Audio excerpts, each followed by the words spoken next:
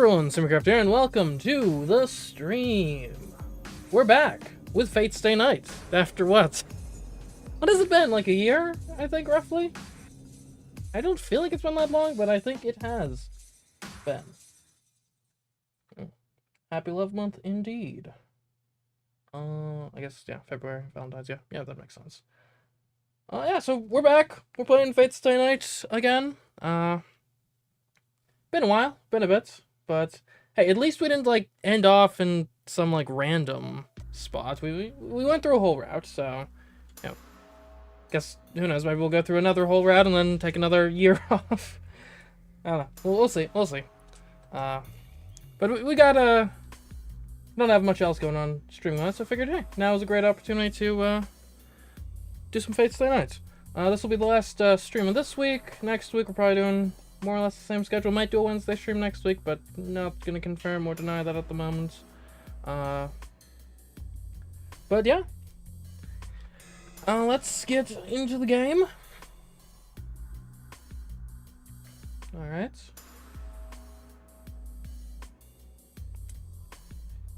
Jedi Steve, hello, welcome back. Alright. So, get me out of here, okay. So I'm not actually... So I guess, do we start a new game here? I would assume? To get to where we... Because I don't know much about how the branching works in this game. From what I've heard and read, I think it's basically... Like, we should have, like, a new branch unlock somewhere in the game? I think. So, we'll do... New game, I think, is how this works. Because I don't think loading any of our previous stuff is going to be a good idea. So yeah, new game.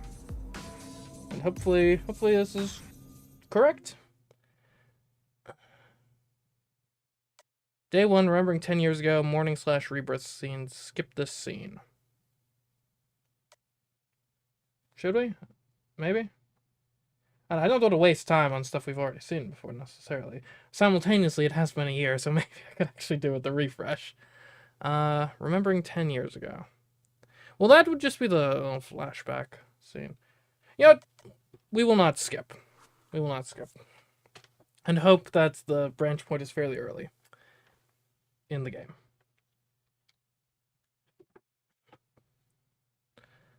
I am the bone of my sword. Steel is my body and fire is my blood.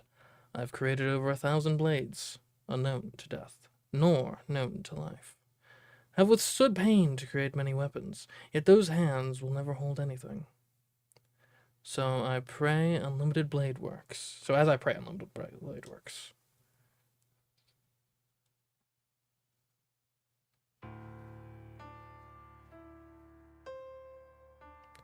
When I came to, I was lying in a burning field. It must have been a big fire. The familiar town was an unrecognizable, smoking ruin. It looked like a scene from a war movie. The sight didn't last long, though. As morning dawned, the fires gradually died down. The towering walls of flame shrunk to embers, and most of the buildings looked to have collapsed. It felt so strange being the only unchanged thing in the town. I was the only one left alive. I was either fortunate or the house I'd been inside was built on the luckiest ground of all time. Either way, I was the only one alive. Since I'd survived, I felt I needed to keep on living. That's like the opposite of survival skills. Nice. I walked aimlessly, thinking it would be dangerous to remain where I was. It wasn't that I wanted to avoid becoming what had happened to everyone around me, those scorched, blackened masses. It wasn't a feeling of disgust. Some other emotion was driving me on. At the same time, I had no hope. It was a miracle I was alive at all, and I didn't think I was going to last much longer. There's just no way in hell I was going to survive. There was simply no way I would ever escape this crimson hellscape no matter what I did. That is how desperate, how hellish this place was, even through the eyes of a young boy. and then I collapsed. Either there was no air around me, or I simply couldn't breathe anymore. I just collapsed, and all I could do was look up at the slowly clouding sky. The scorched black masses around me lay motionless. The dark clouds covered the sky, promising rain. Good. Then rain will put out the fires. I took one final deep breath and looked up at the rain clouds. I couldn't breathe, but I still felt pain. I said that out loud on behalf of all those people who couldn't say those words themselves.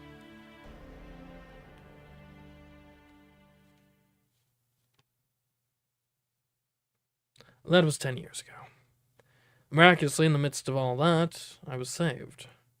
My physical body survived, but everything else was scorched, reduced to ash. When a young child loses their parents or their home, there's really nothing left to them. And so, everything other than my body perished. Put as simply as possible, in exchange for my body living, my heart died. How melodramatic, man. Jeez. And I know it was like a near-death experience, but still. I'm dreaming.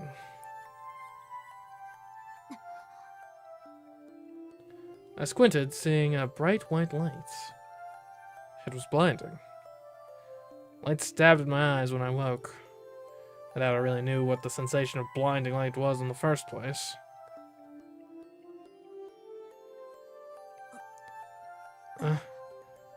What? As my eyes adjusted, I woke alarmed. I was lying in a bed I didn't recognize in a room that I didn't recognize.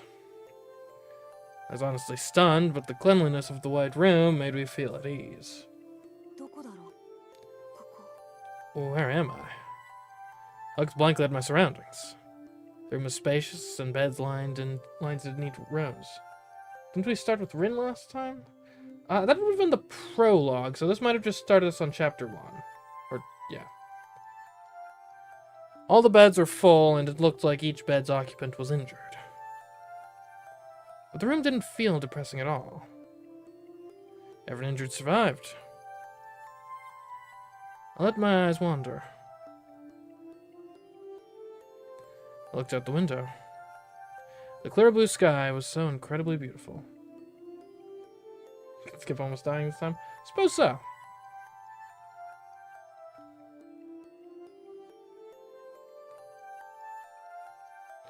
A few days passed, and I was finally able to take in the situation. I had no problem remembering what happened the days before. But I wasn't much different from a newborn during this time. Strange as it is, that was closer to the truth than might seem possible. The fire was just that bad. I was rescued from the fire, I woke in a hospital, my parents were gone, and my entire body was wrapped in bandages. I didn't really understand what was going on, but I did know that I was alone. It didn't take long for me to accept my circumstances. Maybe I had no choice. Really, all the other children were in the same boat. And then later, the moment I, naive as I was, started to worry about what would become of me, he walked in. He appeared the day my bandages came off, and I started eating on my own. His hair was disheveled, his suit tattered. He looked a bit younger than my doctor. He looked more like someone's older brother than someone's father. Hello, you must be Shiro. His beaming smile seemed to blend into the pouring white sunlight.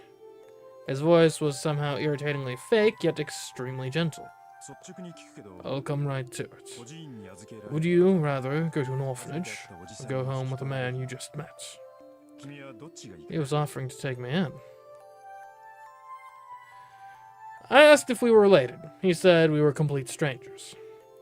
He looked like an unremarkable, unreliable guy. But then again, he was no more or less familiar than an orphanage. So I decided to go with him. Oh, good. Then let's pack up quickly. It'd be best if you got used to your new home as soon as possible. He started gathering my things hastily. Even as young as I was, I could see he wasn't any good at it. And after he made a mess packing... I forgot to mention one important thing. Before you come with me, there's one thing you need to know. He turned, asking for confirmation.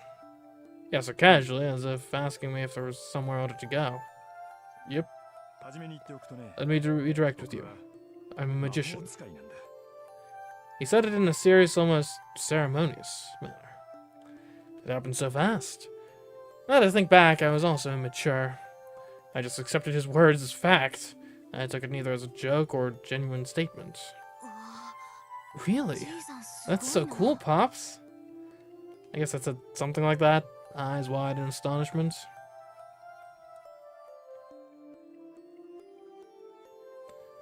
And I was his child.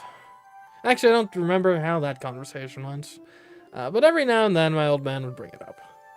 He would recount that scene over and over, acting all embarrassed. That scene might have been the happiest day of my old man. A man named Kiritsugu Imiya's life. You can say that. It was one thing for him to tell a recently orphaned kid he was a magician. But it was no better, the way I so eagerly bought into it. And that was how my old man adopted me, and how I took the last name, Imiya. Shiro Imiya. When I said that name out loud, I felt really proud of having the same last name as Kiritsugu. I'm dreaming. It's from my childhood. It's probably about 8 years ago since it's about the time when I talked my old man into making me his apprentice. Kiritsugu had started going away on a regular basis once I was old enough to stay home by myself. He'd always give some childish, unbelievable explanation like, I'm going to go on an adventure around the world. Then he'd actually do it. From then on, that's how it always was. It wasn't unusual for him to be gone for a month, and at times he didn't come home for half a year. The Amiya Mansion is an expansive Japanese samurai-style house, and Kiritsugu and I were the only ones living there. It felt too big and empty for a child like me, and at times I felt lost. But I liked my life there. Whenever Kiritsugu came home from his trips, he would brag and tell stories like an excited child. And another child, one who shared his last name, always looked forward to those stories. I may have been alone in the mansion, but Kiritsugu's stories always helped lessen that. He was always pursuing a dream like a boy. I was weary of his whims, yet at the same time he always looked radiant to me. Maybe that's why I hoped to be like him one day. Well, as childish as I might have been, I realized I needed to get my act together, since I had an old man with his head constantly in the clouds.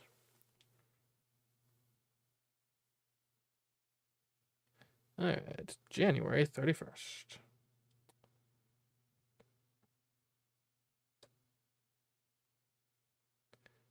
Okay. I forget how long day one is. I hear a sound. The heavy rusted hinges on the door creak as it's being pushed open. Light pours in through the crack in the door. My mind tries to shake off the slumber. Senpai, are you awake? I hear footsteps drawing near, and I feel the winter air flowing in.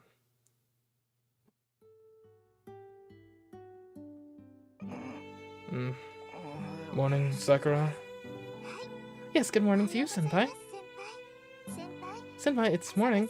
It's still early, but Miss Fujimura will be mad if she finds you sleeping here. Yeah. Thanks for waking me up as always. It's no problem at all. You're always up early in the morning.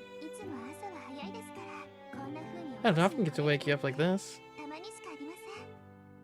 I'm not sure why, but Sakura looks more cheerful than usual. I don't know about that. I think you wake me up more often than you think.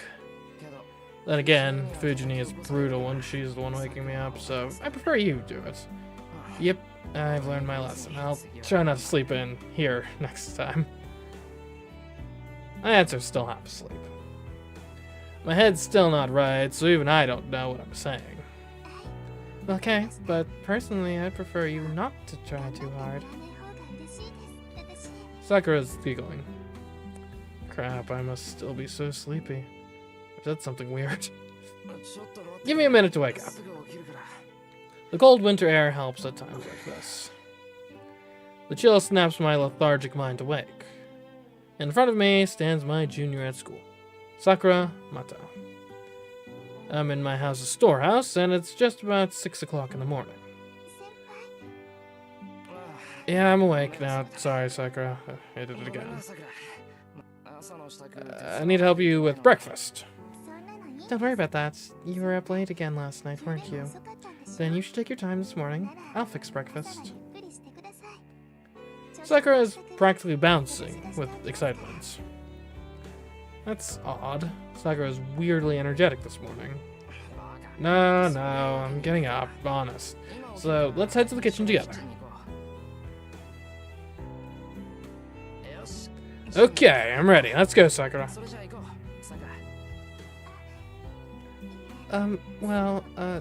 Senpai. Huh? What, is something wrong? No, not exactly, but, I believe you should change before you head back inside the house. Ah. I finally look at myself. I fell asleep working last night, so I'm still wearing my coveralls. The coveralls I wear while I'm working are usually tardy. Who knows what Fujini would say or do if I went into the house as is. Okay, guess I'm not quite awake yet. Must be more out of it than usual. You might be right, which is why you should leave breakfast to me, and you should take it easy, Senpai. Besides, Miss Fujimura would be really angry if she saw the mess here. Yeah, then I'll get changed, so you go on ahead. Okay, I'll be waiting, Senpai. Sakura quickly walks out. Okay, then. I'll change my school uniform first, then I need to collect all the parts I left scattered around. The storehouse is in the corner of the backyard, and all sorts of junk is crammed in here. Though I've always liked to tinker with gadgets, so the place is a treasure trove to me. The old man forbade me to go into the storehouse, but I ignored his warnings and snuck inside almost every day. Now it's sort of a base for me. I guess you'd call this place my real room. The massive CMeeCraft house never felt homey to me, but I've always felt at ease in here, surrounded by all this junk. Besides, it's wasteful. It may be junk, but a lot of it still works. A majority of the things in the storehouse are everyday things, mostly unusable. I'm not sure whether I bought it all, or brought it all in because I liked it in here, or whether I liked this place because it was full of junk. Either way, I snuck into the storehouse almost daily, and I made sort of a hobby of fixing broken things. I'm not the type who gets attached to things. But it just didn't feel right to neglect things that are still usable. Or maybe it'd be better to say the idea of doing that just bothered me. Which is why I stayed up all night trying to fix a broken stove. Guess I'll be done tomorrow. Falling asleep midway is proof I'm not concentrating. I try to shake off my self-disgust at that. I gathered the parts for the stove and put them back on the shelf of things waiting to get fixed. There's no more room, though. Once I fix the stove, an old VCR is up next. Which at the time would still be, like, relatively normal technology. Not, like, ancient. Just, yeah, a little old. Both of which were destroyed by Fujimi. We can set that aside for now. Okay, then. I changed into my school uniform. Since the storehouse is like my own room, I have all the essentials, including changes of clothes in here. The rest are things like haphazardly drawn blueprints scattered all over the place, and literal junk from my failed attempts at fixing various things. Also, there's some sort of pattern carved into the storehouse's floor, perhaps used as some sort of an altar in the past. Okay, gotta work hard again today. I clap my hands in prayer at the storehouse and turn towards the mansion.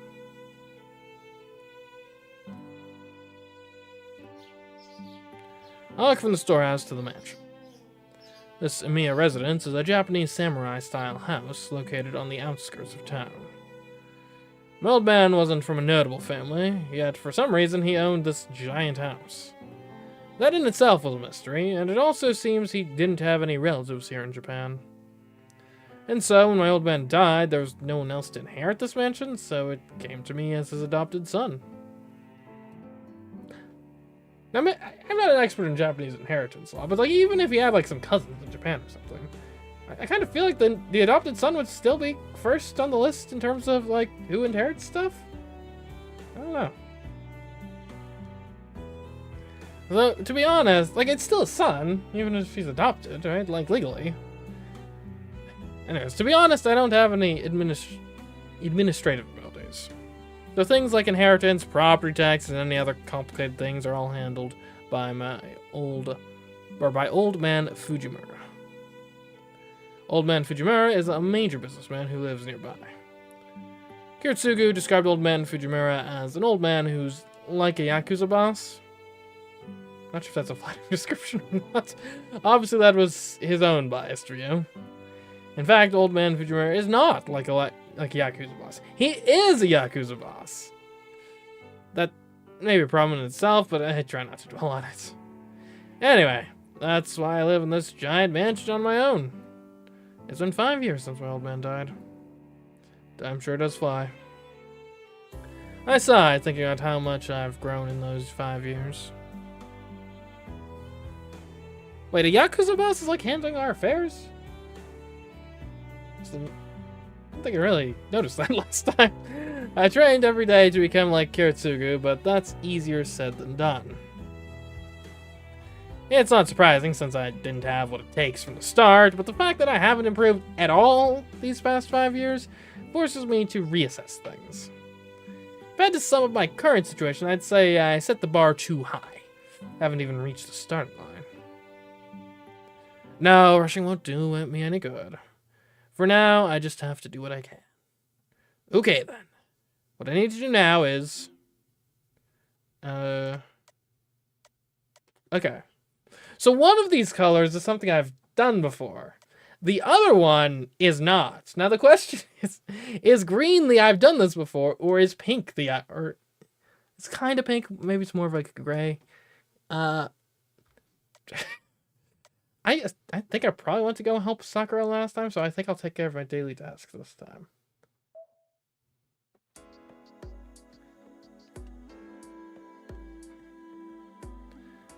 There's a respectable dojo built within the Emiya house. It was added as an afterthought when the entire house was being built. It was nothing more than a hobby and indulgence. Okay then. I'll do some light exercise before breakfast. Not really studying martial arts, but my old man once told me, if you want to be like me, you'll need to harden your body. Since then, I've made it a point to work out every day. 99, 100. I finished my daily sit-ups and changed from my dugi into my school uniform. Since I overslept, I decided to work out just enough to satisfy me. A few sit-ups with no stretching should be enough. I'm not built to bulk up, and no matter how important they say bodybuilding is, it's not like I want to get into fights. Me in fights, can you imagine?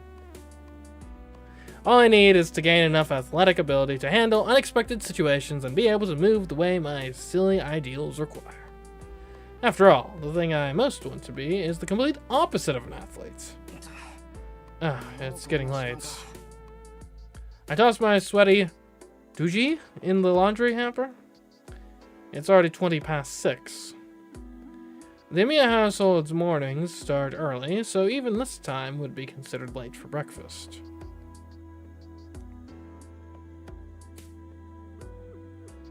Breakfast is already prepared.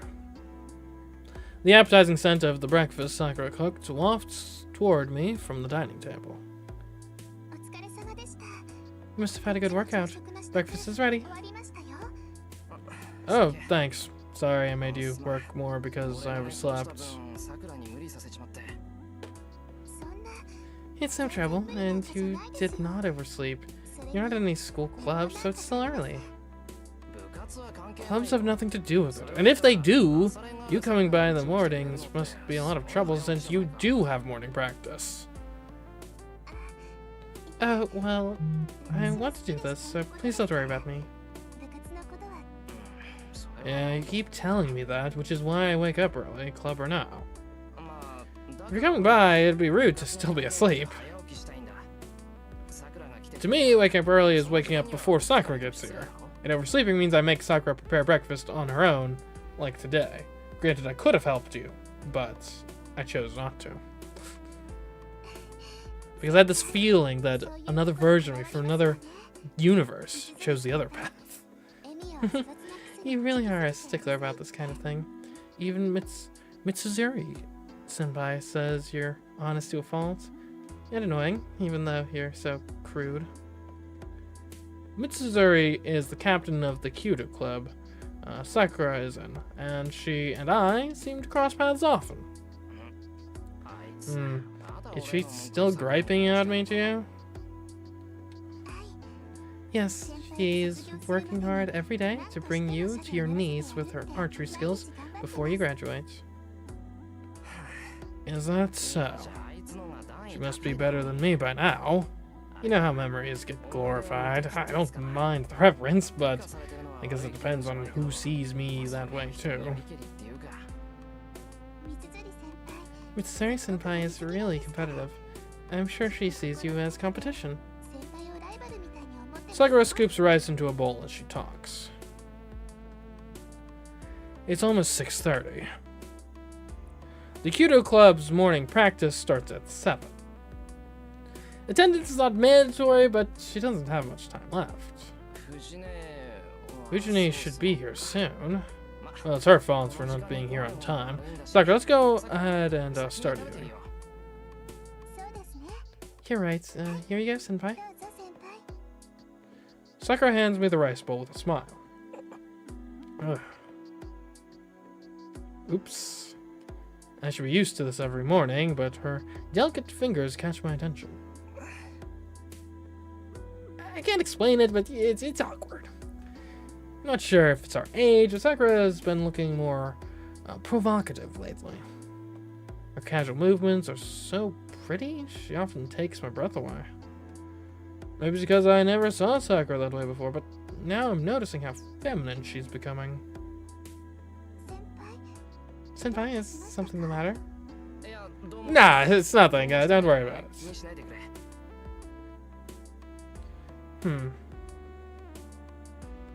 Honestly, it's baffling. Why the hell am I getting nervous around my friend's younger sister? Sakura's just a really good and considerate younger friend of mine, and she's someone I need to look after. Yeah, especially considering. Oh, yep, that, her brother. Coming back to me now. She's the younger sister of a friend of mine. Generous term. We used to be friendly, though initially we weren't very close since she's a grade below. It was only a year and a half ago that our relationship became more what it is now. Sakura started to come and cook meals for me when I got hurt, and things kind of stayed like that. I think this arrangement was supposed to last until I got better, but I guess something or other happened, and somehow she ended up helping out with household chores. Either way, Sakura's a good cook, and her cleaning and laundry skills are perfect. Having her come early in the morning is a big help, but it's been disconcerting recently.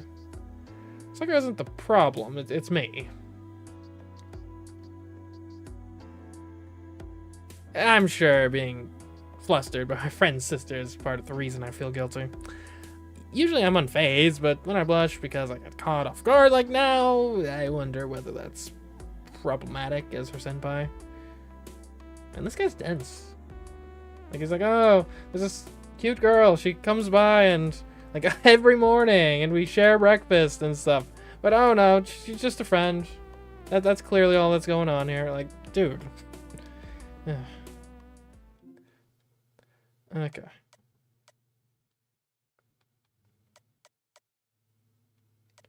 Yeah, alright, let's keep going. And the more the skip thing comes up, the more I'm like, should I skip? Seems like they want us to. Breakfast is lined up neatly on the table.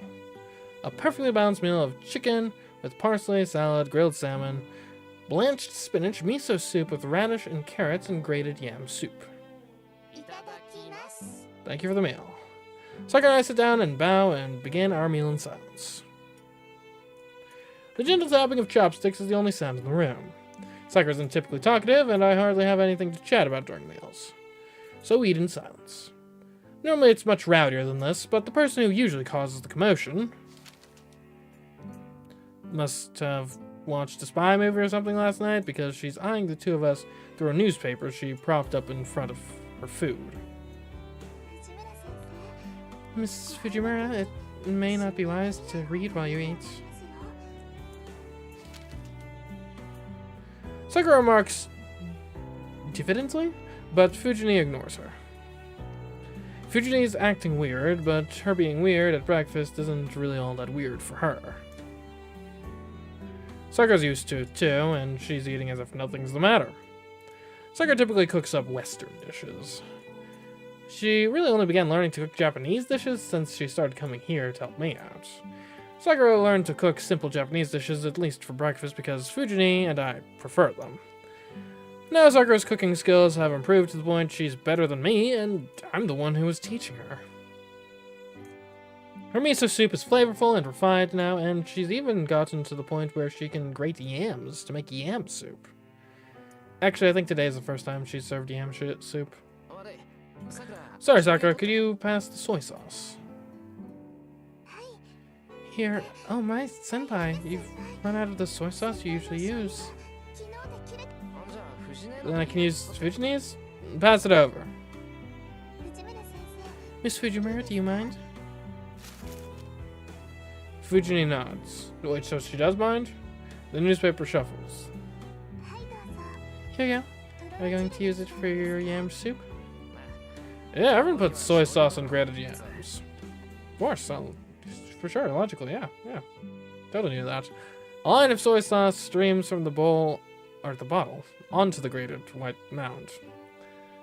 I stir the mixture up, pour it over my rice, and take a bite. Stickiness of the grated yam combined with the intense flavor of the soy sauce. What the?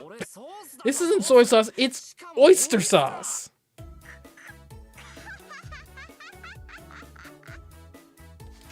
Is this all planned?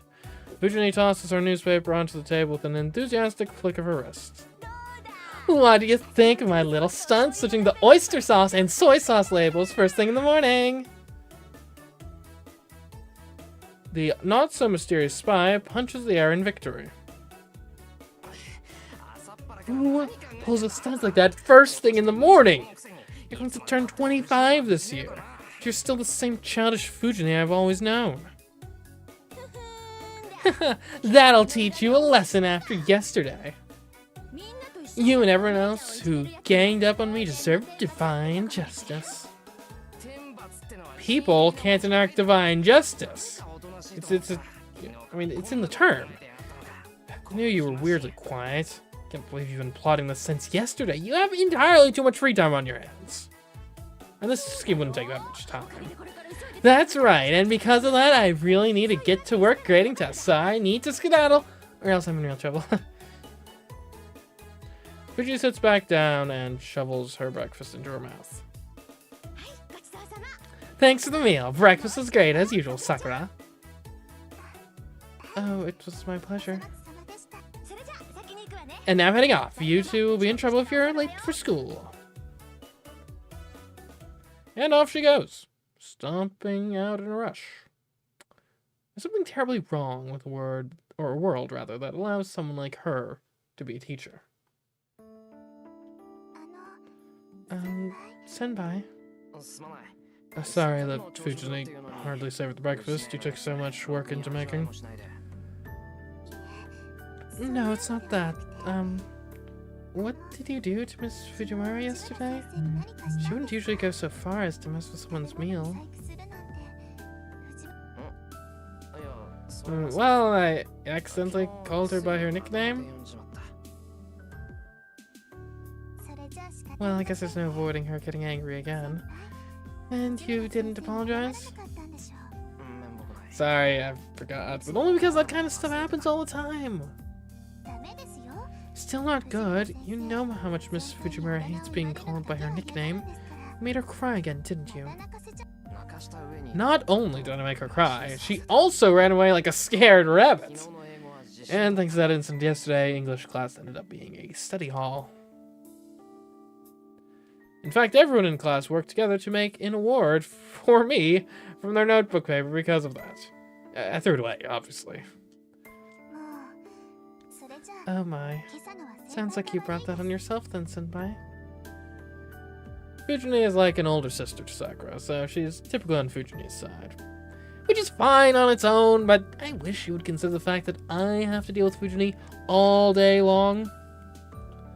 Fujini was originally an acquaintance of my old man, and she's swung by the house pretty frequently since I was adopted. She kept on coming over even after my old man died, and now she acts like a freeloader, eating breakfast and dinner every day. Actually, it might have been thanks to Fujini that I was able to make it on my own after my old man died.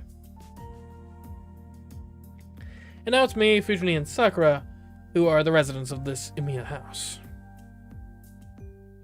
But at the same time, I'm the only one who knows that my old man was a mage. They say mages have to keep that part of their lives secret, which is why I've also been hiding from others that I'm learning MageCraft after I became my old man's apprentice. Learning may be a bit of a stretch since really I can barely use MageCraft properly. So it wouldn't make much of a difference whether I hide MageCraft or not, but since it was my old man's dying wish, I've been training in secrets. I finish breakfast and get ready for school. I put away the dishes with Sakura as I listen to the news on the TV in the background.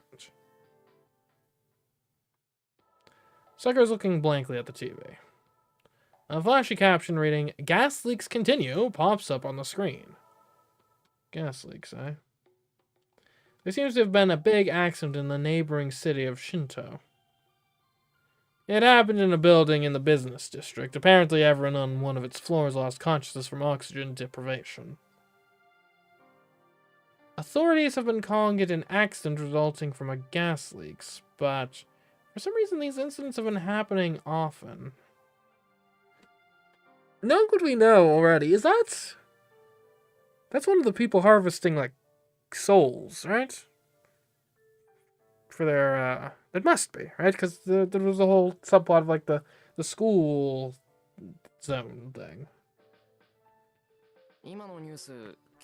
Are you worried about the incident, Sakura? Well, not really. I was just thinking that this happened in Shinto, which is very close to Senpai. Your part-time job is in Shinto, right? Yeah, but the shop's not that big. I don't think an accident like that would happen there. But I can't entirely ignore the idea either.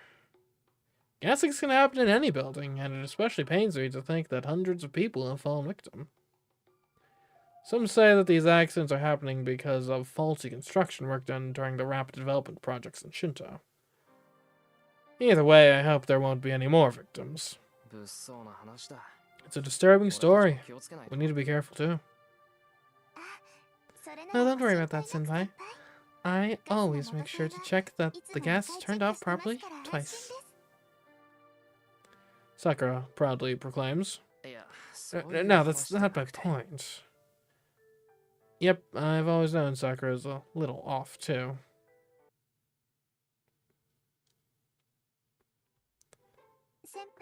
Senpai, did you unlock the back door? I bolted it. Is that a problem? Not at all. Then I'll lock all the doors. What time are you planning to be home today, Senpai? I think I'll be home a little late. What about you, Sakura?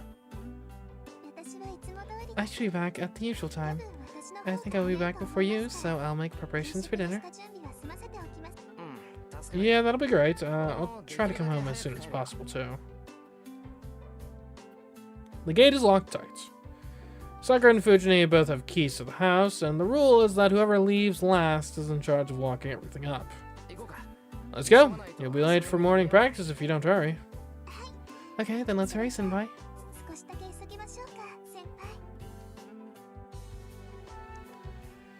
Sakura and I walk into town. Didn't I almost die on the street previously? I think I did. I think I got attacked. Anyway, we walk downhill along a long wall to reach a more populated residential area. The Emiya house is located on top of a hill away from the center of town. Heading down the hill leads us to the residential area.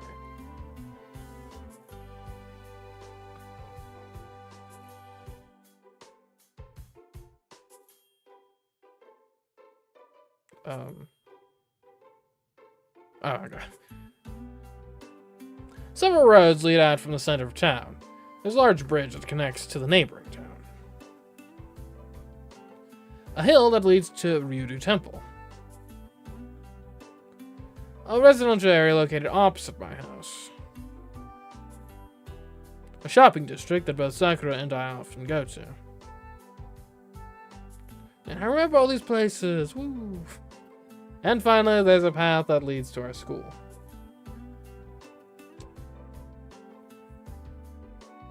We head straight to school without taking any detours. It's barely 7 o'clock, so there's hardly anyone around. Students making their way to their morning club activities are the only ones to be found along our route.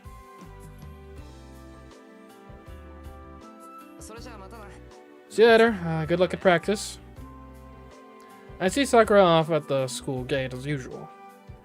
Sakura is in the Kyudo club, so this is where we usually split off. And yet, Sakura doesn't budge this morning. Sakura, are you not feeling well or something? No, it's not that, Senpai. Maybe it's time you come visit the dojo. Well, I don't really have any business at the dojo. Besides, Issei asked me to do something, so I need to go to the student council room. I suppose you're right. I'm sorry for bringing it up. Sakura quickly bows her head. Are we going then? Please look forward to dinner tonight. Sakura runs towards the dojo, seemingly almost apologetic. What was that? I know what that was about.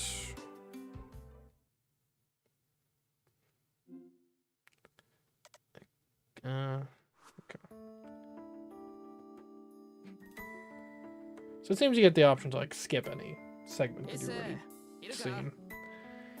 Issa, are you in? I'm here. You're a little late this morning, Emiya. Issa glances up from his desk, looking like he's been studying some papers. Is it just you, Issa? Where's the rest? They should all be at school by now. Well, unfortunately, the rest of the members are all very on the clock. They'll have their set work hours, and they don't want to come in early or stay late. So that's why the student council president is doing busy work himself. Guess you've got your own problems to deal with. Well, I live for these sorts of problems. I don't need your sympathy, Emiya. What are you talking about? I'm not sympathizing with you. That's too bad. I'm going to pretend I didn't hear that. After all, the fact of the matter is that you still care. Issei was gathering his papers into a single sheaf and tapping the edge against the table to square them neatly, is the big boss of the student council. He's been working to reform the student council, which has grown quite lax, and he's been a friend of mine since our first year in school. His full name is Issei Ryudu. Despite his old-fashioned sounding name, he has elegant facial features, and he's popular with the girls. You can have it. What does that even mean, an old-fashioned? Well, I guess it could be Issei. It might be the old-fashioned part. I was gonna say, if it was Ryudu, then it's just like, it's a family name. I don't think those really could be old-fashioned. I don't really know what's considered an old-fashioned name in Japan. He's also the student council, and certainly not circa, like, 20 years ago, which was when this game, I think, originally came out.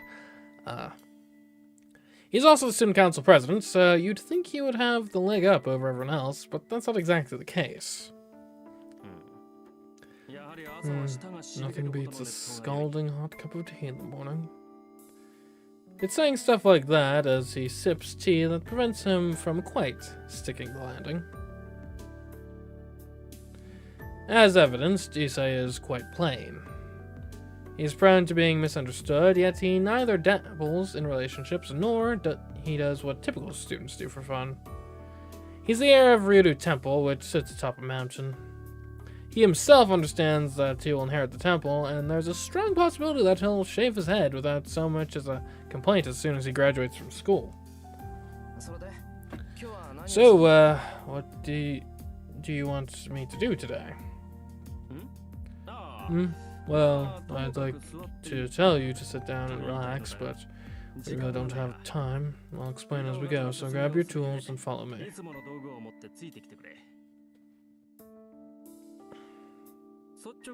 Let me get right to the point. Our school's spending habits are quite extreme. I know, the athletic clubs are favored, but there's not much money to go around in other places. Exactly. As a result, the culture clubs get the short end of the stick. I've been trying my best to establish a better budget for the arts, but the money trail has been pretty muddy, which is making my life harder, so the arts are suffering. The lack of heaters during the winter is especially concerning, and I have no solution for that. I see. Hey, hand me the flathead screwdriver, the biggest one. Oh, and give me some conductors too. Yeah, this one looks salvageable. Conductors. These? Sorry, I don't really know my way around tools. You can get mad if I'm wrong. It's fine, you got it right. So what about the lack of heaters? Is there anything else that's broken? Yes, the heating system in the second audiovisual room and the arts club room might be on its last leg. Forms requesting to purchase new ones are piling up by the minute. And you're saying that there's no room in the budget. Well, this one's just corroded. Good thing the inside is still intact. Oh, is that one salvageable, Emiya? Yeah, I can fix it. It's a good thing old machines are easy to figure out. Well, it's just burnt out, so as long as those get replaced, this should last until the end of the year. Is that so? Way to go, Emiya. I'm glad you're so reliable and helpful. You say some weird stuff, Issa. Oh hey, I'm almost done, so go ahead and step out. Got it. I won't get in your way. Issa quietly steps out of the classroom. You might be thinking that I'm going to start on some sensitive work. Well, I guess you can call it sensitive work. I put my hand to the old electric stove. No matter how long someone's been fixing things, they can't usually figure out what's wrong by sight. So the fact that I can means what I'm doing is not ordinary. I close my eyes and look inside the stove by touch. And then suddenly, a single image pops into my head. I didn't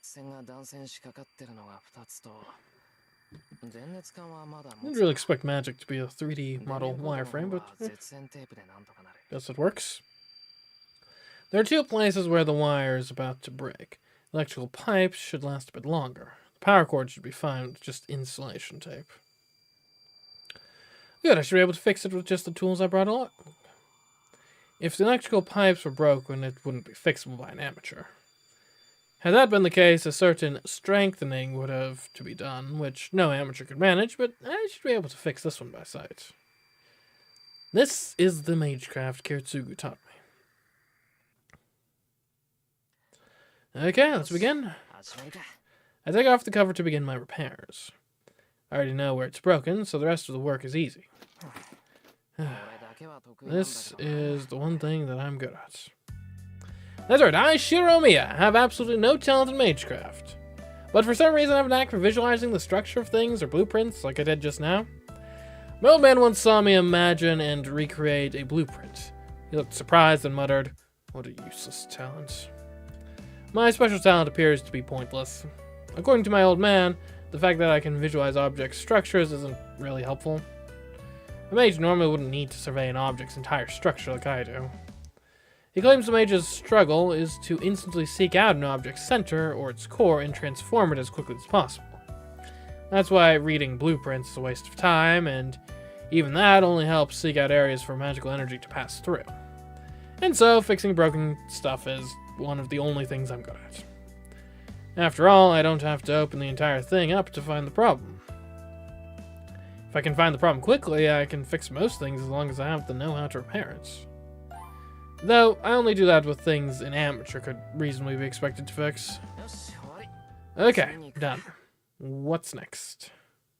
I put away the conductors, pick up the screwdriver and wrench, and head out to the hallway.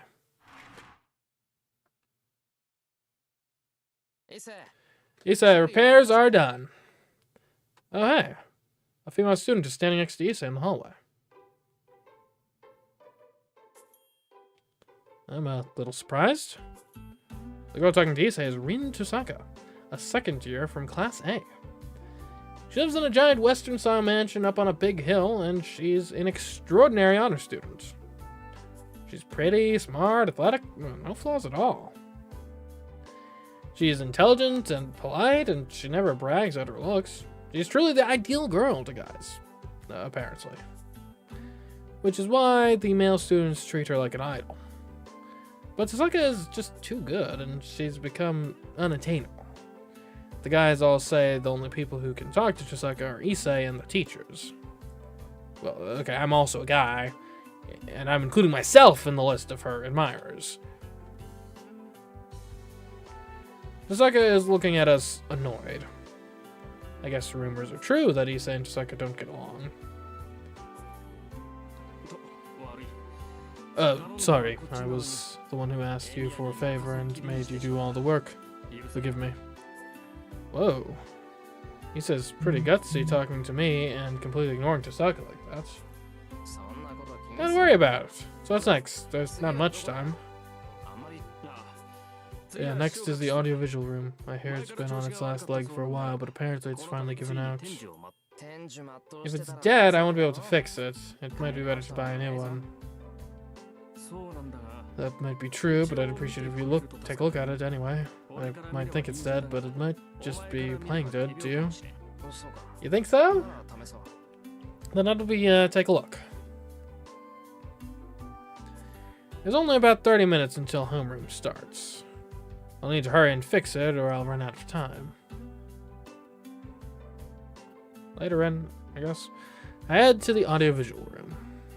But I realized completely ignoring Tosaka would be rude. I turn to face her since she's been standing there the whole time. Oh, you're here, Tosaka. I put out the first thing that comes to mind, and then follow Issei.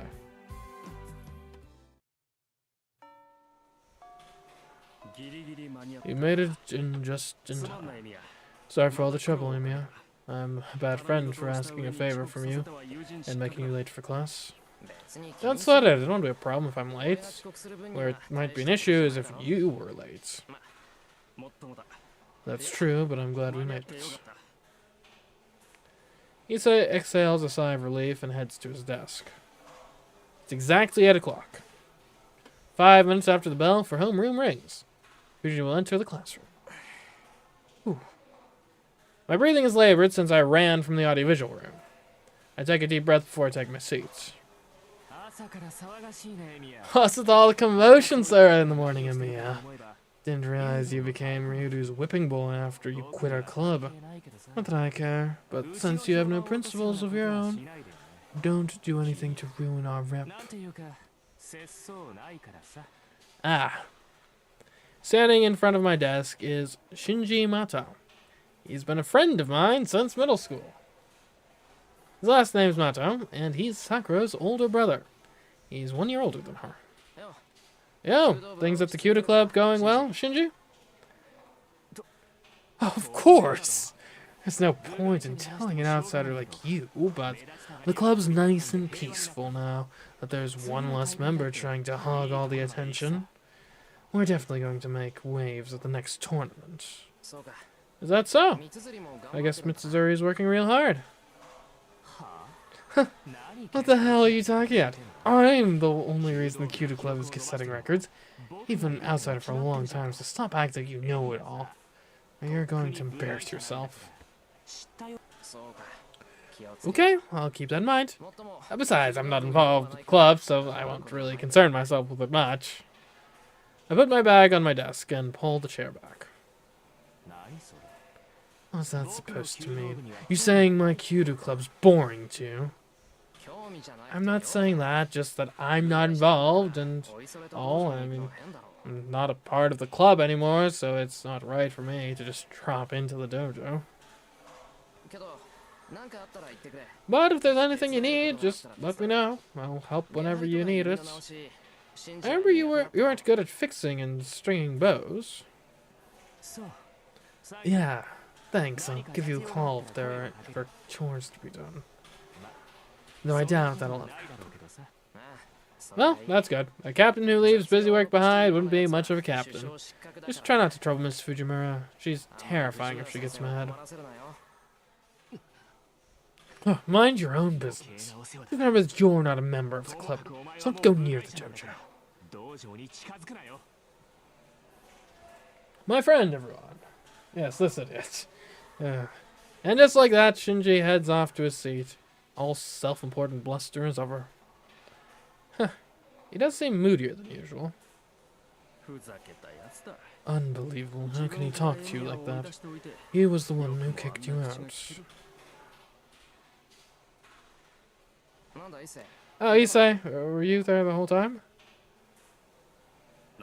What do you mean? How can you be so cold to me when I was listening attentively to the conversation of concern for my friend? Huh? What does concern have to do with it? I haven't done anything worth concerning or worrying about.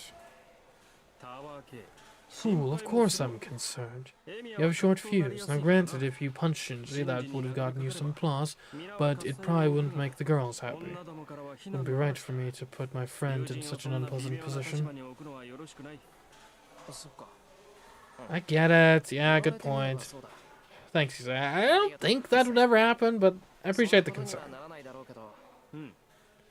Good, as long as you understand, but I was surprised you usually get mad at the drop of a hat.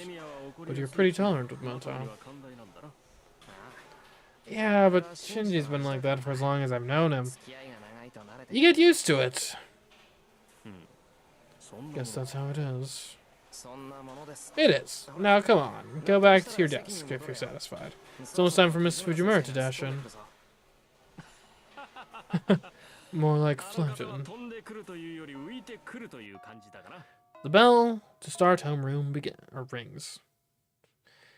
Normally, the homeroom teacher comes into the classroom 5 minutes before homeroom starts. But our teacher isn't what you'd call typical. Homeroom for class 2C typically starts 1 minute after the starting bell. In other words, I'm late. Homeroom starts with the sound of Fujini shouts and hurried footsteps. Okay, I made it. Good morning, Ooh. Fujini tumbles and I hear some kind of unnatural sound. Contrary to the hectic sounds a few seconds earlier, the classroom is now dead silent. The mood shifts sharply. It's no wonder Fujini is called a human roller coaster. But honestly, the way she fell didn't seem like a laughing matter. Fujini hit her head against the podium, and she's still lying on the floor. Seeing her lying there, face down and unmoving, has everyone imagining the worst. Hey, someone up front, wake her! No, I don't want to. She'll probably be like, bite me or something if I get too close. She's not a mimic. Miss Fujimura wouldn't do that. Well, why didn't you wake her up then? Pass, I hate stuff like this. I don't like it either, and you were going to make a girl do it? The boys should step up and take control. The students in the front row start to get rowdy. Those of us sitting in the middle rows can't see what's going on. So we all stand up to get a look. She's not moving. Did she faint? Sun brings up the obvious. But the problem is, how would we get Fujini to the infirmary? We're all like comrades in arms after our time dealing with Fujini. Probably nobody's thrilled by the idea of taking a teacher to the infirmary. Miss Fujimura, are you okay?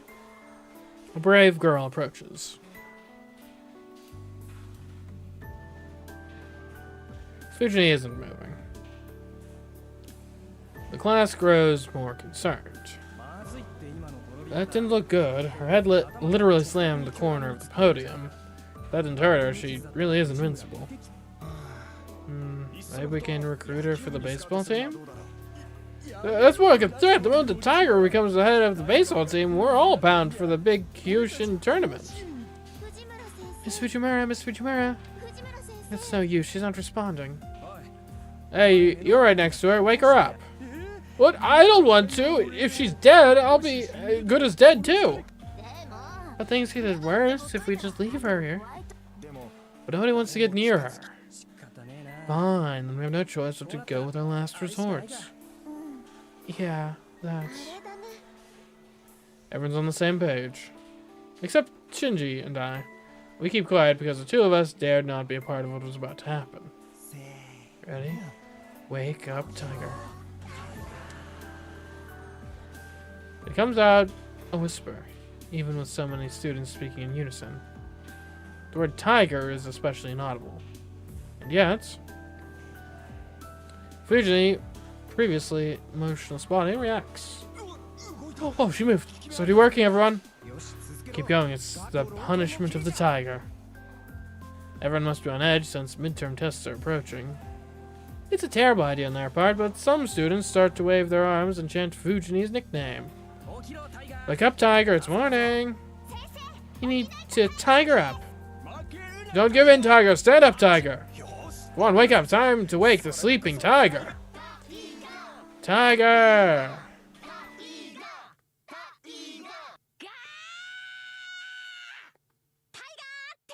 Don't call me Tiger.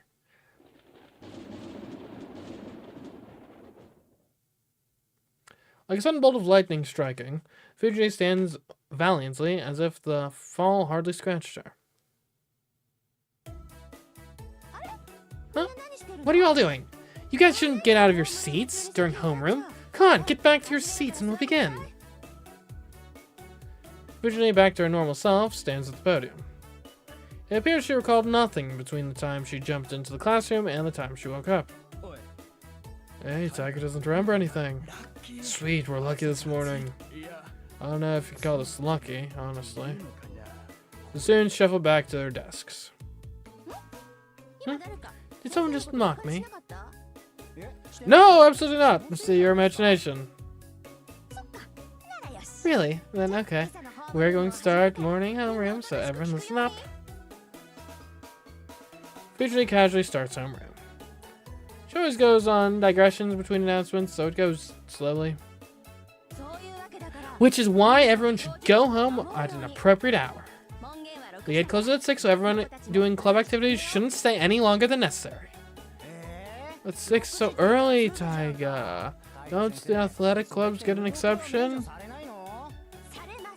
They will not. And Goto, you better call me Miss Fujimura the next time you call me by my first name. I'll get mad, okay?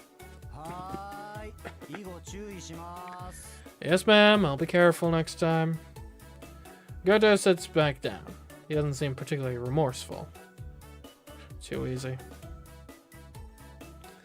When Fujini says she gets mad, she gets mad. Doesn't matter if it's with a teacher or student. And that is as close to a serious warning as she's ever going to give, but Goto doesn't realize it. That's it for today's homeroom announcements. I'll see you all at 3rd period's English class. Fujini waves and leaves. So that was Taiga Fujimura, the teacher of room 2C. Her nickname, Tiger. That might seem like a joke, but it isn't. She got the nickname because it sounds like her name, Taiga, but Fujini hates it. According to her, it doesn't sound feminine. But she got the nickname because of how she acts, so she kind of had it coming. Class will begin. Class duty, lead the greeting. As Fujini exits the room, the first period teacher enters. Because Fujini takes up almost all the homeroom time, mornings are always like this for our class.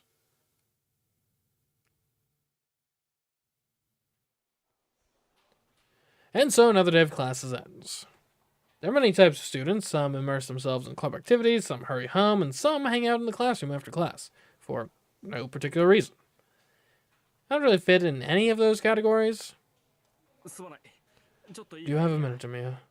Picking back up with what we did this morning, do you have some more time? Well, it's not like I don't have any plans. It's not as if I don't do anything at all.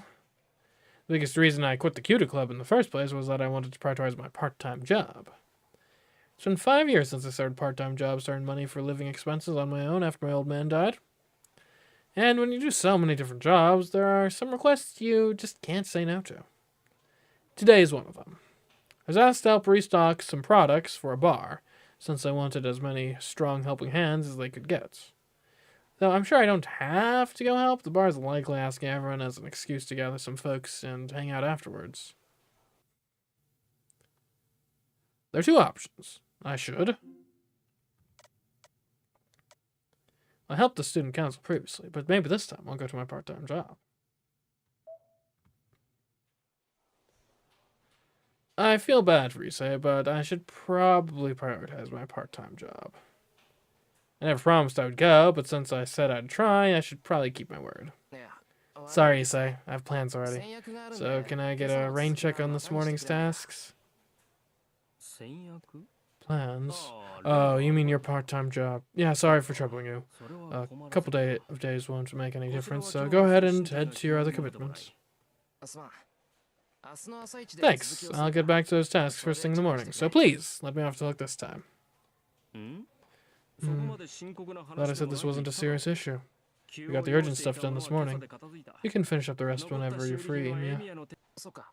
If you say so. Is it okay if I pick up where I left off whenever I don't have work? Certainly. I'll be counting on you when that time comes, Mia. Issei bids me a stiff farewell and leaves the classroom. Okay then. I shouldn't dawdle. I may not have been given a specific time, but now that I've decided to go to my part-time job, I need to hurry over to the neighboring town.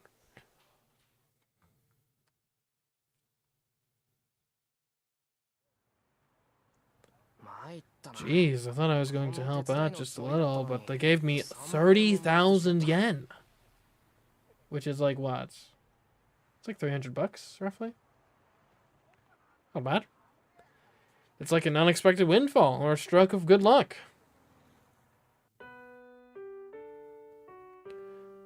Copenhagen. Isn't like the city in Denmark? Where I worked today, is like a bar and supermarket that sells liquor all in one. It takes a lot of people to restock inventory for this place. It's a job that needs at least 5 people, but the more people you have after that makes everyone's lives easier. Yet the boss is always like, anyone who can help can just swing by. He mentioned it so casually to the part-time workers and seemed to think it was enough. But I'm the only one who showed up, so the only people there for inventory were me, the boss, and Neko, his daughter. All hell broke loose. You dummy, of course nobody would come. Neko was scolding the boss, yet I was the only fool who came, ready to be sacrificed. The two of them unenthusiastically applauded when I showed up, and then we all decided to organize the storage room as much as possible. And then, we somehow finished the inventory in 2 hours. This was amazing! Going for the extra brownie points or something, Shiro? The boss remarks as he eats a brown cake and surveys the afternoon's work. Not exactly. I'm just used to manual labor, and I've been working here long enough that I know where most things go in the storage room. I haven't been working here since I was young for nothing, you know. Oh yeah, how long has it been already, Shiro? 5 years? Something like that.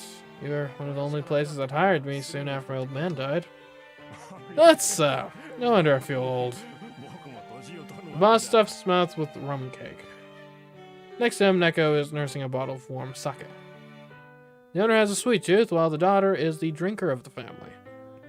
They sure balance each other out well. But honestly, you really helped us out. I feel bad if all you got for your hard work was just a few slices of cake, so here's a little something from me. He waves 3 10,000 yen bills at me. It's more than I'd get for a week's worth of labor, not 3 hours. Oh, thanks. I hesitate, but I take whatever I can get. Just as I'm about to leave Copenhagen. Hold up, Mian. Who did you hear about today's job from? Neko stops me while she is curled up in front of a heater resting. I think it was Furumi? Yeah, that idiot should know better than to push her own work onto a student. Well, whatever. So you're saying you came to help stock inventory even though you only heard about it secondhand? Well, I mean, you're happy that that happened, Joe? Well, I still to help if I wasn't busy. Furumi's a dumbass, but you're no better, you know. Whatever, I bet you're the kind of person who can never say no. I know I remember that one time when you watched the store when Dad and I both got sick. Huh? That's not true. I don't do things for people and I know I can't. I only do things that I know I'm able to. That's right, huh? I seem to recall you were sick that day, too. Well, I mean, someone had to muscle up and just take the hits. Whatever. Anyway, my point is that you're a good guy, but kinda dumb, which leaves me a little worried about you, so tell Fujimura to swing by soon, because I got a beef with her. Okay? Neko makes circles with her fingers in the air as she downs her sake. She seems to think I'm a dragonfly or something. Okay, so just tell Fujini that? Yep, see ya. Try not to push yourself too hard, boy.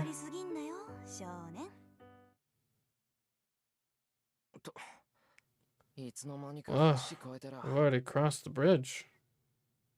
I managed to walk back from the neighboring Shinto to Miyama without realizing. Okay. Pale girl. So that's... I walked through the still darkened town. It's about 7:30. There should still be people out and about at this hour, but there are no signs of anyone around. Alright. There was a crime committed in Miyama the other day. A burglar murdered someone, I think. It must be why there's no one around, and why the school curfew has been set to 6 o'clock. Gas leaks and burglars, huh? Seems like it's getting dangerous around here. No wonder people are avoiding walking around at night. It's really not safe to let Sakura go home on her own anymore. Fujini might be fine, but Sakura's house is in the residential area on the other side of town. Guess I should walk her home, starting to not... Huh? I can't quite believe what I'm seeing. I must be wrong. I sense a presence on the uphill path I was sure was empty. Whoever it is, they're standing still and look to be peering down at me. Oh, Ilya, hi. I kinda forgot you made an appearance this early in the game. I unconsciously hold my breath. A girl with silvery hair smiles and walks down the path without making a sound. And as she passes by... You'd better summon one soon, or you'll die, big brother. What she says makes no sense.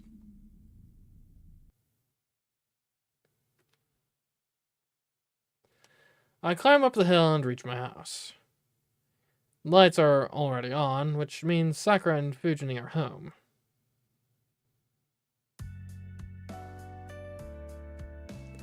The moment I step into the living room, I smell the delicious aroma of dinner. Sakura and Fujini are both eating at the table. Tonight's meal is chicken stewed in cream sauce, and it's put Fujini in an especially good mood. Welcome home, Senpai. Please excuse us for eating ahead of you. Thanks, and sorry for being late. I should have come home earlier. That's fine. You still made it in time. Please wait while I prepare your plates. Okay, thanks. I'll go wash up, so keep an eye on Fujini to make sure she doesn't eat my portion. Yes, I'll do that.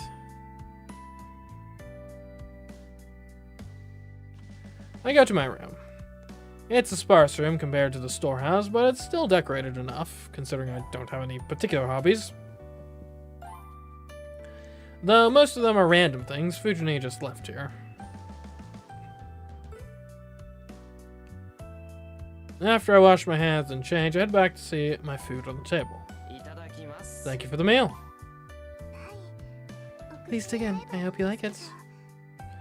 Sakura is humble as ever. Sakura's cooking skills have vastly improved over the past year. My cooking is no match for her Western foods. My Japanese dishes might be a little better. Neither of us is any good at making Chinese dishes. I'm glad to know she's improving, but it's also a little depressing when the pupil surpasses her master. Sounds like the point, though. It's like the goal. It really is delicious. The longer you cook chicken, the tougher the meat gets. Which is why you need to take the extra step of grilling the chicken to a crisp to seal in its juices and flavor. This requires exceptional skill, and it's something the clumsy Fujini would never be able to manage. What do you think, Senpai? I think today's dish turned out quite well. No complaints here. The cream sauce is perfect. My cooking can't hold a candle to your Western dishes. Yep, ever since Sakura started cooking, all our meat dishes have gotten better. Fujini, who's been concentrating on her meal until now, pipes up. And you're in trouble, Shiro. A student shouldn't stay out so late at night. What are you talking about that? 30,000 yen. And that seems like enough to warrant it. She looked to be in good spirits thanks to Sakura's meal, but the moment she sees my face, her mood turns sour. I bet you were helping someone again. That's fine, but you really should be coming home early for now. Don't you remember my homeroom announcement about how it's not been safe lately? I'm speaking directly to you, Shiro. You really don't need to make a homeroom announcement for something you can just tell me at home. You wouldn't listen if I told you here, though. You're more likely to listen if I tell you at school. That seems like an abuse of authority. Or at least mixing business with private matters? Nope, it's just that I have to do to make things sink in for Shiro. He always gets the short end of the stick because he's busy helping everyone. That idiot should come straight home once in a while and relax a bit. Who are you calling an idiot? What's wrong with helping people? I'm not losing out on anything as long as someone benefits from my help. Not to mention, in this particular case, I benefited as well. 30,000 yen. Don't forget. You're starting to sound like Kiritsugo. And that mindset has your big sister worried, Shiro. Seeing Fujini eating so heartily makes me wonder what exactly she's worried about. Miss Fujimura, just from that conversation, are you saying Senpai has always been like this? Yep, always. He's the type who would lend a helping hand whenever there's someone in need. And it's not that he meddles in things, but he's always been a bit precocious. Fujini grins menacingly. Fujini, I'm going to get mad if you say anything you shouldn't. You shouldn't ask such silly questions, Sakura. I glare at the two. Fujini clicks her tongue in disapproval, but... Miss Fujimura, please continue. Sakura presses on like an attentive student. Then let me explain. You see, Shiro can't help himself when he sees someone in need. It's like helping the weak and subduing the strong. When he was younger, he wrote an essay that said he wanted to be a hero of justice.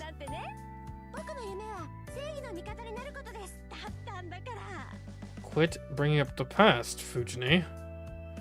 I can't really jump in, though, because it's true. Besides, becoming a hero of justice is still my goal. Wow, you are a really wonderful child, Senpai. Yep, it was astonishing. He would swoop in to rescue a little girl from getting bullied by a boy twice her age, and he tried his hardest at doing housework because Kiritsugu was such a slob at home. Oh, he was so cute and innocent back then. Not sure I got to be the stubborn, disobedient boy he is today. That's on you, Fujini. That's what happens with children when they have bad role models. If you want to say something to that, try making an entire meal all on your own. What? Fujini is shocked. I thought she would just lower her head and repent, but...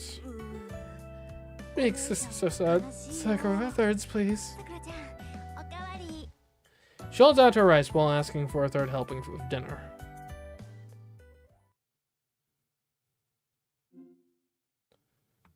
Okay. We relax after dinner. It's almost 9 o'clock. Well, what should I do? There's still some time before my evening training. Supposedly there is a setting that allows you to skip already seen dialogue. Yeah, I mean, I think that's more or less what the little option of getting to skip is. Thing is, it's been like a year since I last played it, so I do actually kind of want to see what's going on. Yeah. Guess I'll... Let's see, walk Sakura home, hang out with Fujini, or rest. Well, we do actually have a message to pass on to Fujini, do we not? So, that makes sense. Well, it might be good to see how Fujini is doing. Sort of a way to get in some light after meal exercise. Yeah, I'll try getting back at her for telling Sakura that embarrassing story.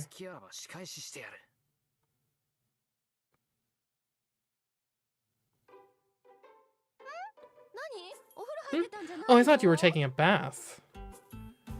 Fujini is silently peeling tangerines, eating them for dessert. 2 tangerine peels shaped like floating flowers are lying on top of the table.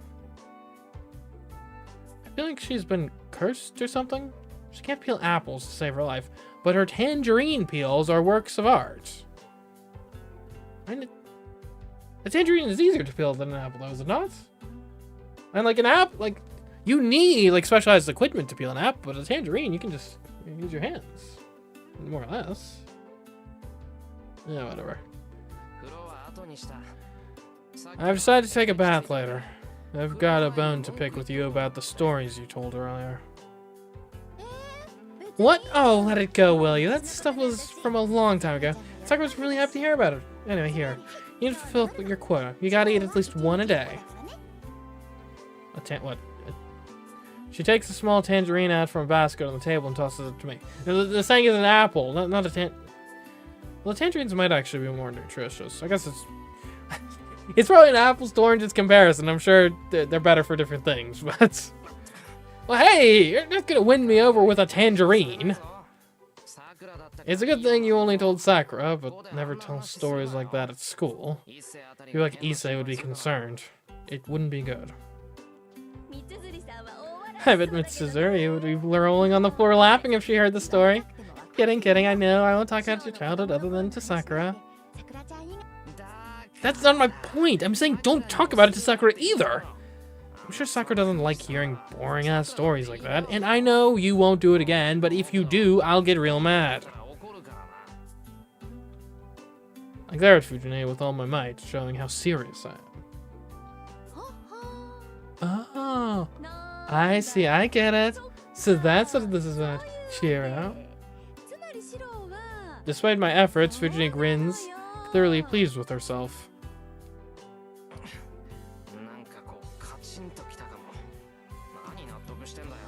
Also, what are those eyes?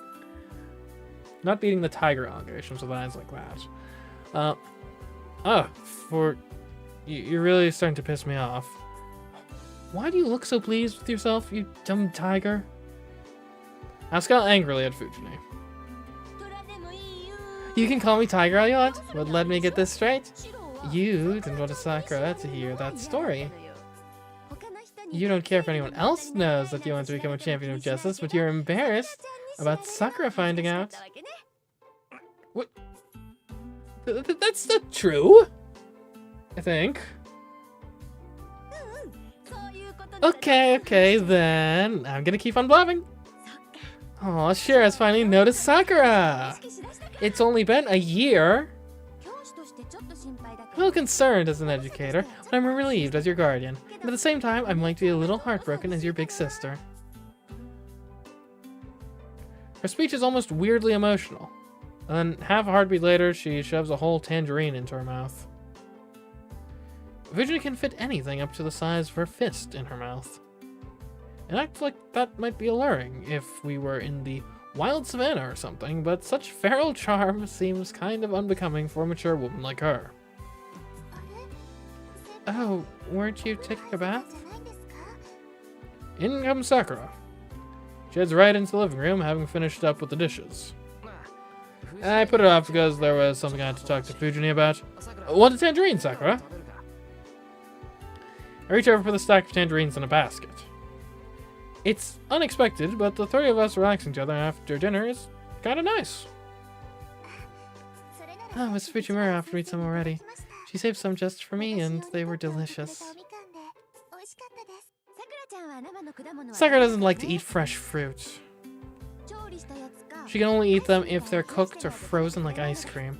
Oh hey, isn't it getting late, Sakura? Yes, I finished cleaning up, so I'll be heading home now. Got it. I guess it's time for me to go too. Let's go together, Sakura. I'll walk you home since it's been dangerous outside lately. Fujini halts her mass consumption of tangerines and gets to her feet, somehow managing to look bold. The way she gets up gives the impression of a responsible elder. Are you sure? Of course I'm responsible for both you and Shiro, so I need to make sure you get home safe. You don't mind, right, Shiro? Don't forget to lock up once the two of us leave. Got it. As long as you're with Sakura, I won't worry. Even if you're attacked by perverts or bears. But which would be worse? I don't know about bears. Not sure I can do much against the bear, so Sakura and I will run right back here if that happens. Then the two of us will beat the bear up together and we'll have bear stew for dinner the next day. I wonder if bear tastes good. Never had bear. I imagine very few people had bear.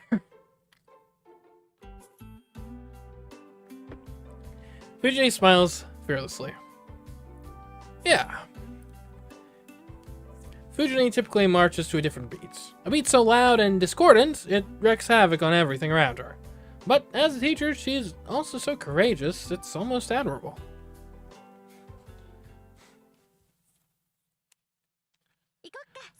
Let's go, Sakura. See you tomorrow, Shiro. Have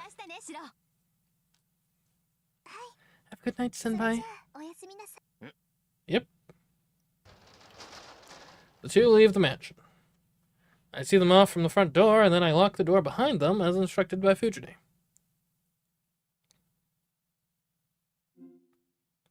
Okay.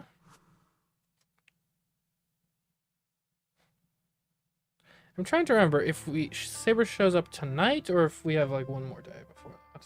I think it's tonight. I don't remember though. And that is how my day ends. Just before midnight, Shiromiya must perform the daily routine of utilizing MageCraft. I cross my legs, take my position, and regulate my breathing. I try to empty my mind. I ignore everything around me and turn my focus inward. Trace on. I mutter the familiar incantation as if putting myself in a spell. Now this is a kind of hypnosis. With no magic crest and no magical knowledge, the incantation I mutter is really just a way to focus myself and change my body. Typically, humans do not have any lines which allow magical energy to pass through their body. To temporarily change a body to create a pseudo version of the lines, I need enough concentration to unify my entire physical and nervous systems. MageCraft is a battle with yourself. For example, I insert a burning steel rod into my backbone. The steel rod itself is the one and only magic circuit I can prepare for myself. By passing this deep within my body and connecting it to my other nerves, I can finally be a mage. This is not a metaphor. And if you look closely, a series of metal rods, which cannot normally be seen or touched, pierce my backbone. I'm a magician. Kiritsugu Emiya was a mage. He was a true mage who disciplined himself in a wide variety of mystics, plumbed the deeper secrets of the world and its workings, and even performed miracles. And as a young child, I admired Kiritsugu and begged him to teach me magecraft. But you can't just become a mage. You have to be born with talent and inherit a tremendous amount of knowledge.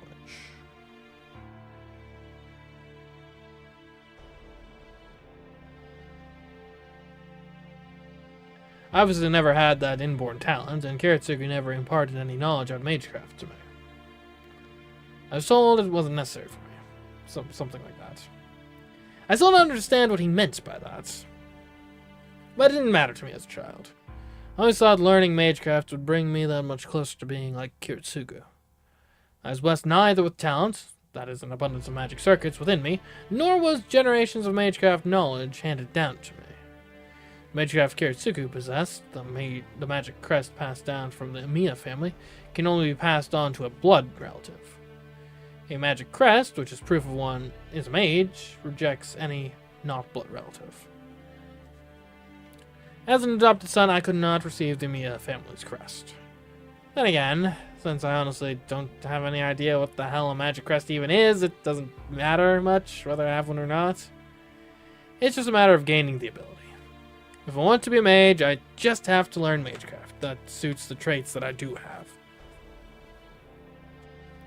Magecraft is, taken to its extreme, a skill supposedly meant to release magical energy. You could say that magical energy is a life force. Magical energy is separated into two sources. Mana, which comes from the world's atmosphere, and Odd, which is created within living creatures. Obviously, mana, which comes from the world itself, is superior to Odd. The sheer power of the world's mana is simply not even comparable to the Odd one human can create. No matter the form it takes, magecraft utilizing mana will always surpass anything created from an individual's Odd. Maybe it's Ode? I was never clear on the pronunciation of that. So powerful mage is one who excels at drawing magical energy from the world. It's a lot like a filtration system. Mage will use their own body's circuits to draw in mana from outside and convert it into something usable. Mages call the circuits they use to accomplish this magic circuits. This is the inborn talent part. The number of magic circuits one has is determined at the moment of birth. Typically, humans have hardly any magic circuits. They're normally quite rare. That's why mages will spend generations trying to ensure their descendants have a body more suitable for magic. Some families even go as far as to practice selective breeding in order to increase the number of magic circuits in their children. And since I was raised in a normal family, I never had a chance of having much in the way of magic circuits. That left me only one option. According to Kiritsugu, everyone is well suited to one specific form of magecraft. He also said something about drawing out magical energy based on the person's origin, but I never quite understood that part. What I do understand is that even someone like me can use at least one form of magecraft. If I can do that, then maybe I can be like Kiritsugu. And that's why I've only learned this one magecraft. That was 8 years ago. After a lot of thought, Kiritsugu took me on as his disciple, though he never seemed happy about it. Listen, Shira, learning magecraft means leaving behind common sense. You die when the end comes for you, and you kill when you must. Life isn't at the core of what we do. Death is. Magecraft is walking the path of self-destruction. Yes, I knew no fear as a child. Kiritsugu smiled bitterly, placing a hand atop my head as I nodded enthusiastically. What I had to teach you is the sort of thing that could cause conflict. So you should never use it in front of anyone. You should never forget your training, because it's difficult. Then again, you don't really need to follow it either. The most important thing is that you always remember that magecraft is to be used for others and not for yourself. And that would make you simply a user of magecraft rather than a mage. I guess Kiritsugu didn't want me to be a mage. But I didn't care about that. I admired Kiritsugu, not mages. As long as I can be the sort of person who lives to help others like Kiritsugu on that day of fire and nightmare. I got distracted. I feel the uncomfortable sensation of the iron rod in my backbone moving where it shouldn't. Losing control of my breathing now would be fatal. The pseudo-magic circuits would overwhelm my body and shred it to pieces. And that would be the end of me. Shiramiya would simply be a novice who died because he failed at an elementary step. I grit my teeth and tried to recover my connection. After pain like walking through a storm of needles, the iron rod finally sinks deep within my body and fuses with me. I've been working on this for a little over an hour, and after all that time, I'm finally able to create one pseudo-circuit, a circuit capable of creating magical energy using my own self. Basic structure, analyze. All that's left is to allow the magical energy to flow naturally. CMeeCraft is no mage. He's just a user of MageCraft who can only create magical energy within his body and channel it into objects. And that's why I can only do one thing with this MageCraft. Which is composition, analyze. Enhancing objects. It's just strengthening MageCraft, where I apprehend an object's structure and channel magical energy to temporarily reinforce its abilities. Basic structure. Altar. I hold a broken iron pipe. I pass magical energy through it to execute the most basic MageCraft to enhance its durability. Passing magical energy into something other than yourself is like mixing poison. My blood is a far cry from the blood of an iron pipe. Forcing an entirely different sort of blood through an object may well destroy it rather than enhance it. To prevent that from happening, I need to properly understand an object's structure and pass magical energy into it between the small vacant spaces. Composition, reinforce. This may be easy for a skilled mage, but since I have a hard time generating magical energy in the first place, even a task like this is as difficult as shooting an arrow and hitting a target several hundred meters from you. A typical archery target is 28 meters away, just for reference. So it goes without saying how hard it would be to hit a target at 10 times that distance. My body temperature suddenly plummets. The fiery pillar passing through my backbone disappears, and my lungs seize in desperate need of oxygen.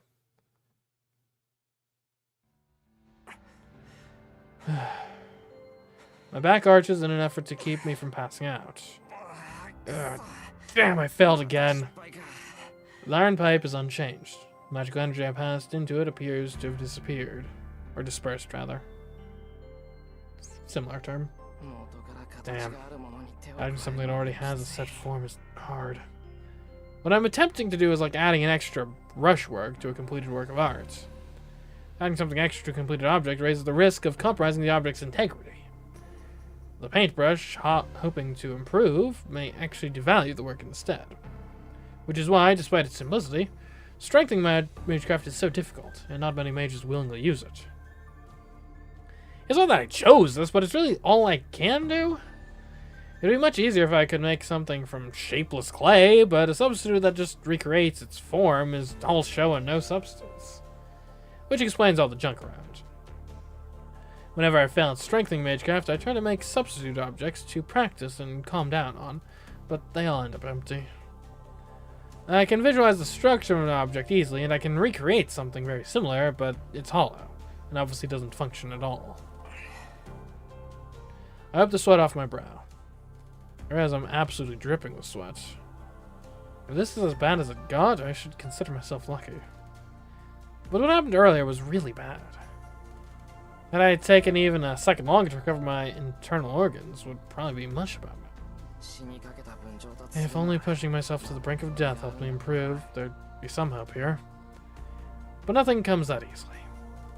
At the same time, fear of death will stand in the way of improving my MageCraft. Learning MageCraft means courting death at every turn. Even rudimentary everyday MageCraft can spin wildly out of control from a single mistake, ending the caster's life. The very first thing a mage must do is resolve to accept death. Kiritsugu always looked sad whenever he brought that up.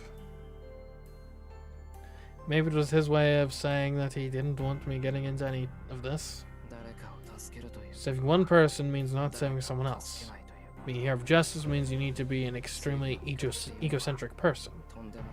That was always his line. Kiritsugu always said that whenever I mentioned wanting to be like him, I still don't know what he meant by that. All I'm certain of is that I want to save people. To be a hero of justice, like Kiritsugu Emiya. But I can't even manage the basics. I'm such an idiot for letting myself get distracted at the most crucial moments. It's not enough for me to just grasp at the object's structure visually. A skilled mage would be able to focus only on the crucial areas and efficiently channel magical energy. My dream is to become a hero of justice. I remember what Fujini mentioned at dinner. Never really thought of that goal as embarrassing or impossible. That Shiramiya will succeed Kiritsugu Amiya has already been decided. That's why I've been doing everything I can, despite how sorely I lack in experience. I don't know exactly what it means to be a hero of justice, but because I don't know, I've trained myself to be the best of my abilities in hopes I'll be useful to somebody. I haven't taken my eye off that goal these past 5 years, but whenever things go wrong like this, I start to have doubts. I just don't get it, old man. What the hell do I have to do to be a hero of justice? I look up at the sky through a window. It's not just about being good for someone out of the blue. Saving someone and being a hero of justice are two different things. I know that, but what do I have to do to differentiate them? I've yet to understand that crucial concept for the past 5 years.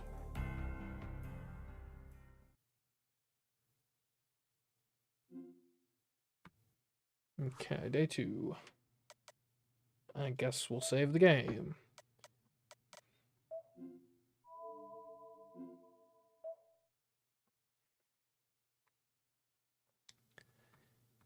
Alright, into February. Nice.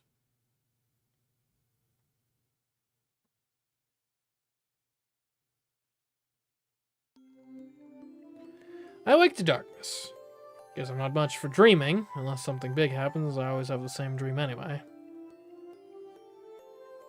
I always envision a sword. I have no idea why, but that's the only thing that pops into my head. There's no rhyme or reason to it. Perhaps this is what defines me as well. Me as Shiramiya. I don't have any dreams of my own. The only thing is on my mind while I sleep are what others taught me long ago. For example, on how to be a mage. Even if I'm not a full-fledged mage, it's only natural for a mage to be aware of the world they're in. Put simply, a mage is an irregular, an outcast from society. But even outcasts need to band together to survive. My old man told me there is a society of mages called a Mages Association. He also told me I shouldn't ever get involved with them. The Mages Association is said to conceal the existence of MageCraft and manage mages. The Mages Association watches over mages and makes sure their magecraft doesn't affect society, but the strange thing is that they don't really prohibit mages from abusing magecraft either. According to Kiritsugu, the Mage Association is only interested in concealing mystics. Even if, say, a mage carried out an experiment that sacrificed, let's say, a lot of citizens, the association wouldn't punish them. The priorities are expressly in preventing the public from becoming aware of magecraft, which does not mean magecraft is completely banned. Honestly, anything goes as long as the truth doesn't come out. At least that seems to be how the insane bunch conducts themselves. Whatever it is, the Mages Association's surveillance is absolute. Typical magecraft research sacrifices the lives of ordinary humans, which in turn risks revealing the existence of magecraft to the world. As such, the Mages Association doesn't permit research that would harm society. Ultimately, mages conduct their research in their privacy of their homes, while the world is none the wiser. So mages sometimes go into hiding to escape the association's scrutiny and oversight. So there may be some mages living in this town, and I just don't know it. I also hear Fuyuki is a spiritual hotspot of sorts. That probably means there's some prestigious mage with a storied history living here. They're called second owners, elite mages the association entrusts to watch over territory. Other mages who live in the same area must visit these second owners first to get permission to build their workshops. My old man was an outlaw who cut ties with the association, moved here without the consent of the Fuyuki's second owner. So in a way, our family is a bunch of trespassers living in a house without permission from the landlord. Which means the second owner doesn't know that Kiritsugu Amiya was a mage. so I tend to feel like our family's status as mages is kind of unclear. But then my old man, the bona fide mage, died, and even though I'm his disciple and son, I don't know a thing about the Mages Association and have no real knowledge of being a mage. I have a feeling the association would want to dispose of someone like me, but they haven't made any sort of move. Apparently the Mages Association doesn't have many eyes in Japan, so that's probably why I haven't been found yet. But that doesn't mean I can let my guard down. The eyes of the Mages Association are said to be everywhere, and if someone commits a crime using Magecraft, the Church's heretic hunters will make their move. Using Magecraft, however half-assed you may be about it, makes you enemies. So with all that in mind, I honestly just want to study being a mage on my own.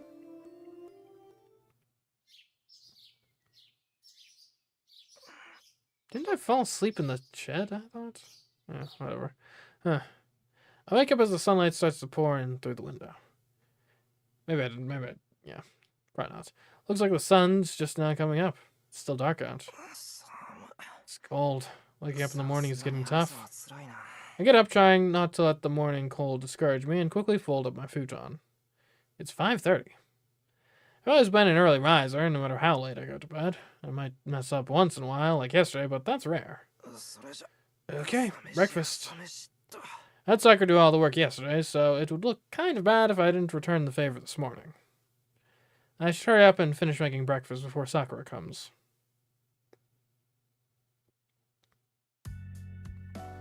I cook rice and make miso soup. Yesterday the soup had daikon radish and carrots, so I'm making onion and potato miso soup today. I make the egg omelet and use the leftover konnyaku to simmer it with bonito flakes. I make incisions into the sare fish, which will be the main dish, and sprinkle it with a little salt. All I have to do is to broil it, but that can wait until the last minute. Okay, that'll do it. It's almost 6. I finished earlier than expected, so I have some time on my hands. So what should I do with this extra time? Guess I'll work up a quick sweat if I have so much time. Morning exercise is my daily routine, so I might as well do some light workouts. Huh, seems that was probably influenced by a prior choice, because we didn't get a choice directly there, but this... I've noticed the green text seems to be the repeat text, and this text is the non-repeat, so... There's a respectable dojo built in the Emiya house. It was added as a sort of afterthought when the house was constructed, which is why this dojo wasn't built for a specific purpose. Well, Fujin uses it on wind sometimes. Fuji apparently used this place as her playground even before I came to this house. But then I became Kiritsugu's disciple and started using this place more often. Fuji hated me for that for a while. Anyway, there's only one thing I do here. Training to be a mage means I can't neglect training my body. One of the conditions of being a mage is maintaining yourself at your physical peak. When Kiritsugu was still alive, he and I sparred often. Well, more that he just kicked my ass every time, so I never really learned how to win myself. But at least I learned the difference between a fight and a battle. In other words, I learned the difference between killing and beating an opponent, and how to conduct myself in each situation. Knowledge and experience are different. Without the knowledge to know the difference, it's hard to tell if you've gotten yourself into a fight or a massacre. It's as simple as that. Learning Magecraft means that there is a risk of perishing on your own, as well as the risk of having to fight. And to mages, that means killing each other. That's why Kiritsugu wanted to teach me that I must always be ready to face death. But the person reminding me of that lesson is long gone. So the only thing I can do alone is some simple exercises. Stretching, push-ups, sit-ups, it's no different than what the members of the Cuter Club do in the morning. The only difference is in the intensity.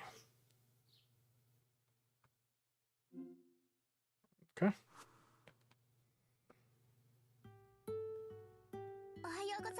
Good morning, Senpai. Did you finish preparing breakfast already?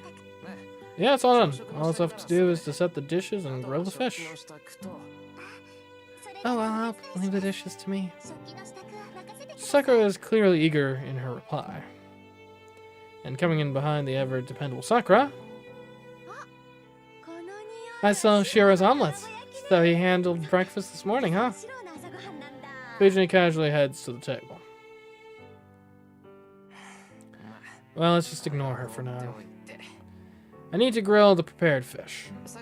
Sakura, use the middle set of plates. The food will look better on those.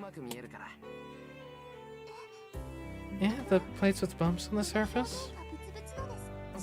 Yeah, those. Grilled meals tend to look good if you don't plate them well. And I've already grated the daikon. Or they tend to not look good if you don't plate them well.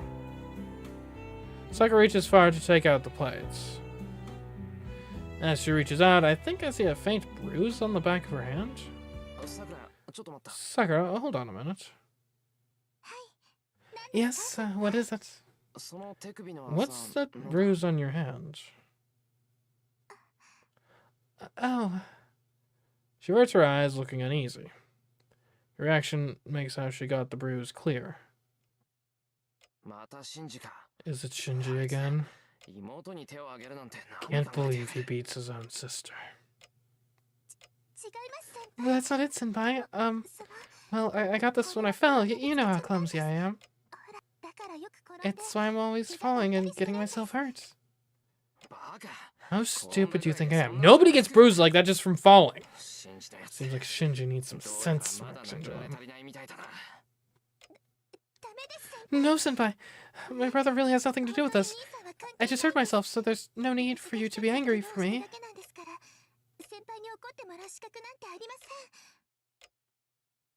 Sakura falls silent. Sakura may seem docile, but she's surprisingly stubborn. It's no use saying anything to her now. Fine. If you say so, I'll leave it at that.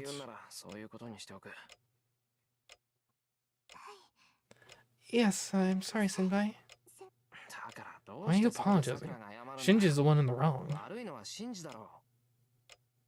The moment I say Shinji's name, Sakura awkwardly looks away. Yeah, I wonder. So from a timeline perspective, because what Shinji's one of the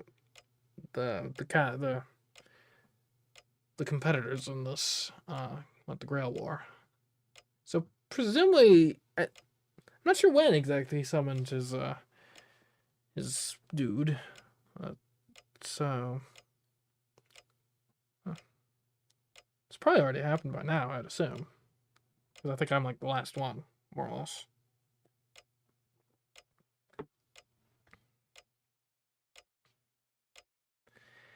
It can only mean he is the cause of the bruise on her hand. Shinji Mato has a bad habit of treating his younger sister like crap. I noticed it about a year ago. Every now and then I'd see Sakura injured, and she always made excuses when I asked what happened. When I asked Shinji about it, he revealed, to my shock, that he'd been the one who hit Sakura. Asked why, and he told me it was because she'd done something he hadn't liked. I got pretty pissed off, so I did to Shinji what he'd done to Sakura. We haven't been on great terms since then. Senpai, have you made up with my brother? Well, I mean, not when he's actively still abusing you, obviously. Yeah, sure, we never fought in the first place, so there's not much call for making up. Well, that may be how you see it, but my brother doesn't see it the same way. He thinks you're still fighting, so you should be careful. Huh? What Sakura says strikes me as odd. Be careful of Shinji?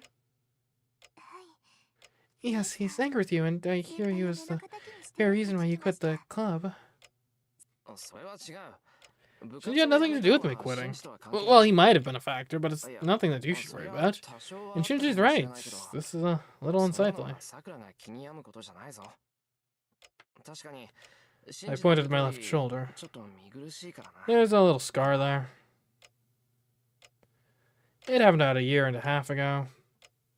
Something fell on me during one of my jobs, injuring my left shoulder. And it was just a broken bone, but I also came away with a burn to my shoulder.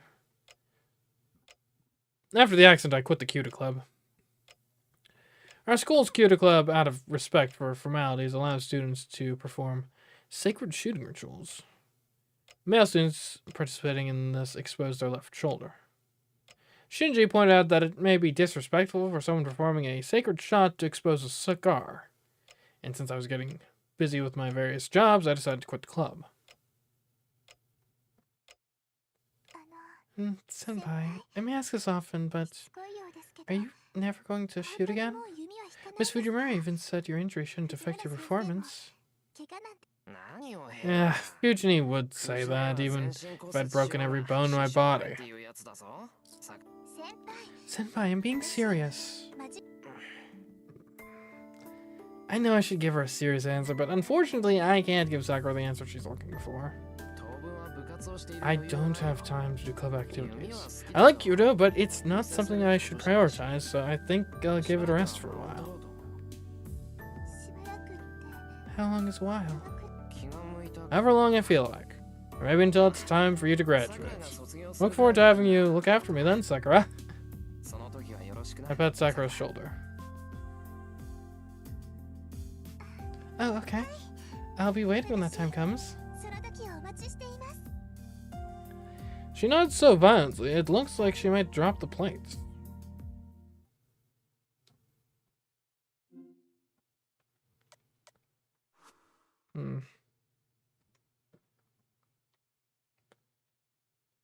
Like, I wonder, like, the concern of, like, oh, you should watch out for Shinji. Is that because he's recently gotten his partner? Perhaps. And so he's more dangerous now.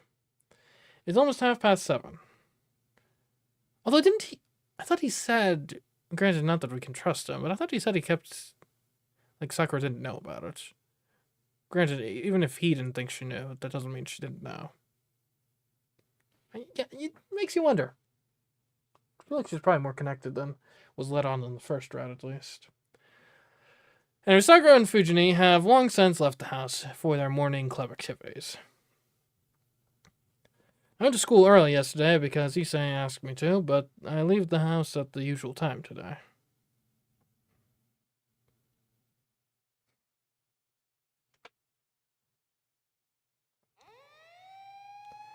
I noticed something strange as I walked down the hill toward the intersection. Several police cars are parked in front of a house. Something must have happened since a crowd has gathered there.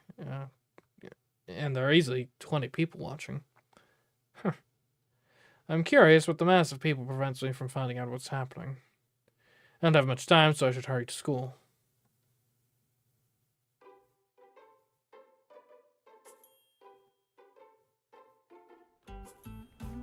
I make it to school 10 minutes before the first bell.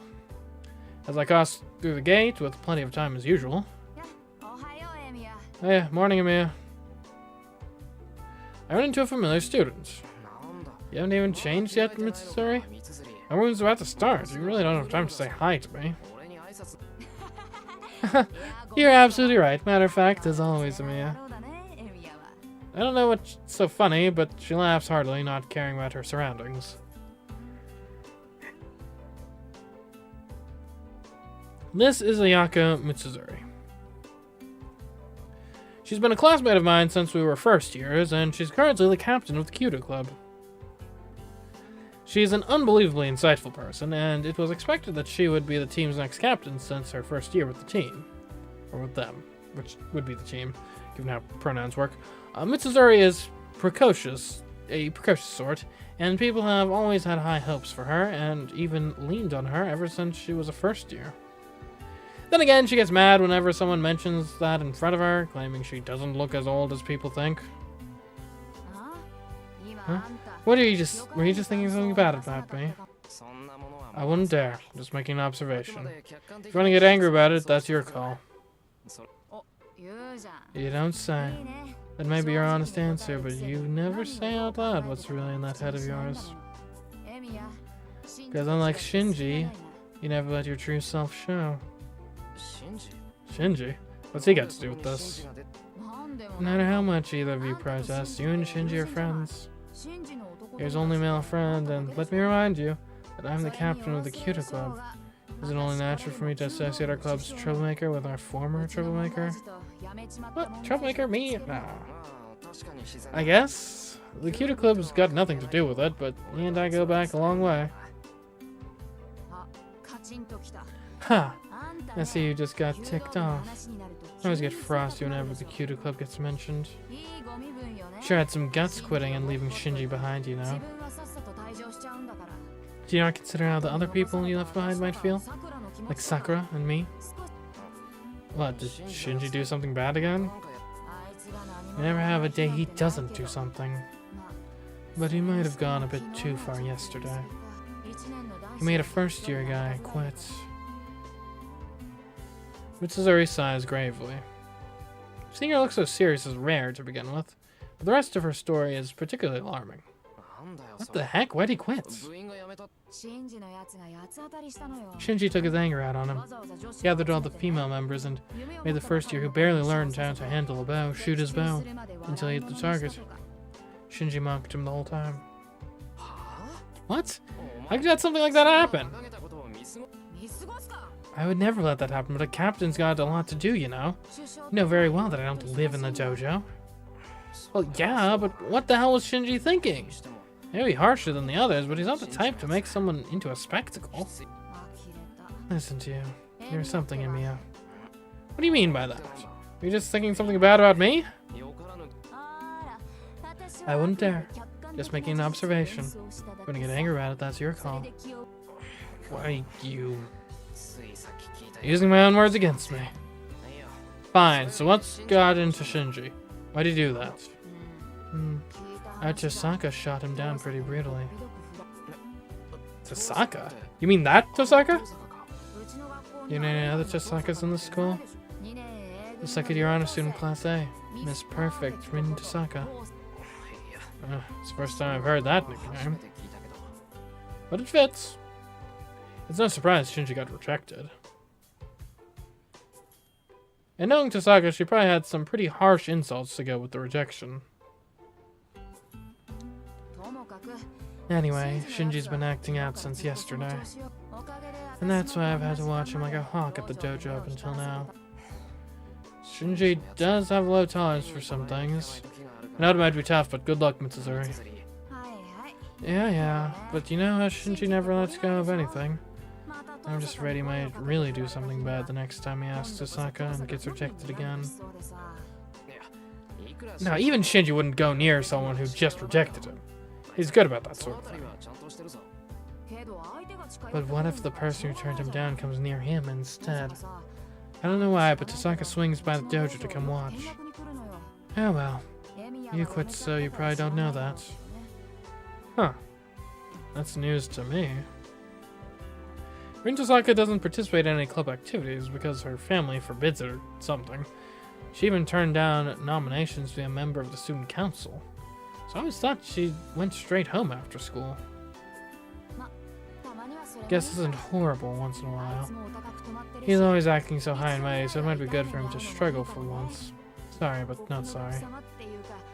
Mitsuri has a weird way of looking at this. Now that I think about it, they say that Rin Tosaka has a lot of enemies. And if Mitsuzuri is one of them too. Hey Mitsuzuri, that's kind of cruel even for you. Oh, it's almost time. See you later, Mia. You should swing by to see my bow work next time. Mitsuzuri hastily runs off. Classic Mitsuzuri. Never minded just how forthright she always is. I feel a bit more at ease and head towards the classroom.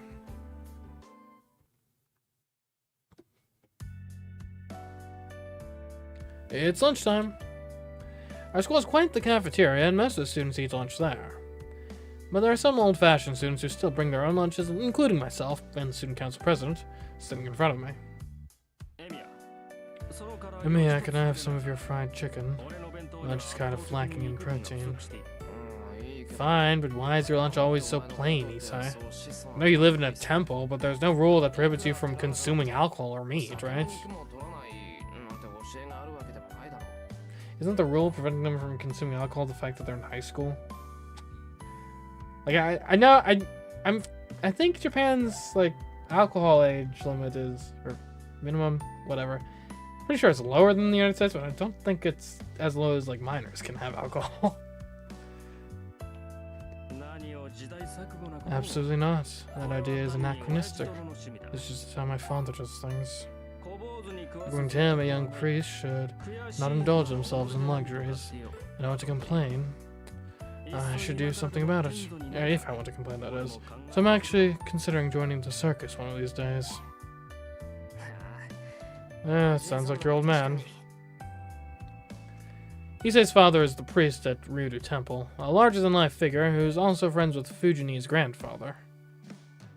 Anyone who gets along with old man Fujimura can't possibly be normal.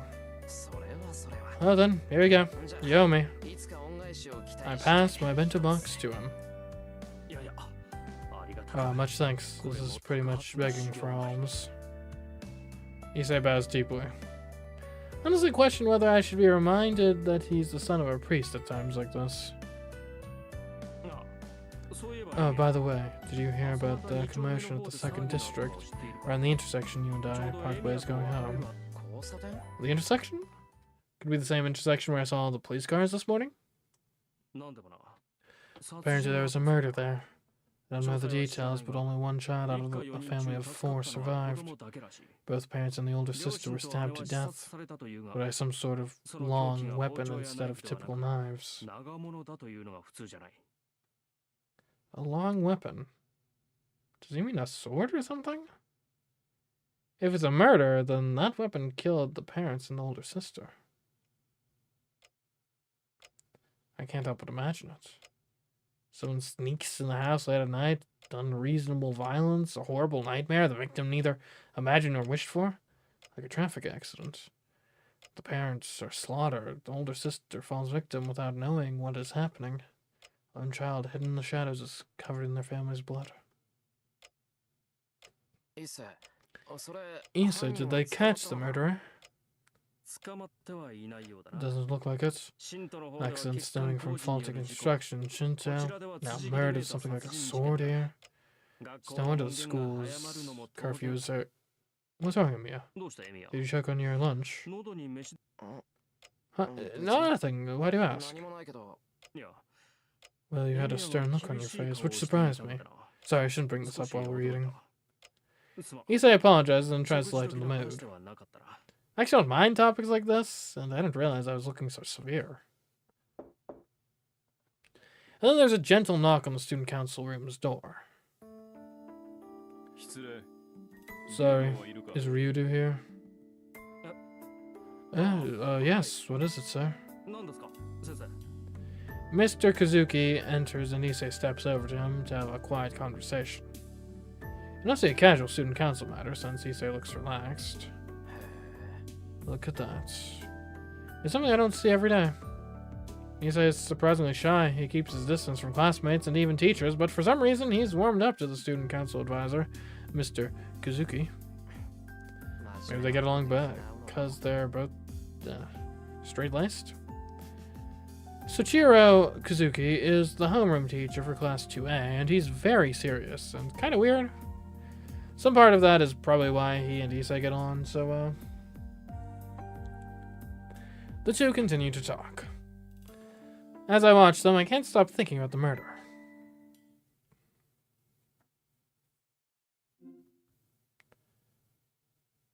After school / pipeline. What do you mean, pipeline? Class has ended, it's time to go home. I can't wander around because I have work today. I shouldn't do anything at school. I should head straight to the neighboring town, but...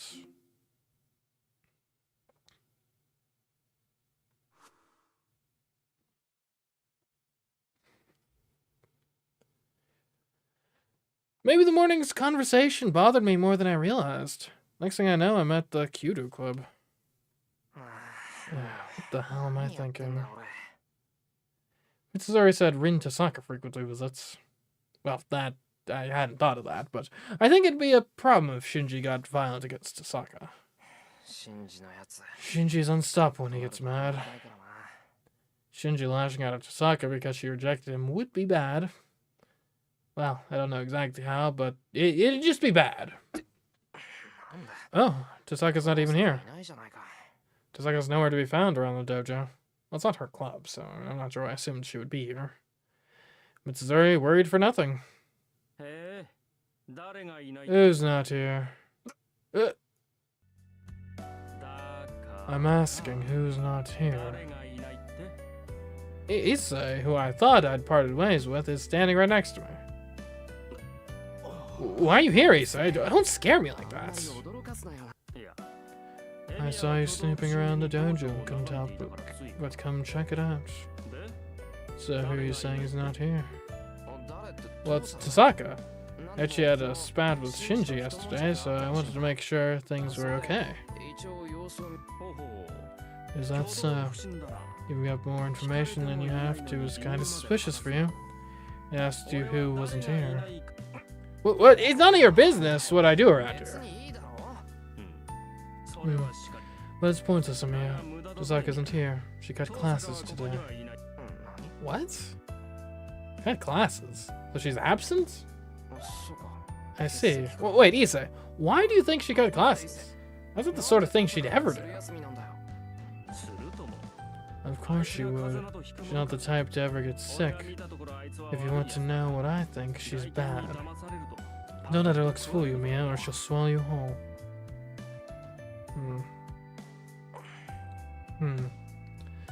Somehow what Issei is saying irritates me.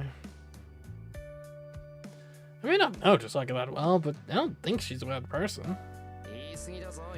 What would you say, Issei? You know Tasaka's not like that. Have you got a secret crush on Tasaka too?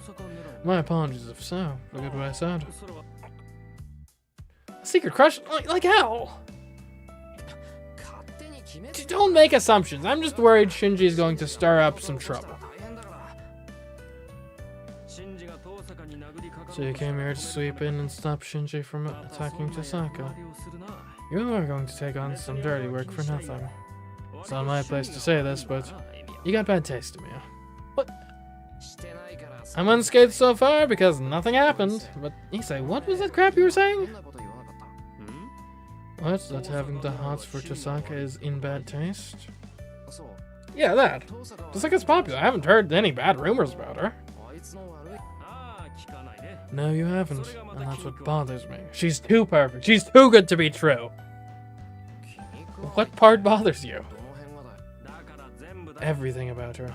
That woman's a vixen, a minx, a monster. Anyway, I instinctually dislike her. Advice to you is to not fall for her. What? You're the one who always warns everyone not to talk about people behind their back. Oh, come on. This hardly counts as gossip. I'm even talking loud enough for others to hear. No wonder I sense people watching us. Well, that's a relief. I'm really glad Tasaka's absent today. Issei, please, can we talk a little quieter? If you say so, understood. But have you know, my words were hardly slander. I just wanted to let you know that I'm wary of friend Tasaka. Everything I said is just my own personal opinion. What do you mean it's far from slander? They're hardly slander. Like, come on. You're basically saying, I don't like your vibe. Like, you don't even have evidence. Good, I guess the sort of evidence, I don't know what it is, but I just don't jive with her. Claim is probably better than a false one, but yeah. Like a false truth-based one. Yeah, do you use words like vixen and minx? I'm pretty sure minx is definitely a derogatory term. Don't worry about that. It's a compliment. They're good vixens and monsters too, you know? I simply use those terms to describe her in a good way. Issei laughs. I'll see you later. I'm going back to student council room, but you are going to your job, right? You really shouldn't waste your time hanging around here, then. Issei leaves, calm and composed. Perhaps because he felt satisfied having said everything he wanted to say. I've known him for 2 years now, but honestly, I still don't get that guy.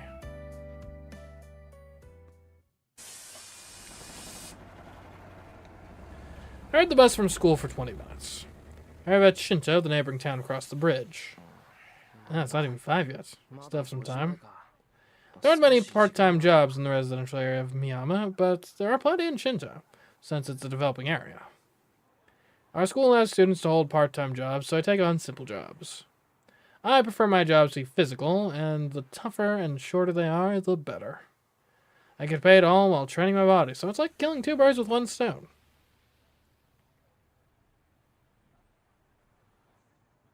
Today I'll work from 5 to 8 o'clock for a simple loading dock job.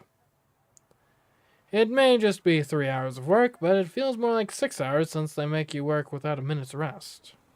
Which means I need a rest when I have the opportunity, even if it's just for 10 minutes. Walking around aimlessly would be a waste of energy, so I decide to rest at a park until it's time.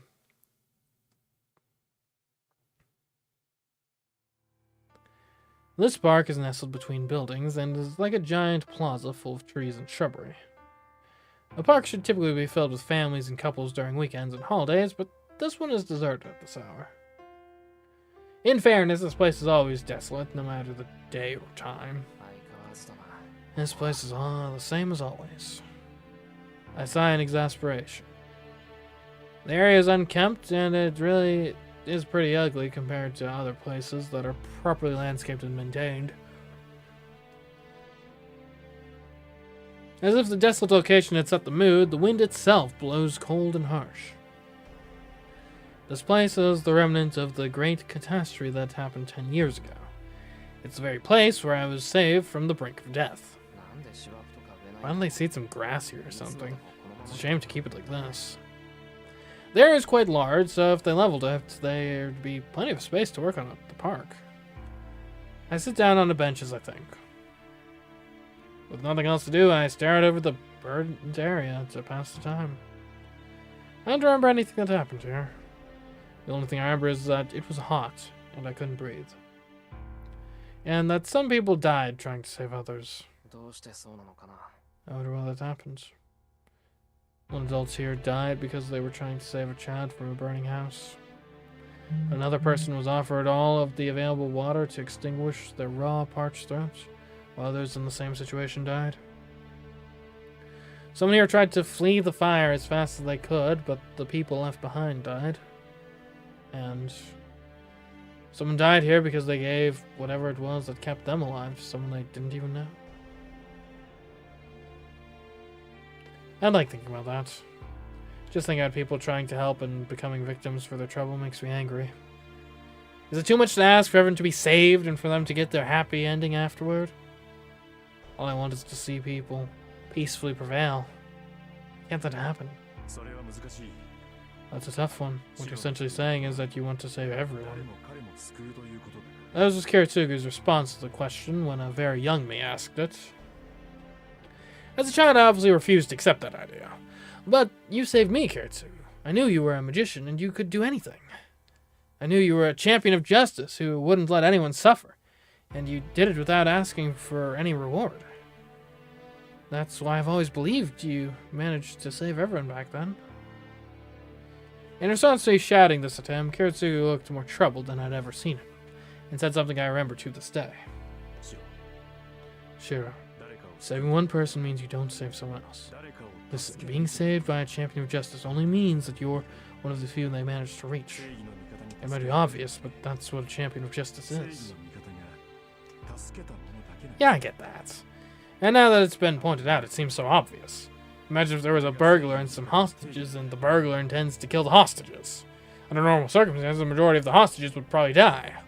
But if by some miracle all the hostages were saved, there's someone who didn't get saved. The burglar, of course, since saving the hostages was done at the cost of his life. The people the champion of justice saves are only those whom the champion of justice deems to save. That's why saving everyone is impossible. Even God can't do that. Especially if it's a natural disaster. No person is able to save everyone and everything. The fire 10 years ago was like that.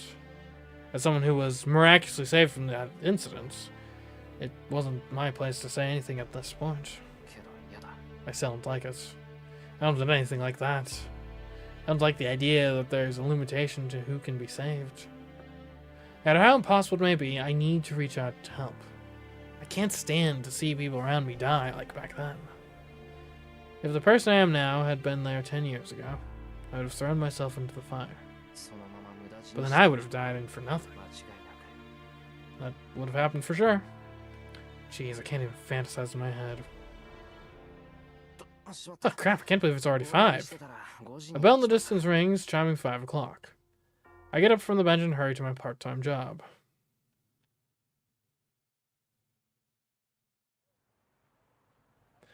By the time I'm done working, the sun has long since set. It's a little before 8 o'clock.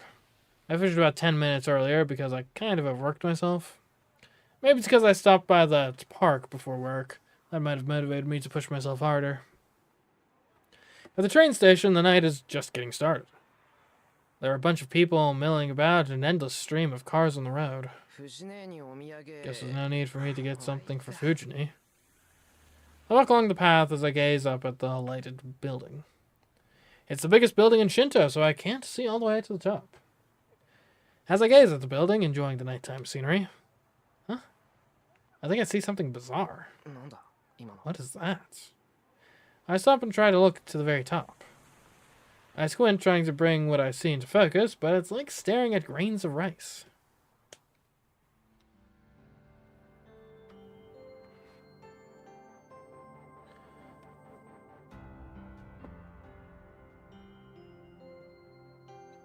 It looks like someone I know.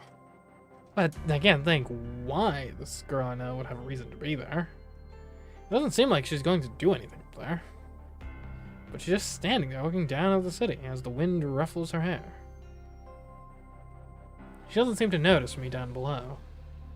Actually, there's no way she could see me. Even my near-perfect vision enhanced with CMeeCraft can barely distinguish what's up there.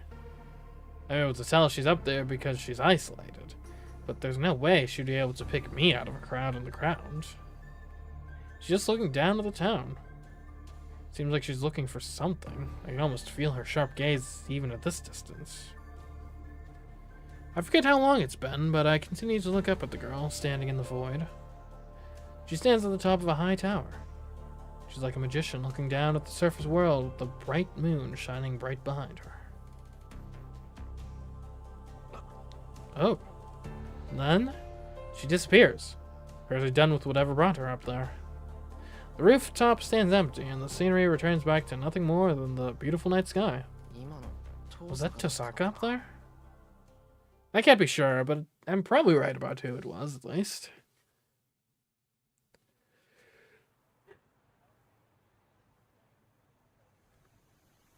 There aren't many girls I know who stand out like her. And besides, I'm not so out of it, so I'd fail to notice a girl I secretly admire. Huh? It's just... Tosaka sure has a weird way of spending her time.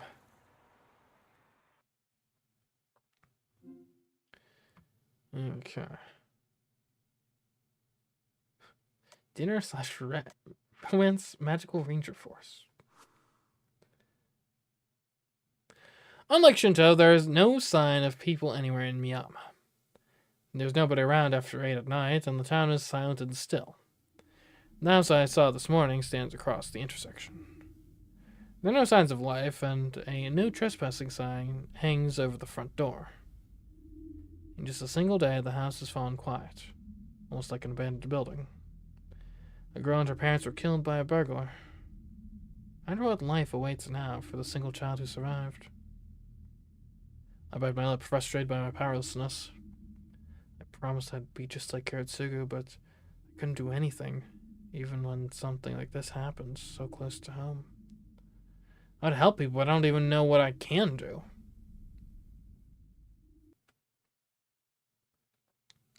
I reach the top of the hill where my house sits. The lights are on, so Fujini or Sakura are still inside.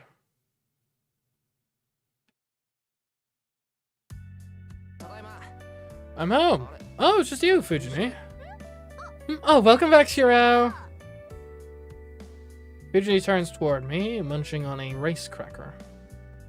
The TV is tuned to a lively variety show.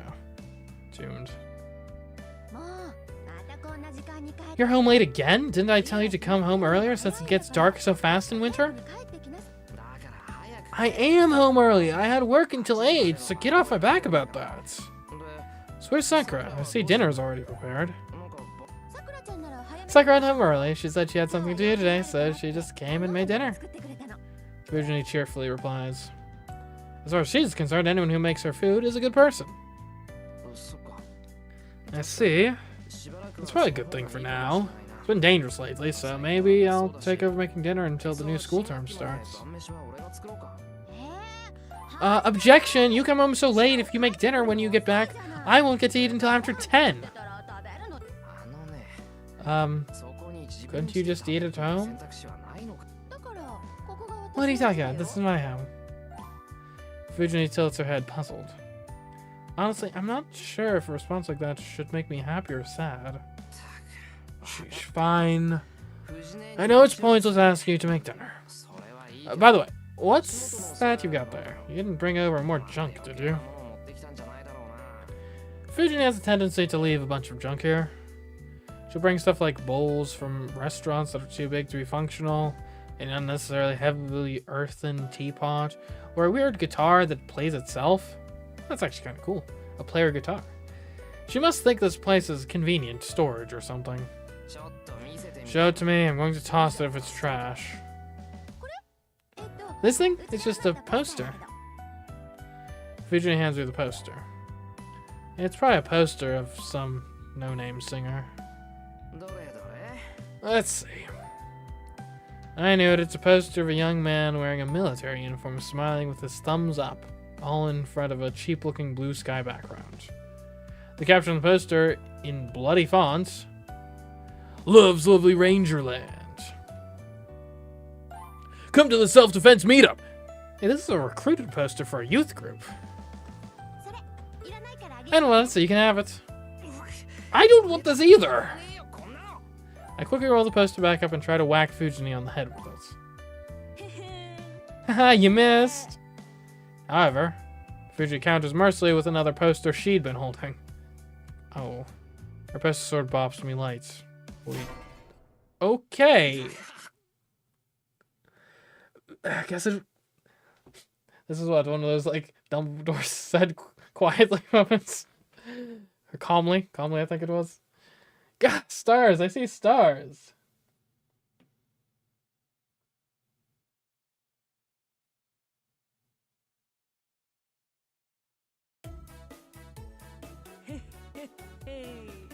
Don't you see Sakura talking with some blonde dude on the trip back home? I don't recall, honestly. You thought you were going to hit me? You'll need to up your game if you ever have to do that. That's not the issue here. How the hell does a paper poster make a sound like that? Did she mention some sort of technique only a true poster master can execute? Oh, sorry. My poster's a collector's edition made of fancy plated steel. Of course it is. Wait, you whacked with a steel poster? Is your head okay, Shiro? Fujini, you're going to end up killing someone one of these days. If that time ever comes, it'll all be good because you'll sweep in and marry me.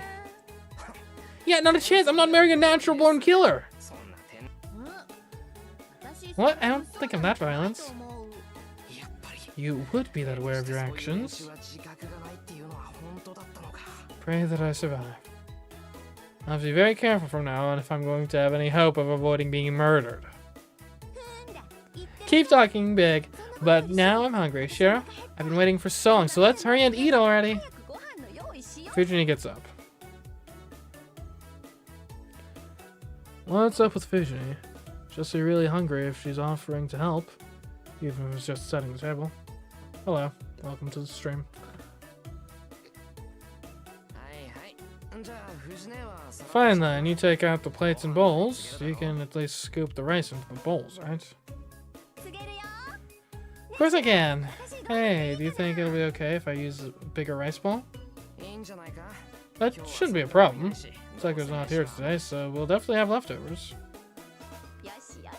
Good, then you and I will have matching bowls today. Fujini scoops mounds of rice into the two large bowls. Whatever, I was going to go for a second helping anyway. And if I meddle in what Fujini does now, we may really not have any dinner. Besides, this is the kind of chaotic scene dinner at my home has been for years.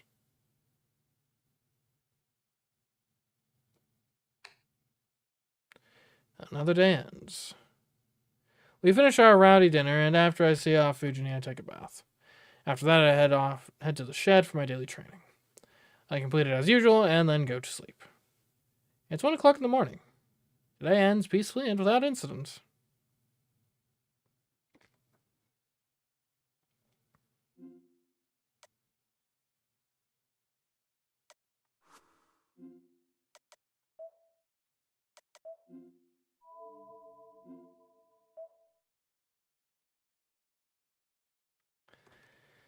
Alright, February 2nd. Here we go.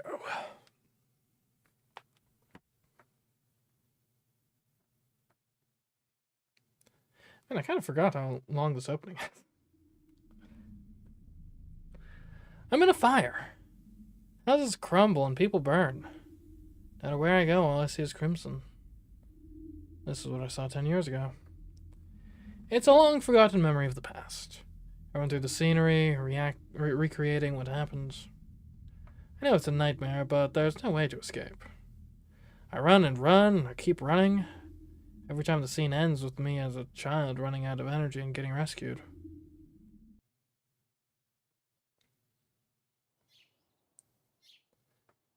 I wake up feeling wrong. A hand to my forehead tells me I'm sweating, even though it's winter. It's late. The clock reads past 6. Hear the soft sounds of chopping from the kitchen. Sakura's early again. Not really the time to be impressed by what an early riser she is. I need to hurry up and get ready so I can help her with breakfast.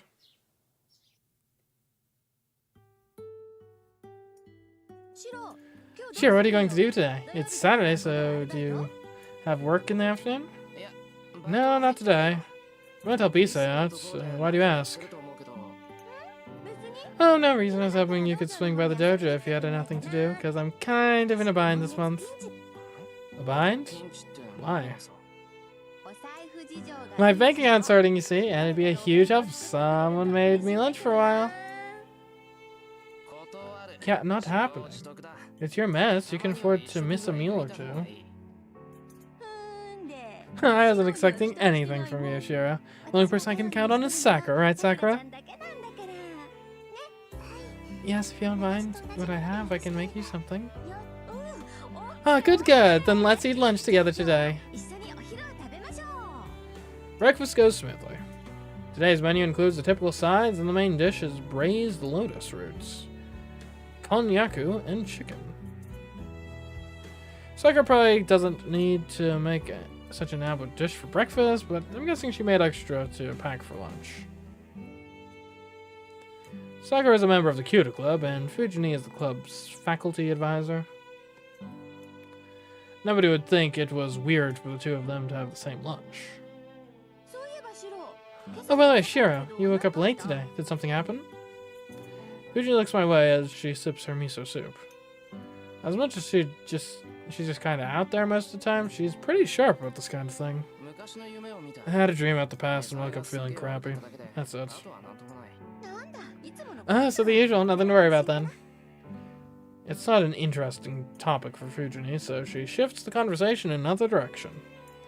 That doesn't bother me one bit. 10 years ago, I used to have nightmares a lot back when I couldn't shake the memory of that fire.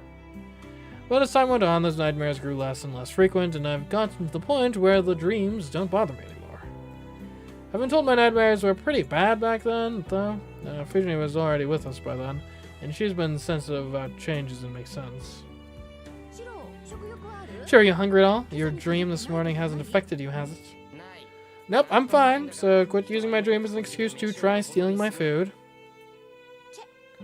Well, I'm happy to see you turned out to be such a strong boy, but I wish you'd wound up a little more gentle. Right back at you, since I'm basically your younger brother, I kind of wish you'd ended up more delicate and sweet yourself. We both huff and turn our heads away from each other.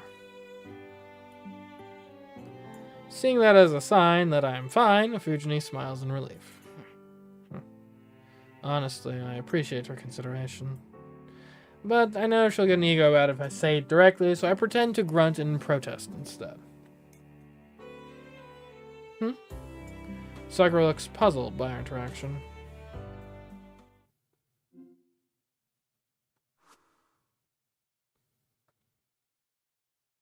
Soon after Fujini leaves, I lock up and Sakura and I leave as well.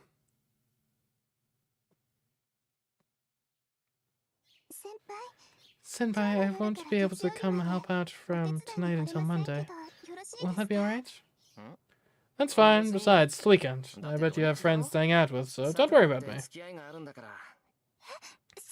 No, that's not it. It really is for personal reasons, so I'm still going to practice at the club. So if you need anything, just come to the dojo and I'll figure things out.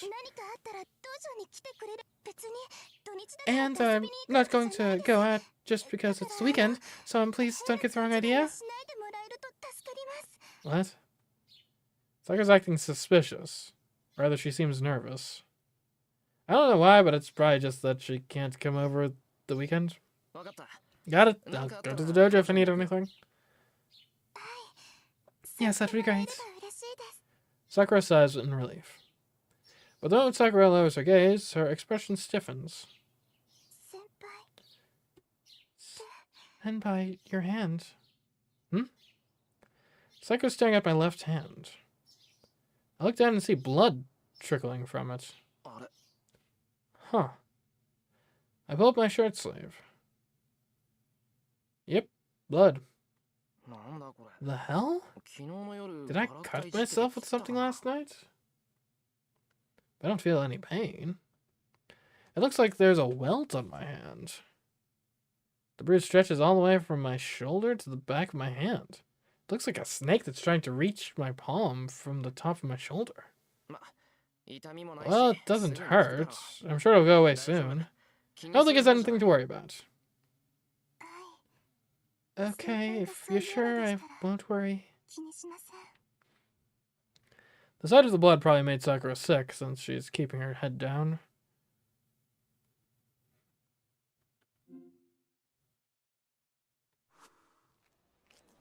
Did that happen last time? I don't remember that. Sakura heads to the club while I head to the school building. The schoolyard is filled with athletic club members training. This morning is practically brimming with enthusiastic energy. But something feels strange. Everything in the school is as usual. The students exercising for morning practice are lively, and the new school building is spotless. Maybe it's just my imagination. But when I close my eyes, the mood changes drastically.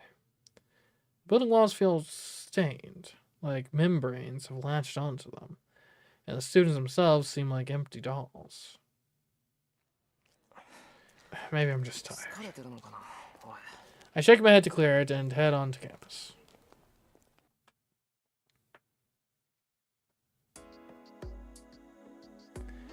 School ends early on Saturdays.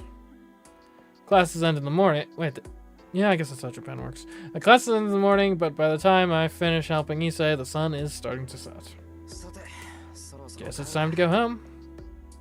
I pack my bag and leave the classroom. But then... Hey, you're still here, Mia.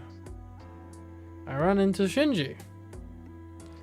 There are a few girls behind him making a small commotion. I can't believe you're still hanging around when you've got nothing to do. Oh right, you're still kissing the student council's ass. Look at you. You get into the school's good graces even though you don't go to any clubs. I'm not helping the student council, I'm just helping the school by repairing old equipment, since we all use it. Listen to you. Anything is a given according to Mia. Did I ever tell you how much you pissed me off? I don't remember. I probably wasn't listening if you did. You just say that kind of stuff all the time.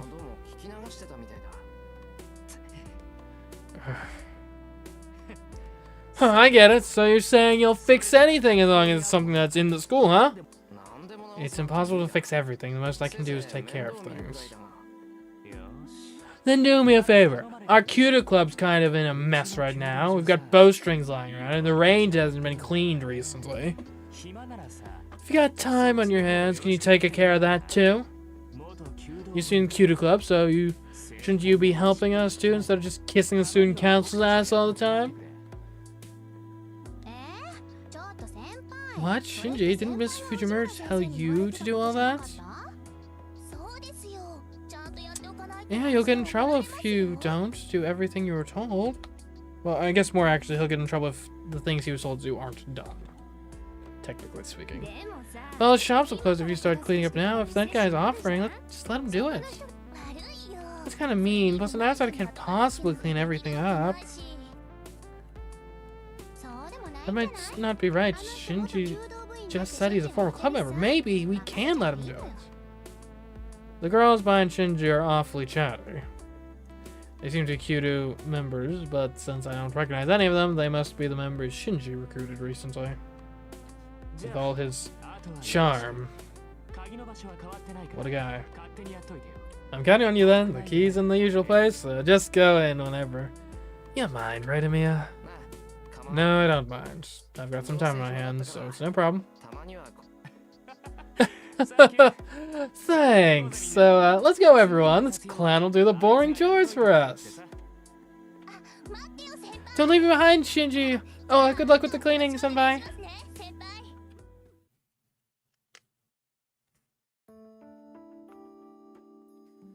I cleaned the Kyudo dojo without any problems since I'm familiar with it. It's a big room, so it took a while, but it was kind of fun cleaning the place. I used to spend so much time in it until a year and a half ago. Midway through, I considered trying to shoot a bit, but decided not to. It'd be rude to the owner of the bow. If I want to shoot, all I have to do is bring my own bow and visit. I look at the time, and it's way past curfew. It's only after 7. The school gates must be closed by now, so there's no need for me to rush out. Now that I look closely, I don't remember the dojo being so dirty before. There's dirt and grime all over the place, like behind the bow rest and the club room. Well, I guess another hour or two wouldn't make much of a difference at this point. I've already started, so I might as well clean every nook and cranny.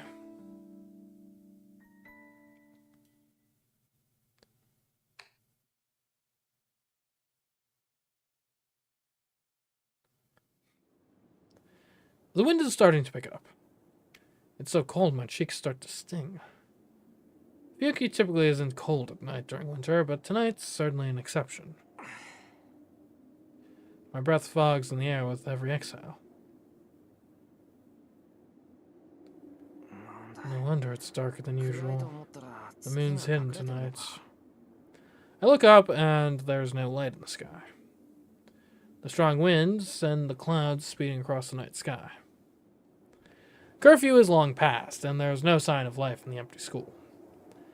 Not so much as a sound can be heard on campus, and it seems to be covered with colder airs than any place in town. I think I heard something. I do hear something. Is it coming from the schoolyard? That night under the frosty sky. I guess I just got curious about the sound that broke the hushed silence. So I headed toward the sound to investigate.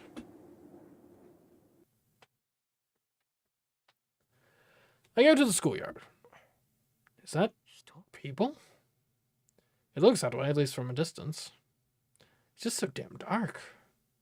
I need to get closer if I want to find out more. The sounds grow louder, more intense. I know that sound. It's clashing metal. It sounds like a fight. This is so stupid. What the hell am I thinking? I'm being stupid, obviously. Who would ever fight in a courtyard with weapons like that?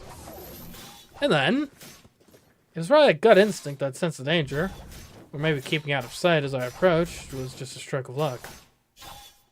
Whatever the reason, I hid behind a tree big enough to conceal me, and took a closer look at the source of the sound.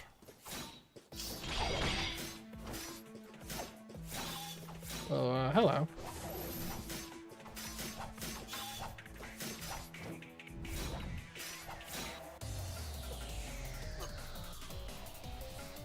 What? I can't comprehend what I'm seeing. A man in red and a man in blue. The two of them are clad in armor so ancient it's several steps beyond old-fashioned. It's a ridiculous sight, but their rapid, deadly movements make it clear that their fight is no joke.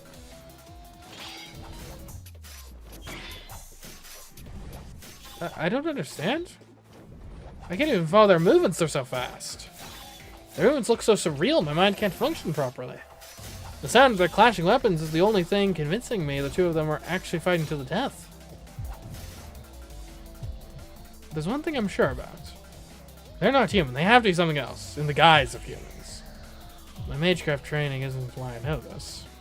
Anyone could see that these two aren't human. To start, humans just can't move like that. Nobody should get involved with whatever that is. I can feel their intent to kill, even from a distance. I'm gonna die. My body instinctively knows before my brain kicks in that I just won't live if I stay here. My racing heart is proof of that.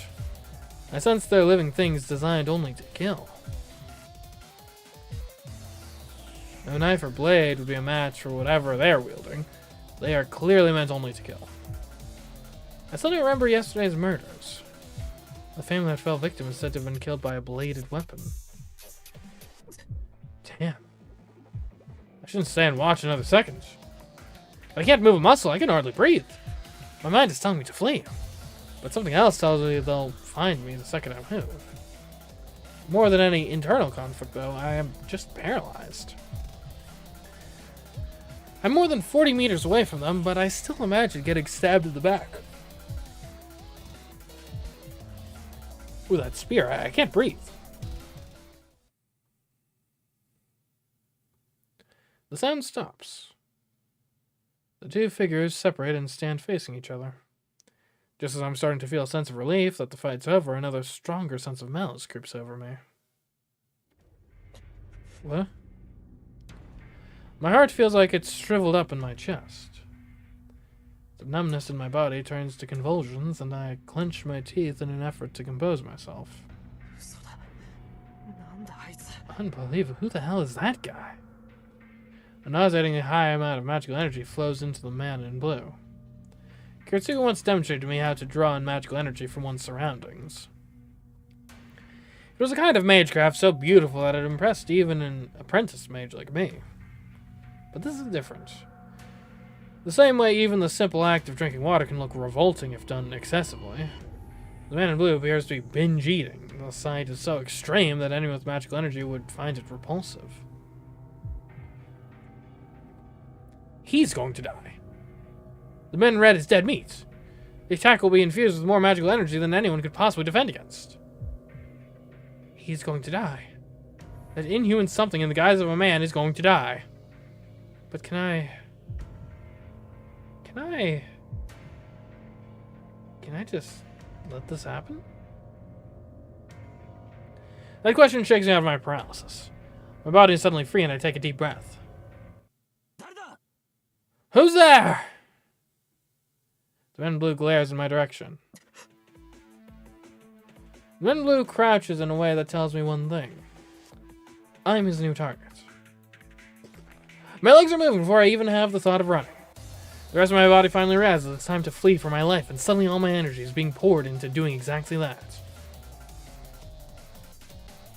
I don't remember where I ran through or how I got there, but I'm in the school building. Real genius here. I regret my own actions as a huff and puff. I should run toward town. I've got to be the world's biggest idiot think I can escape by running into an empty building. A school of all places. There must have been other, better places to hide. And what the hell convinced me I'd die if I didn't run to begin with? My chest burns from all the running. I turn around, but I don't sense anything pursuing me. The only sound is my own footsteps. I can finally stop. My feet can barely move another step. I gulp down lungfuls of air, trying to slow my heart down, and I breathe a sigh of relief. I survived. What the hell was all that? I tried to recall what I just saw as I catch my breath. One thing's for sure, I definitely wasn't meant to see that. Things that looked human fighting in the schoolyard at night. That's all I can really remember. But I'd seen something else out of the corner of my eye. I think there was also someone else. I can't remember what they looked like, though. Honestly, I couldn't afford to look at anything other than the two figures locked in combat. But finally, guess our little game of hide and seek is over. Ends here, huh? The voice comes from right in front of me. Hey, you ran pretty far. I can't breathe. My mind goes blank. I can't think. But I know that I'm going to die. There's no way out of this. You get that, right? Don't worry. It's always like this when you're about to die. Nothing to be ashamed of. And with that, he raises his spear. Sorry, kid. You're just unlucky today. But you saw what you saw, so you gotta die. No mercy, no compassion. His spear pierces my heart. I didn't even have time to dodge. No training I ever did prepared me for this. I knew I was going to die. I knew the spear was going to impale me, but I couldn't move.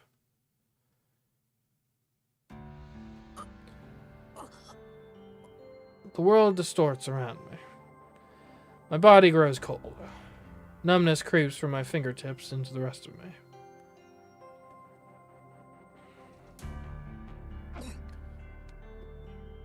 I coughed up blood once. I felt like there should have been more, but it was just the one cough. That spear must have been special. My blood slows and grows stagnant. My heart just stops, all from a single strike of that spear.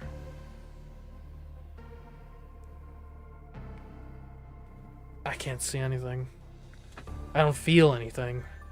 I'm like a jellyfish, floating in the dark sea at night. I stopped feeling pain long ago. The world has turned white. I'm the lone dark spot. So rather than being aware that I died, it just feels like everything around me has ceased to exist. I know this. I experienced the same thing 10 years ago. This is what dying feels like. Dead men tell no tales. With the weak, dying is just the order of things. My eyes can't focus. It's a dirty thing you made me do. After what I just did, calling me a hero seems like a bad joke. I can only hear his voice. And now I'm not complaining. At least I saw the girl's servant, so I'll head back. He sounds so irritated. Afterwards, I hear footsteps fading down the hallway. Archer. Gotta settle score, but I'm in no position to ruin my master's plans. Damn, my master's a nasty one. The voice suddenly disappears. He must have jumped out the window. Afterwards, the footsteps I heard earlier stop. There's an awkward silence. Then footsteps again. I can't hear that well anymore. Go after him, Archer. Lancer will probably go back to his master. We need to at least find out what his master looks like. I don't know who's talking. I muster up all my concentration as my mind fades, but I still can't put my finger on it. All I can hear now is the sound of my breathing. My lungs must still be functioning. I hear a loud whistling sound coming from my mouth like a passing typhoon. I'm impressed he's not dead yet. I sense somebody peering into my face. My breathing must be loud as the person reaches their fingers out to try to close my mouth. Stop. Seriously. Why does it have to be you? Whoever it is, they grit their teeth, seeming troubled. The moment I hear that sound, the person touches me without hesitation. Forging and replacing her entire heart. Honestly, if this works, I should be a shoo-in for the clock tower. The voice sounds distressed. But at that moment, my fading consciousness finally flickers to nothing. Sensation returns to my body. Slowly, little by little, my bodily functions return, like dewdrops trickling down a leaf. Drip, drip. What's going on? The person hovering over me is sweating intensely, focusing on where their hands are pressed against my chest. Next thing I know, the palm of my chest grows extremely hot. It's so hot my corpse jolts and my cold, stagnated blood starts to flow again. I sense the person take a deep breath and sit down. I'm beat. I hear something fall. Well, guess I couldn't help it. Forgive me, Father. Your daughter's just an extremely heartless person. That was it. The person mocks himself and leaves. My heart resumes beating. Then I finally pass out. It was not the everlasting sleep I expected. I fall into a slumber bound to wake again.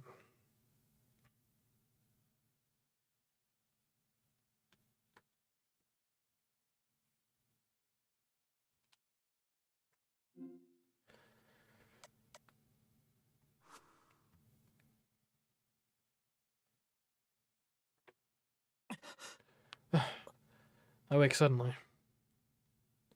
I feel sick and my entire body aches. Every time my heart beats, a sharp pain stabs my head. What happened? My intense headache prevents me from remembering anything.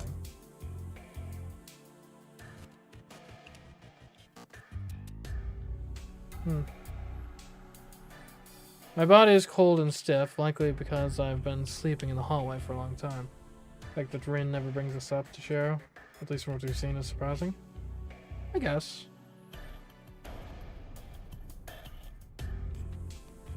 The only thing I can figure out is that the chest area of my uniform is torn and my blood stains the hall floor.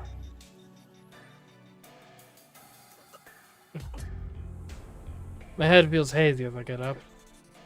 The spot where I'd been lying looks like a murder scene. Damn, seriously? Was my chest stabbed? Ugh. I fight down a surge of nausea as I head into a nearby classroom. Staggering, I open a closet and pull out a rag and buckets. What the hell am I doing? I'm still confused. I encountered something unbelievable, then it murdered me, but here I am, still trying to clean up after myself. How stupid can I be? Damn it, it's not coming out. I wipe off the floor with a rag I found. I managed to wipe off the blood despite the incredible weakness in my whole body, then gather up everything scattered around the floor and shove it in my pockets. This may be my way of hiding evidence. I must be doing such stupid stuff because my head's all hazy. I put the rag and bucket away and stagger out of the school like a zombie. My body heats up with every step I take. It's so cold outside that my body seems to be on fire.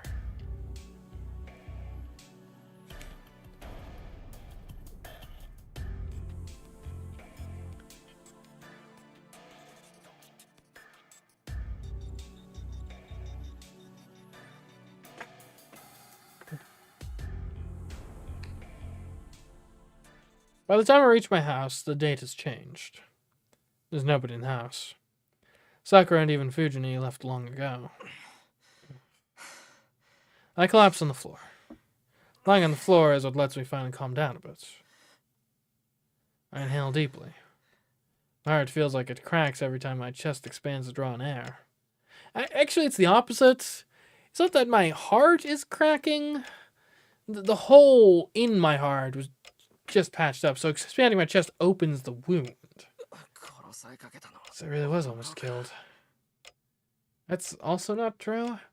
I wasn't almost killed, I was killed. But someone saved me, and now I'm alive.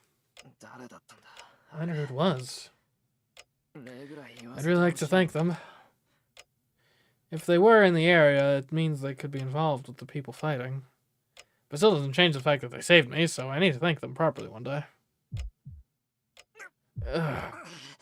The moment I drop my guard, the pain returns. At the same time, nausea strikes me. Ugh. I sit up to hold the nausea at bay. I placed my hand on my bare chest where the uniform was torn. It might have been saved when my chest was, as a matter of fact, pierced. That feeling. The agony of the spear tip piercing my chest isn't something I can easily forget. Damn. I can't have nightmares about this for a while. When I close my eyes, I feel the spear thrust again. I try to shake that delusion off, and I make every effort to regain my composure.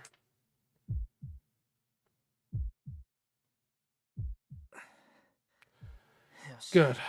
I'm calming down. This must be thanks to my nightly training. My thoughts clear as I take slow, deep breaths. The fever nausea abate a bit. So, about what happened. The man in blue and the man in red. They looked human, but I know they're not. They could have been ghosts of some kind. But I've never heard of ghosts having forms that allow them to interact with humans like that. And the thing was talking, which makes it a little harder to believe it was a ghost if it had a will of its own. For what I've heard, the only spirits that possess physical bodies are the elemental types, but I thought elementals didn't look human. Well, that's not the issue here. There's a more fundamental issue. Those two were trying to kill each other. And there was a robbery and a murder at the house nearby. Eerie stuff like that has been plaguing Miyaki lately. With all this in mind, the only conclusion I can come to is that the situation is out of my control. If only the old man was alive right now. I guess that was kind of whiny, but I'll put it down to the patched up chest wound that still feels so raw. Idiot. I've already decided to do whatever I can, even if I don't understand what's going on. I can complain later. First of all, I need to decide whether I should get involved or not. Well, I guess the decision's made for us. The bell on the roof of the house rings. Now, when anyone says this house is still a mage's house. A bounded field is set around it, and if there's ever an intruder in the area, an alarm rings. A burglar at this hour? I brayed myself for my own idiocy. Of course there's not a burglar. Given the timing, right after that weird incident, there's definitely an intruder. It's no burglar. It's an assassin. They're here to take a life, not property. Because that man said so himself. You saw what you saw, so you gotta die. The house is dead silent. That same murderous intent I felt at school creeps closer through the hushed darkness. I gulp. A chill prickles like needles along my spine. It's no illusion, it's not my imagination. I know that the moment I leave this room, I'll be stabbed again. I desperately try to contain my scream. The instant I scream, the assassin will just leap right in and kill me. And that would just be a repeat of what happened before. I'm not prepared, and I'm going to be impaled again. My breathing grows labored as soon as that thought crosses my mind. I'm mad. I'm mad at myself for being afraid, and I'm mad at that I've put myself in a situation where I'll so easily lose my life after it was saved earlier this damn day.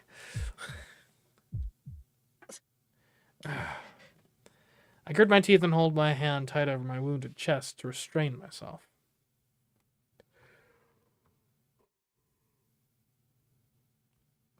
I need to get used to this. This is the second time. This is the second time I'm about to die. That alone motivates me not to die so pathetically as last time. Am I not a mage after all? And if I can't even defend myself from this, what were my 8 years of training for? Fine. Bring it on. I'm not going to agonize over complicated things anymore. Right now, I just need to drive away whoever's here. I need to find a weapon. I may call myself a mage, but the only thing I can do is reinforce something that might work as a weapon. You need a weapon to fight after all. There's plenty of things that might work as a weapon in the storehouse, but I'm not anywhere near there. If I leave the living room and get ambushed, I'm just going to expose myself, and it'll be a repeat of what happened earlier. It won't be easy, but I've got to find a weapon here. Something long and thin would be good. My opponent's weapon of choice is a spear, so a knife would be all but useless. A wooden sword would be best, but I obviously don't have one just lying around. Something right here that might be as suitable as a weapon. Oh, there's only the poster Fujin left. I can't help but feel utterly dejected. But the desperation makes me all the more determined. The situation's so bad, it can't really get any worse. Then all that's left for me to do is to move forward until I have no energy left. Trace on. I speak my incantation and inject magical energy into the rolled up 60-centimeter poster. I try to imbue as much magical energy as possible into the poster to solidify it, since it needs to work as a weapon to go up against that spear. Composition, analyze. I focus my consciousness. Magical energy permeates the poster as if I'm staining its fibers with my own blood. Composition, reinforce. I feel that I've hit the end. Right before magical energy spreads throughout the poster and spills out, I say. Trace off. I cut my connection with the poster. I tremble with excitement. The poster is hard as steel, but its weight remains the same as before. It turned out great for a hastily improvised sword. I did it. How long has it been since my strengthening CMeeCraft succeeded? My CMeeCraft hasn't worked ever since Kiritsugu died, and so for it to succeed at a time like this seems ironic. Either way, now I may be able to defend myself. I at least have some discipline in swordsmanship. I grip the poster with both hands and stand in the middle of the living room. If I stay here, I'm dead, but I don't think I can make it outside the mansion either. So I just need to head to the shed and make a stronger weapon there. Just as I start trying to hype myself up, every hair on my body stands on end. I'm not sure when he got in, but the guy drops from the ceiling straight towards me. A silvery flash strikes my head from above. I can only assume he came through the ceiling and he descended on me, meaning to skewer my head. Oh, you! I roll forward in frantic dodge. The man lands with inhuman grace as I clumsily roll out of the way. I stop myself quickly and get to my feet, makeshift sword at the ready. The guy turns lazily, looking bored. They're making this whole thing kind of a pain. I was trying to be nice, thinking it'd hurt a lot more if you saw me kill you. He shifts the spear to his other hand in a slow, fluid movement. I don't know why, but he doesn't seem as aggressive as he did at the school, which might give me a chance at escaping him. I can't believe I have to kill the same human twice.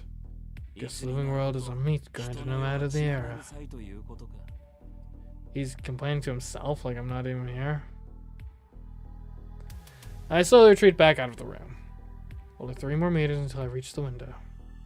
I'll run out, then it's only about 20 meters to the shed once I reach the yard. Then I should quickly...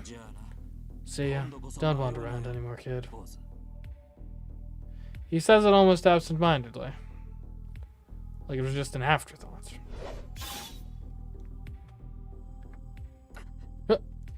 Pain shoots up my right arm. It all happens in an instant. He thrusts the spear forward, not even giving me the time to react. I should have died for a second time right there. The makeshift sword in my hand spared me that fate. He probably thought I had just been holding a rolled up paper. He struck as if I hadn't been holding anything at all, but the reinforced paper sword deflected the attack, so it only grazed my arm. Huh. Interesting trick you've got there, boy. His expression goes blank. His casual attitude from earlier vanishes entirely. He watches me now like a feral animal eyeing its prey. Crap, I was clearly wrong thinking things would be okay. This thing before me is some kind of demon unbound by logic. I keenly realized that letting my guard down even for a second was beyond ludicrous. That's right. Just as things are, I should have just made a break for the window right after whatever miracle let me dodge his strike from above. I thought you were just some kid. I can sense a bit of magical energy from you. So that's how you're alive, even after I stabbed you in the heart. The end of his spear points towards me. I can't block that. There's no way I'll be able to block that swift attack. I could have at least braced myself if he had a sword, no matter how fast he might be with it. But he's holding a spear. A sword is a whole line, but a spear is only a point. How am I supposed to block a point when I can't even see how fast it moves? Fine, you're going to have a little fun. The man drops into a lower stance. In a flash, the spear swings in sideways. I instinctively parry the blow aimed at my face. Good boy. Go on here. Here comes another. It's a cyclone. I'm not sure how he's moving his spear in this small room, but it traces a beautiful arc without even touching the walls. Ah! Next swing comes from the opposite side, aiming at my torso. Ugh. The force of the swing bends my makeshift sword as I try to parry. Monstrous. Is that a hammer he's swinging? Damn, the numbness in my arm is telling me that they might be broken. You!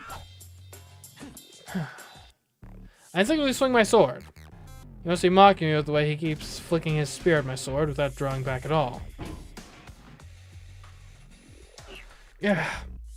Numbness creeps into my arms after going on the attack. My makeshift sword bends even more, and the man's spear changes trajectory slightly. You're helpless. I gave you an opportunity, but you wasted it. Then again, I guess expecting a good fight from a mage is asking too much. He moves like this is just a game. Such confidence. He'd been letting me take a swing at him after he took a couple shots at me.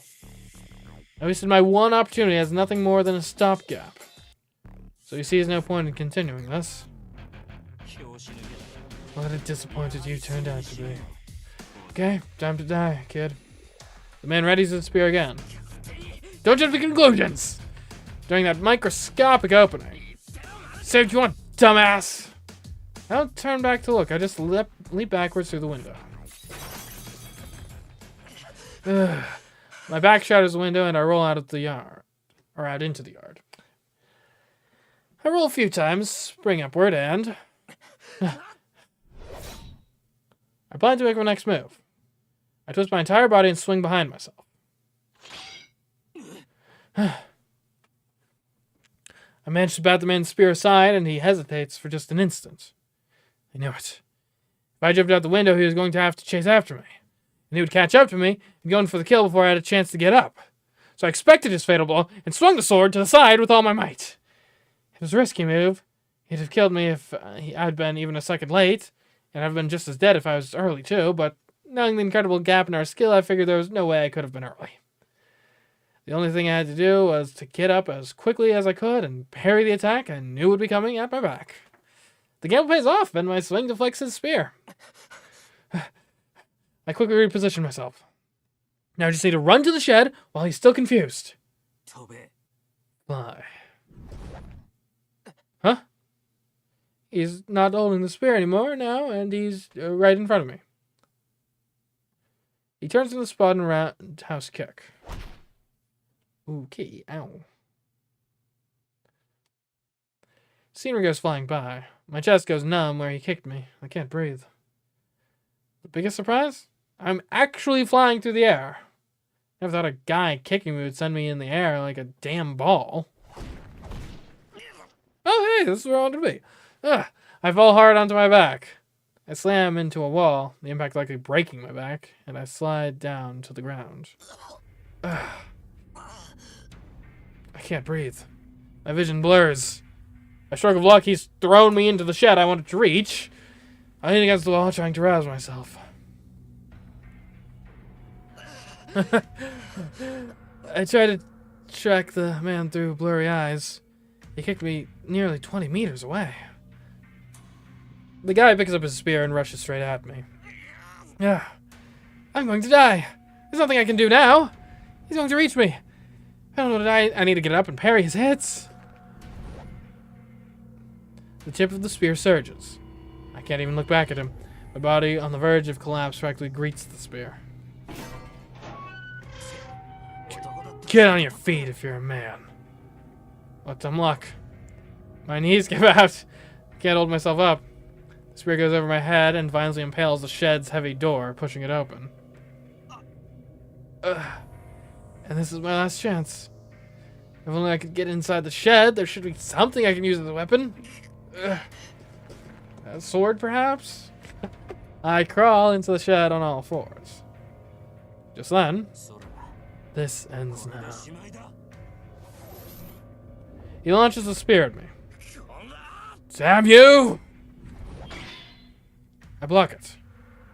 I open up the rolled poster to create a single-use shield. The impact makes a dull sound. The poster unrolled probably isn't as strong. It blocks the spear, but it tears apart, returning to a normal bit of paper. Ugh. The spear's impact flings me against the wall. Ugh. I fall on my butt and try to get my heart beating again after it feels like it's trying to quit on me. The moment I raise my head to try to grab some useless weapon. It's over. But none of the last move of yours surprised me, kid. The man points a spear in front of my face. I can't do anything else now. His spear is pointed directly at my heart. I know this feeling. It's the scent of death assailing my nostrils, reminding of the pain I felt a few hours ago. Honestly, I don't get it. You're quick-witted, but your MeeCraft's completely shit. You've got potential. But maybe we're just too young. I don't hear the man's voice. My attention is focused on the weapon pointed at me. Obviously. The moment he thrusts, I'm dead. What else is there to think at this point? I doubt it. But maybe you were the seventh one. Either way, this is the end for you. His arm jerks. I was able to see his movements earlier, but now I see every last one in slow motion. There's a bolt of silvery light. The tip seems like it's being drawn towards my heart. Blood will gush from the wound in just a second. I know this feeling. The sensation of iron piercing my body. The taste of blood that will well up in my throat. That feeling of the world around me fading. I experienced all of it earlier today. And now I'm going to have to experience it again. Really? I don't understand. Why do I have to be the one who goes through this? This is bullshit. No, I can't die in vain in a place like this. I was saved. If I was saved, I can't just die like this. I need to live to fulfill my obligations. I won't be able to do that if I'm dead. The spear is still going to impale me, though.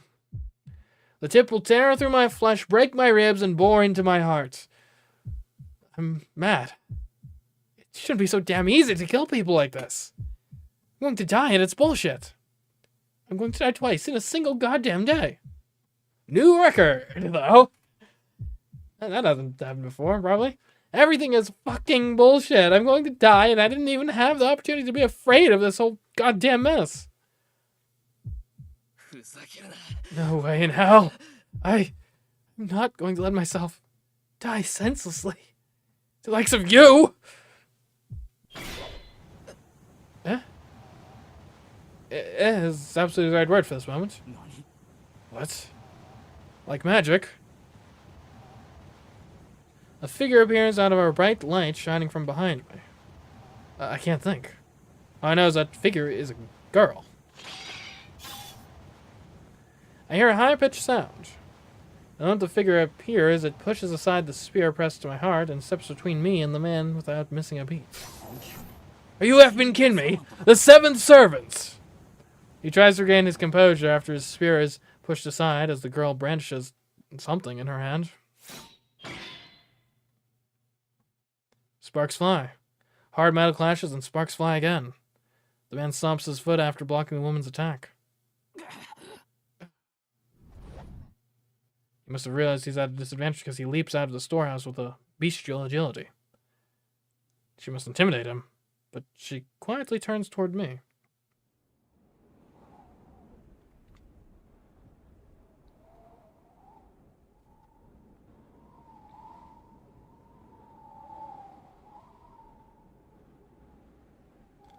The wind is strong today. The clouds slide away and the moon shines through for a brief instant. The silver moonlight shines into the shed, illuminating the girl, who appears like a knight. I'm speechless.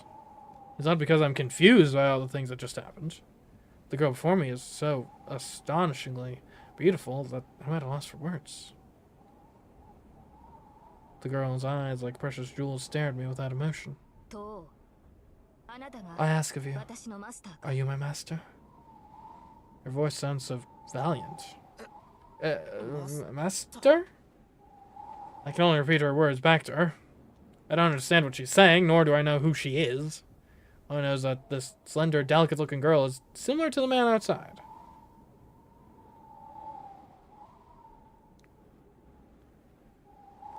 She says nothing, continuing to look at me in silence. I don't know how to describe her. She's special. So special that I forget entirely about the man outside, even though he might attack at any moment. Time seems to have stopped. Even the fear of death I'd felt moments ago vanishes, and there is only the girl standing before me. Servant Saber, I have come in response to your summons. Master, please give me your orders. It's the second time she speaks. And the moment I hear the word master and the name Saber echoes in my ears. Pain shoots through my left hand. It's hot like being branded by an iron. I unconsciously press the back of my left hand. Taking that as a sign, the girl silently nods her beautiful head. Henceforth my sword creates your destiny, and our fates shall be intertwined. And thus our contract is formed. Contract for what? I'm still a mage in training, so I understand what those words mean. If the girl doesn't respond to my question, she simply looks away with the same grace she'd shown when she nodded. She turns toward the shed's ruined door. Outside, the man readies his spear.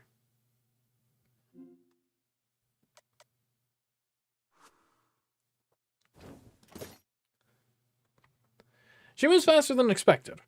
The girl in knight's armor leaps out of the shed without hesitation. What?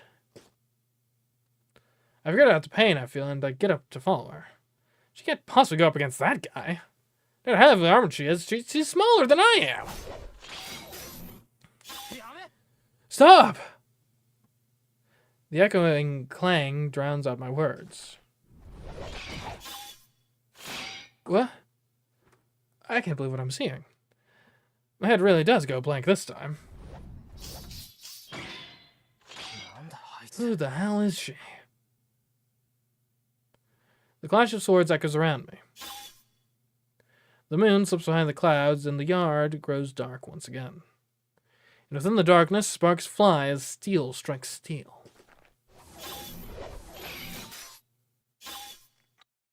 Without saying a word, the spear-wielding man meets the girl who leapt from the shed.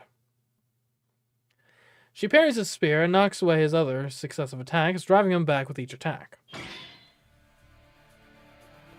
I can't believe it. This girl, Saber, is somehow overpowering the man. The battle's begun. What happened between that man and I earlier doesn't even count as a battle. A battle, that's a fight between two people each able to kill the other. Now to the difference in ability, it can still be called a battle as long as both are able to kill the other. In that sense, these two are fighting a battle. The man attacks her, swinging his spear so quickly I can't even see his strikes. Somehow. She parries his every attack perfectly with something as she closes in on him. Damn. The man backs up slightly, clicking his tongue hatefully. He holds his spear vertically to ward off her attacks on his side.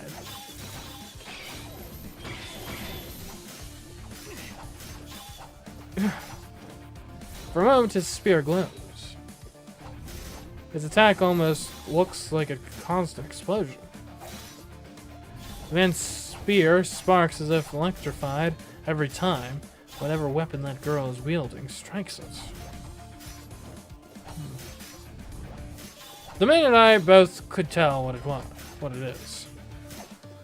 Its furious magical energy is so dense it can actually be seen. Her attacks are charged with incredible amounts of magical energy. The unbelievable amount of magical energy crackles along her opponent's weapon every time they make contact.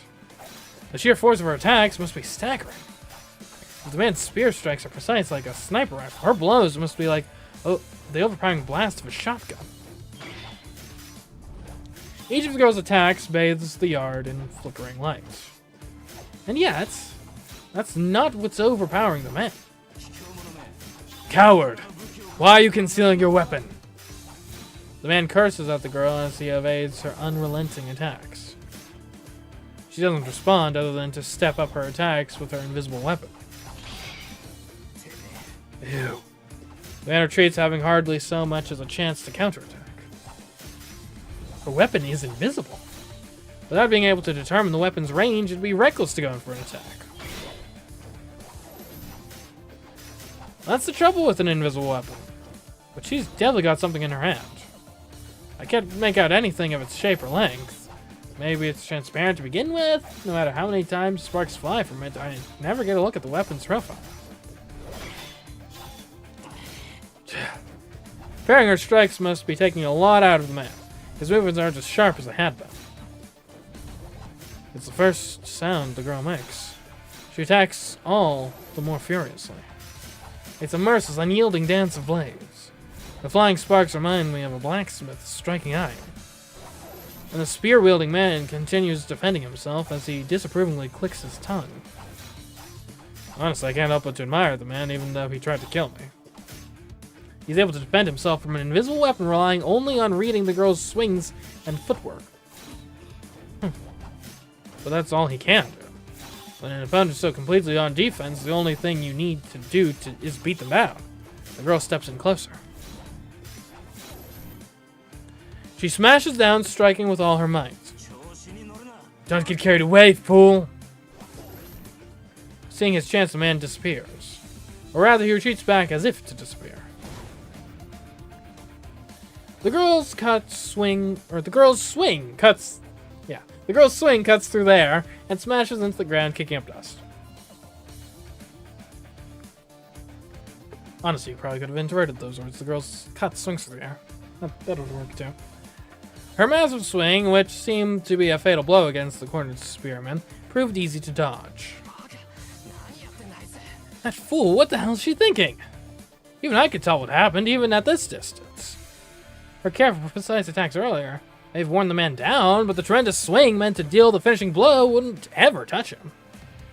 The restless attacks must have put incredible strain on the man's body as he tried to defend himself. Yet he suppressed that pain for a single moment to jump away. He knew that her last attack would determine the victor. The man jumps back several meters, then comes in to strike once again. Don't his feet touch the ground.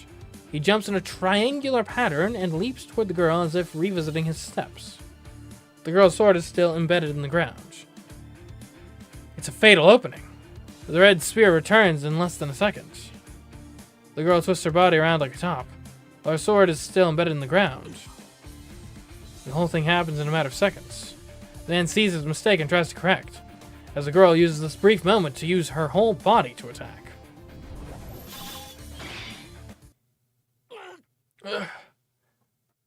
Both the man and the girl seem unsatisfied, though. Both struck, intending to kill.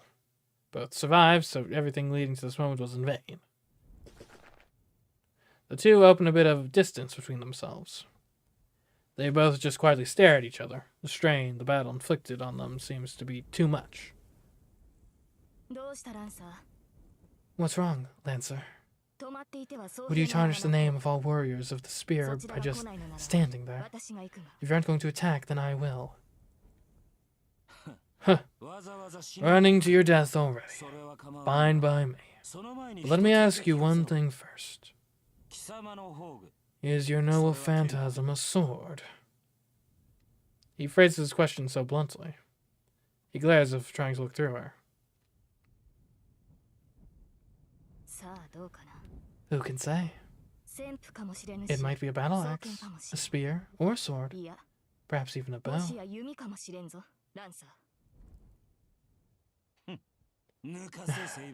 Keep talking, Saber. Somehow this conversation seems to be amusing him. The man called Lancer briefly lowers his spear. It looks as if he's saying he doesn't want to fight anymore. Huh? The girl seems puzzled by Lancer's move. but I know what his stance means. I remember the fight at school a few hours ago. It's the killer move that was supposed to have ended the battle. I'm going to ask you one more thing. Since this is the first time we've met, want to call it even for now?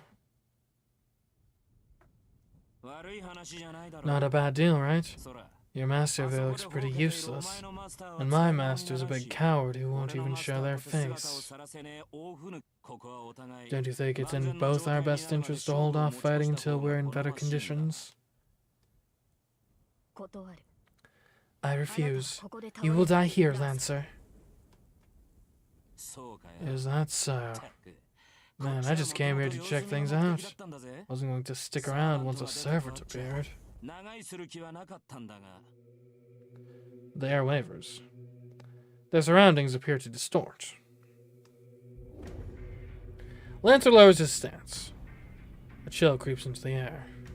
The same thing happened earlier. Magical energy rumbles as it forms a vortex at the tip of the spear. A noble phantasm. The girl readies her weapon and glares at her enemy. I don't need to speak up. She knows very well how dangerous the enemy is. She is the one confronting him. See ya. Your heart is mine. The beast kicks the ground. Lancer appears in front of the girl so quickly he may have well as teleported. He takes the spear and aims at her feet. Even to me, that seems like a poor choice. I can see any way an attack would be effective with the spear pointed at the ground in front of her feet. I bear to think the same. The girl leaps over the spear toward Lancer, intent on striking him down. But that moment, his words alone radiated immense magical energy.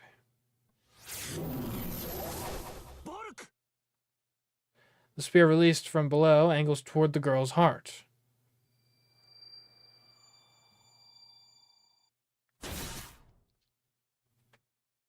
Her body hangs in the air. The blow sends her flying in a wide arc. She smashes heavily into the ground. She's bleeding. She'd been unscathed until now, but her heart is pierced and she's bleeding profusely. A curse. Or a reversal of fate. I'm just as bewildered. But watching from afar may have given me a better perspective on how bizarre the attack was. The spear had been aimed at her feet, I'm sure of that. But then it just changed direction, moving and stretching impossibly to pierce the girl's heart.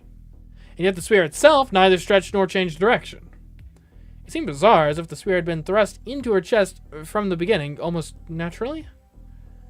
It wasn't as simple as the spear changing its trajectory and piercing the heart. The spear didn't change course. It altered truth itself to make that happen. The moment he spoke those words and released the spear, the intent of piercing her heart had been realized. Essentially, his attack reversed cause and effect.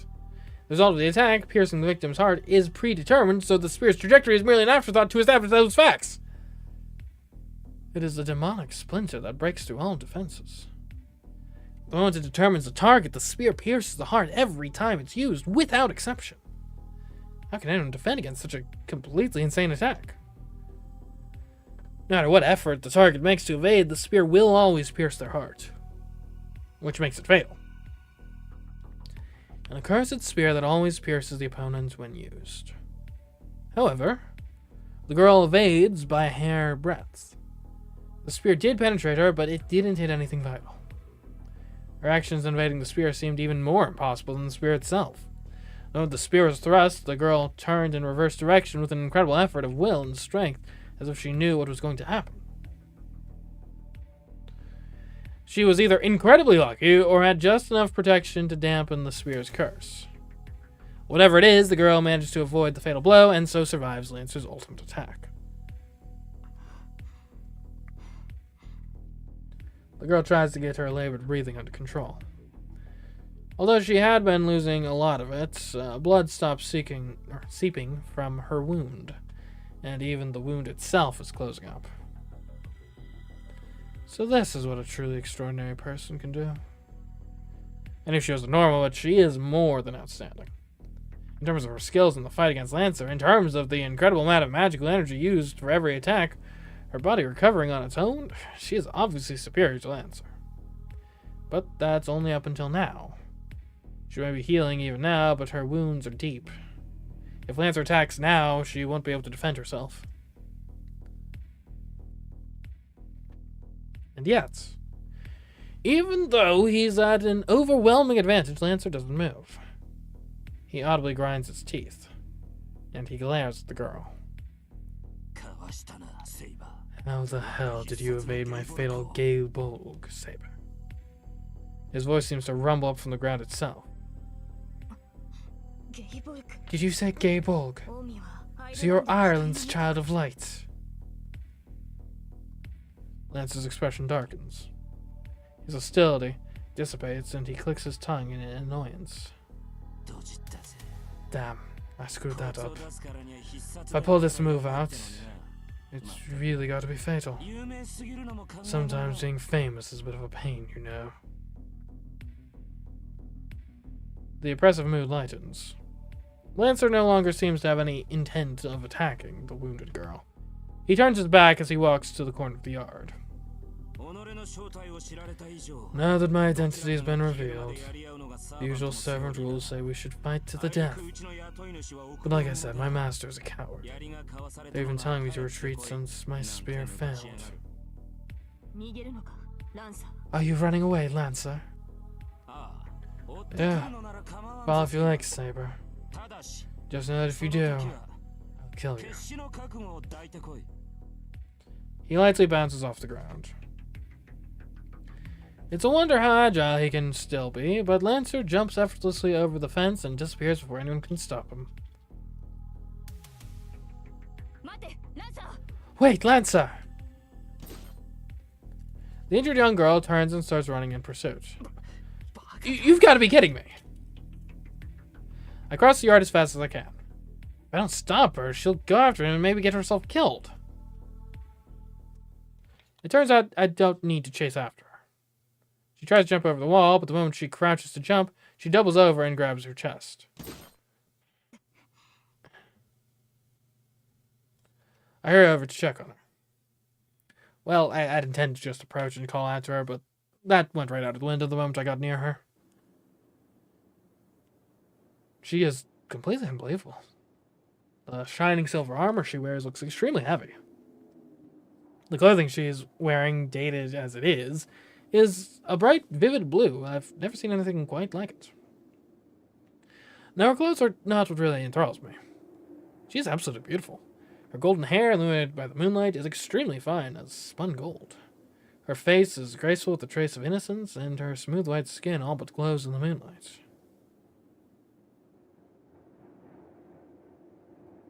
I'm speechless. Her beauty completely takes my breath away. How did this happen? Seeing a girl wounded in a fight made me absolutely furious. As I stand there gawking, the girl remains silent, her hands clamped over her chest. I edge to her staring pretty quickly. She lifts her head and lets her hand fall from her chest, her pain seeming to have eased. She looks directly at me. I don't know quite how to respond to that gaze, but then I notice something. Your wound's gone. The spear missed her heart, but it did pierce her chest, yet there's no outward sign of a wound. I heard there's a kind of healing magecraft, but she didn't seem to use anything like that. That must mean she can heal herself, no matter how wounded she is? My mind switches gears. I shouldn't be gawking at her. This girl is unbelievable, and I absolutely should not let my guard down around her until I know who she is and what's going on. Who the hell are you? I take half a step back as I ask the question. What do you mean? I'm Saber, a servant. You are the one who called me here. So you needn't ask. Saber? Servants? Yes, so please address me as Saber. She says it so casually. There's a touch of contempt in her tone, but it remains mostly gentle, and hearing her voice makes my head go blank. What? Why the hell am I getting agitated? I see. That is a weird name. I cover my burning face with a hand and respond stupidly. But I honestly don't know what else to say. Besides, how else would she respond when I just asked her what the hell she is? It'd be rude for me to not respond. I'm Shiro. My name is Shiro Amiya, and I live here. There's something wrong with me. I'm saying the dumbest things. But, well, she did give me her name. It's only polite that I give mine. I know I'm confused, but it's still important to remain rational no matter who I'm dealing with. The girl Saber just keeps watching me in my confusion. She moves, not an inch. Forget all that. That's what I was asking. It's that... I know very well that you are not a typical master. Eh? Yet you are still my master. As long as we have formed a contract, I will not betray you. You need not be on your guard around me. Crap. I hear her, but I couldn't be more lost. The only thing standing out to me is that she keeps referring to me as Master. You got it wrong. My name's not Master. Very well, then I will call you Shiro. Yes, I like that better. Then when she said my name, I thought my face might actually burst into flames. Isn't it more normal to call someone by their last name when you first meet? Wait, why would you choose to address me like that? Ouch. A strange sensation tingles through my left hand. It's hot. The back of my hand is burning. A strange pattern appears on the back of my left hand like a tattoo. What? Those are called command spells, Shiro. There are 3 spells which command a servant's obedience. Their master's very life, so please use them carefully. On you? Shiro, please heal me. Her tone is cold now. It seems she's not focused on me, but something elsewhere. Wait, are you asking me? Sorry, but I don't know what use Cupcake CMeeCraft like that, and you're already healed anyway. Saber frowns. I think I've said something that disappoints her. Then I shall face them as is. My regeneration has only repaired the superficial damage. But one more battle shouldn't affect me. One more battle? What do you mean? There are 2 enemies outside, what I can sense. I'm sure I can defeat them in a few seconds. Saber leaps over the wall effortlessly. Just like Lancer, she makes it look easy. And now I'm just alone in the yard. Enemies outside? I realize what she means as soon as I say it. But you're going to keep fighting? I move without thinking. I run as fast as I can toward the gate. I reach the gate, unlock it with trembling fingers, and jump out. Saber, are you here? I strain to see in the darkness. Clouds have completely obscured the moon, leaving it pitch dark. Now of all times. But I hear something nearby. There. I run into an empty pathway. It happens all in an instant. I see a familiar man in red and Saber fighting. Saber rushes him and breaks through his guard in a single sweep. This seems like it might actually be important. Which one do I do? See, stop or don't stop. And they're both the same color, so that's not helpful. Did I get this choice before? I'll be honest, I might real quickly just pull up my previous videos just to see if I got this choice, and if so, which one I did, because I think this one might be important to choose the opposite. So hold on a second.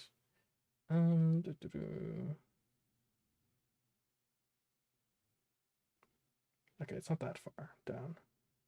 There you are.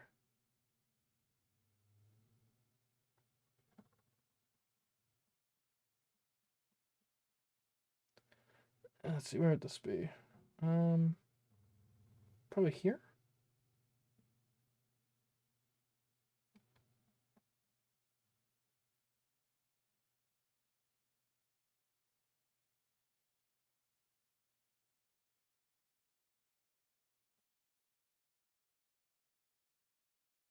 Oh wait, is that prologue? That's prologue. That's prologue. There we go.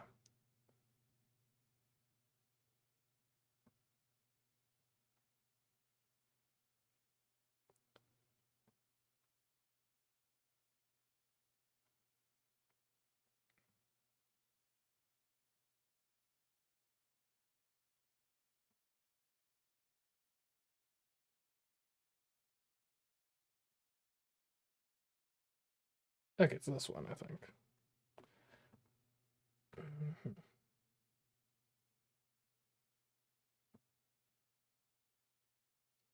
Okay, so there's the command spells. Rushing out.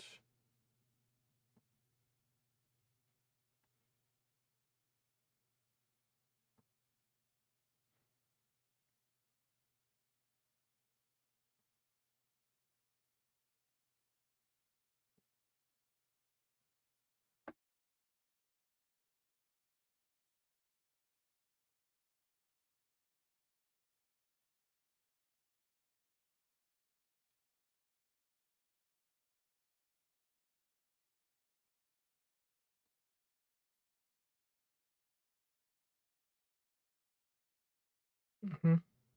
Okay, so that's the exact moment. Saber rushes him.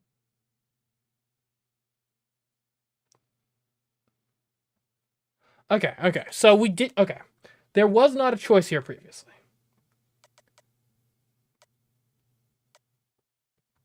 Previously, I don't get her to stop. There is no choice, but she just cuts him as the next line. So, knowing that. Back to the line. Okay. Knowing that, I would assume if we want to get a different thing, we have to stop her here. I'd assume. That makes the most sense to me. Okay.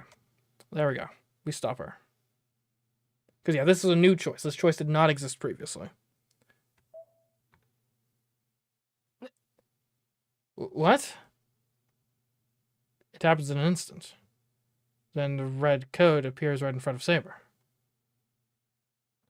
Saber attacks, and he loses his balance. I see her preparing the finishing blow. Behind that, I'm sure I know the person the man in red is protecting. Wait! I reach toward her with my left hand and cry out. Am I going to waste the command spell on this one? I have no idea who that man in red is. But after defeating him, I'm sure Saber will attack the person behind him without hesitating. I can't let that happen. I can't let Saber hurt her. Saber, stop!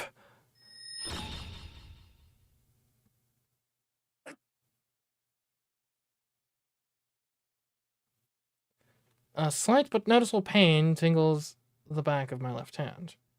Okay, well, looks like I've already used a command spell. One of the marks there fades away. As if in exchange for that, Saber halts her attack, though it shouldn't have been possible for her to do so by that point.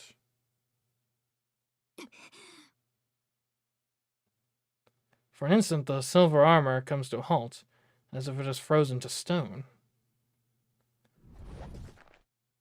The man in red takes advantage of the opening and makes his escape. That guy, he's... I'm sure of it. He's the one who is fighting Lancer. That means the girl behind him is... I don't really want to believe it, but is it really...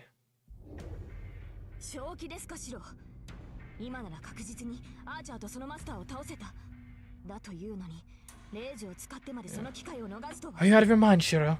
I could have defeated Archer and his master right here, but he used a command spell just to waste the opportunity. That is true. Yes. Well, what am I supposed to do? I can barely process the situation. I stopped Saber because I don't want her to kill the girl who saved my life? Master, please retract your order. I cannot defeat our enemies, even the ones who should be easily beaten, if this is how you conduct yourself. Saber readies her weapon again. Before her stands the man in red I prevented her from defeating. No. Stop, Saber. Just, I have no idea what's going on. but you're trying to kill someone I know, and I can't let you do that. What are you saying? She is Ansh's master. She is our enemy, so we must finish her off here. Enemy? She and the man in red are enemies? I don't care about that. For a start, you're calling me master, and I have no idea what that means. And if you're going to call me that, you should at least explain it to me. That's true, but... Then... So that's how it is, Mr. Amateur Master. Rin's tone is mockingly polite. I turn around to see the man in red and a girl in a uniform push her way to the front. I take a moment to catch my breath. So I wasn't seeing things. It was Rin Tosaka who was with the man in red. Rin Tosaka. How do I put this? Even I can tell the man behind her isn't human. Like Saber, he is not of this world. Then, if Tosaka is bringing him around, she's also... Huh? Oh, you know who I am. Well then, that makes things easier. First off, good evening, Emiya. Hope the archer gets worse screen time. Well, I mean, now that he's not going to be, like, mortally wounded from the beginning, yeah, maybe. I don't know what her intentions are. Tosaka greeted me with a bright smile. Huh? This is troubling. Her incredibly casual greeting makes it seem like all this craziness isn't real, and I find myself wanting to return to the greeting. Are you serious? This isn't the time for greetings, Tosaka. You're... Yes, I'm a master, just like you. That would make me a mage. We have that in common, so there's no need to hide, is there? A mage? You're a mage, Tosaka. Oh. Crap. I don't know why, but Tosaka... She looks really, really irritated. Oh no, that's not what I meant to say. I see. That makes sense. So it's going to be like that, huh? Like what? Huh? Did I say something wrong? Tosaka glances at us and turns back to the man behind her. Archer, I'm sorry, but can you go into your spirit form for a while? I'm kind of pissed off right now. I don't mind, but what do you mean by pissed? Exactly what I said. I have to make him understand the situation he's in, and I don't need you for that right now, so turn invisible. Saber can't relax as long as you're here.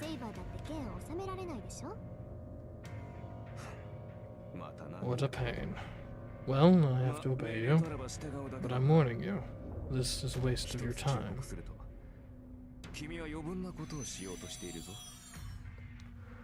The man just disappears like some kind of illusion. Tosaka, that was... Never mind that. Let's talk inside. You don't know anything about this, right, Emiya? Don't worry, I'll explain whether you like it or not. Tosaka is completely nonchalant as she heads for the gate. Wait, Tosaka, what are you thinking? I stop her without thinking. And then... Tosaka turns around, but her smile is different from before. You idiots. I'm thinking all kinds of things. That's why we need to talk. I mean, it's understandable to be surprised by everything that's happened, but failing to accept that could cost you your life. By the way, understand this is now one of those times. Huh? If you understand, that's enough. Let's get going to your place. You're okay with that, right, Saber?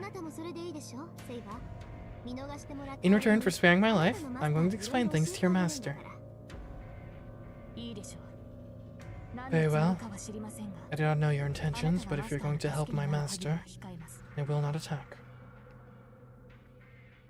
Tasaka goes through the gate. She's really pissed. I don't know why. I have no idea why, but still. She's completely different from when she's at school.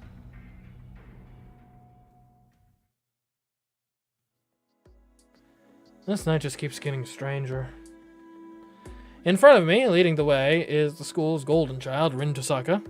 Even I admire her. Following silently behind me is Saber, the blonde girl who calls herself a servant.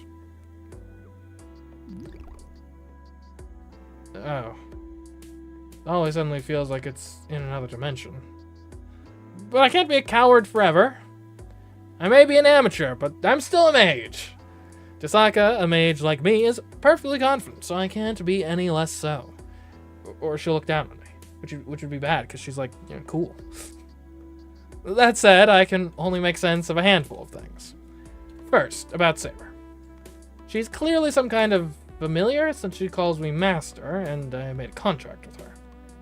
I've heard that a familiar serves as a kind of assistant to mages. Usually mages transplant a part of their body into something, then has that other self that process creates serve them. A familiar is simply intended to assist a mage in whatever they do. To minimize the burden that familiar creates, small animals that require minimal magical energy are usually the most suitable for the role. So it's taught at any rate, but what is it, Shiro? Oh, nah, it's nothing. Saber looks completely human. More than that, though, she's clearly superior to me, her master, in, well, every way. I don't have enough magical energy to bind a regular person, much less the magic circuits to use a familiar. So Saber must only be something similar to a familiar? There have to be differences. She called herself a servant. I'm not sure what that is, but I get the sense that Guy Lancer and the man in red with Tasaka must be the same thing as well. Saber also was calling Tasaka a master. I guess that means mages who have servants are called masters. Apparently Tasaka is a mage too, but I have no way of telling what she really is. The Mia family are just outsiders that came to this town in my old man's generation. That's why I don't know Tasaka was a mage, and I'm sure Tasaka didn't know that I've been learning magecraft either. There are several mages in this town that I don't know about. If Lancer and the other mages' servants are familiars, does that mean I've stumbled into a conflict between mages? Wow, this place is pretty big. I'm also not used to Japanese style. Oh, Amiya, is that the living room? Tasaka continues talking as she heads into the living room. I need to stop overthinking this. We head into the living room so I can hear what Tasaka has to say.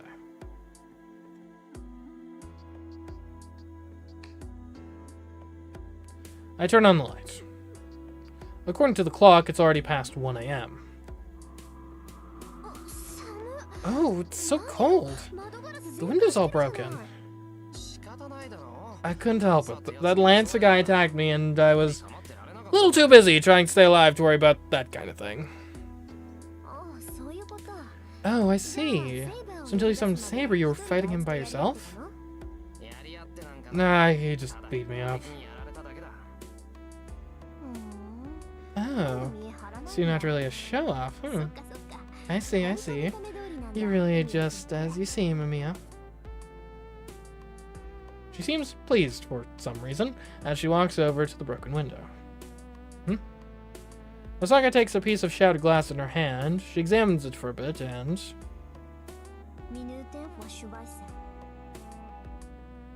she cuts the tip of her finger and lets a drop of her blood drip onto the shard of glass.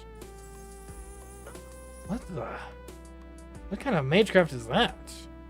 Shattered pieces of the window reform into a complete hole right in front of me. Just look at that was.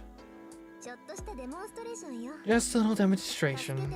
It doesn't make us even after you saved me, but it's the least I could do. Well, I'm sure you would have fixed it even if I hadn't, but it'd be a waste not to use my magical energy, right? You really could just change the window, but I can't even talk when it's this cold. Tosaka says all this as if it were normal. Needless to say, her skills are beyond my comprehension. No, that's amazing, Tosaka. I can't do anything like that, so I appreciate it. Huh. What do you mean you can't? Of course you can. Fixing glass is basic. It's trivial, like entrance exam for school-level stuff, right? Oh, really? I only know what my old man taught me, so I don't know any of that kind of stuff. Huh? Tosaka freezes. Crap, I think I've just said something I shouldn't have. Oh no, she doesn't think I'm cool anymore. Hold on, hold on.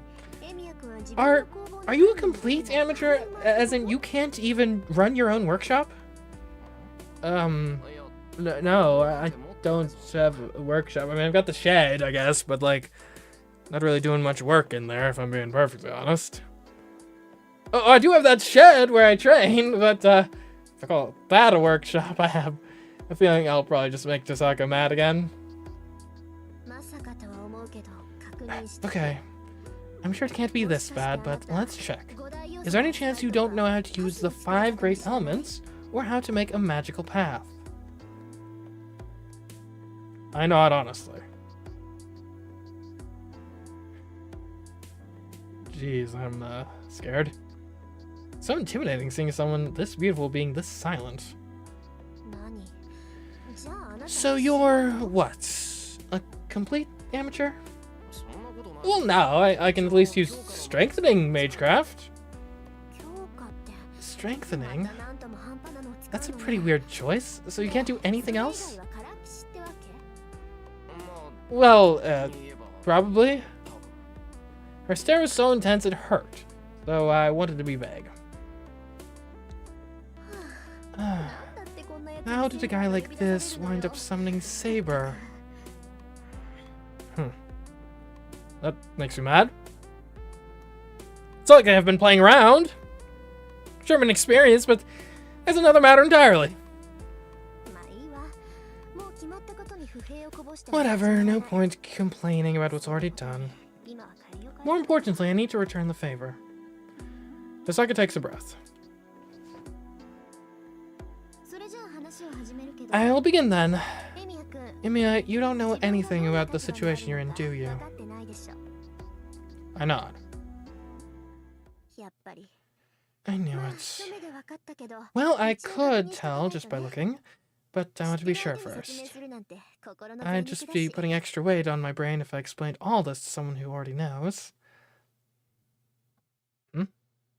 That's a weird way of putting it, but I stay quiet only so she won't punch me. If only so, you know. So to start, you were chosen as a master. You have a holy sign on one of your hands, right? It varies by person, but there should be 3 command spells on the back of your hand or arm. That's proof you're a master. On the back of my hand. Oh, this! Yeah, it's something like magic words you can use to control servants, so take care of it. It's called a command spell, but as long as you have that, you can keep control of your servants. Huh? What do you mean, as long as I have it? Command spells are absolute commands. They overrule your servant's will and force them to obey your command. It doesn't require any spell to activate. In fact, it will activate as long as you focus on using it. Also, if you lose all your command spells, you'll be killed, so yeah, be careful. What? I'll be killed? That's right. Masters killing other masters is a pretty key part of the Holy Grail War. At the end, the master who defeats the other 6 masters is awarded the Holy Grail, which can grant any wish. What? Oh, hold on. I don't understand what Tosaka's talking about at all. Like, about masters defeating other masters, and in the end, the winner gets the Holy Grail? So by Holy Grail, does she mean the Holy Grail? You still don't get it. Fine. You got dragged into a game. A very deadly game between 7 masters called the Holy Grail War. This is a battle to the death between mages. It only ends when you're the last master left standing. Tosaka says this all plainly, as if it were normal. Her words swirl around in my head. I have been chosen as a master. Tosaka says she is a master. Familiars called servants. And the battle to the death called the Holy Grail War. Wait, what is that? What are you even talking about? I understand how you feel here, but it's the truth. Besides, deep down you understand, don't you? You've had servants nearly kill you, not once, but twice. I'm sure you've worked out that this isn't something you can just run away from. That is, okay, then Lancer guy did almost kill me, but... Oh wait, no. You weren't almost killed, you actually were killed! Surprised you came back to life, Inlia. I wasn't almost killed? I really bet it. That's right. That guy with the spear killed me. The fact that I'm somehow alive should be even more surprising than this mess I'm in. The wound in my chest. The blood running. The warmth fading. And the pure voice I heard there on the brink of death. Did you get it now? That's the situation you found yourself in. You can't run away just because you don't know anything. But you've braced yourself since you're a mage, right? We're the ones who kill and get killed. Tosaka is in a good mood. Maybe she likes seeing me so troubled. Sure, I've braced myself. But before that... Tosaka, how do you know about Lancer killing me? How does she know that? How does she know that?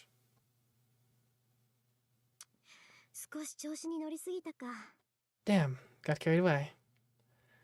She's acting pretty suspiciously now. I'm just assuming. Forget it, it's nothing. Really? That is the weakest excuse I've ever heard. It's not nothing! When it happened, someone... Don't worry about it. You should be more concerned about the position you're in. You're also one of the 7 masters, in integral role in the Holy Grail War. Look, once every few decades, 7 masters are chosen in this town and given a servant. Masters use their own servants to kill the other masters. Those are the rules of the ritual known as the Holy Grail War. I'm also one of the chosen masters. So I made a contract with a servant, and you made a contract with Saber. It seems like you didn't summon Saber yourself, but servants are familiars the Holy Grail provides. That means it's even possible for a mage who knows absolutely nothing, like you do, to become a master too.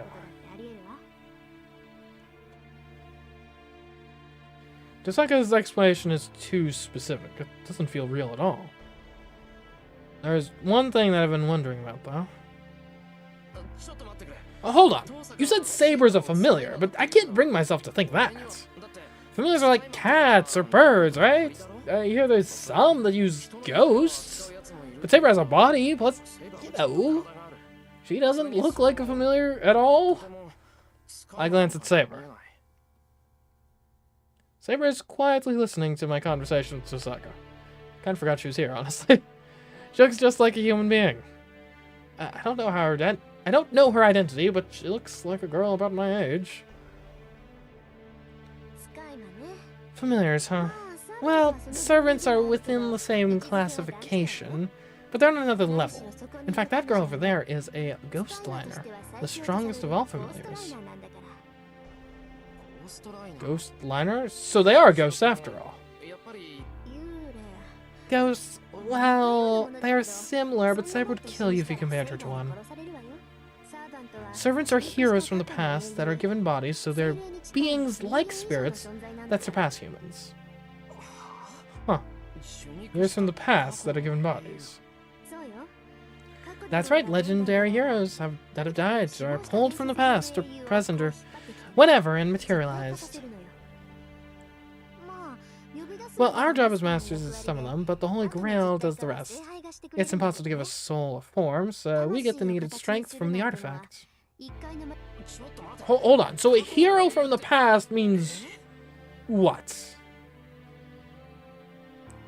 I look at Saber. So she was a hero too. Yeah, quite frankly, it probably should have been a little more obvious that Saber was, you know, female King Arthur. Come to think of it on the first playthrough. It is the Holy Grail War after all. Like, it's just very thematically appropriate. Anyway, so she was a hero too.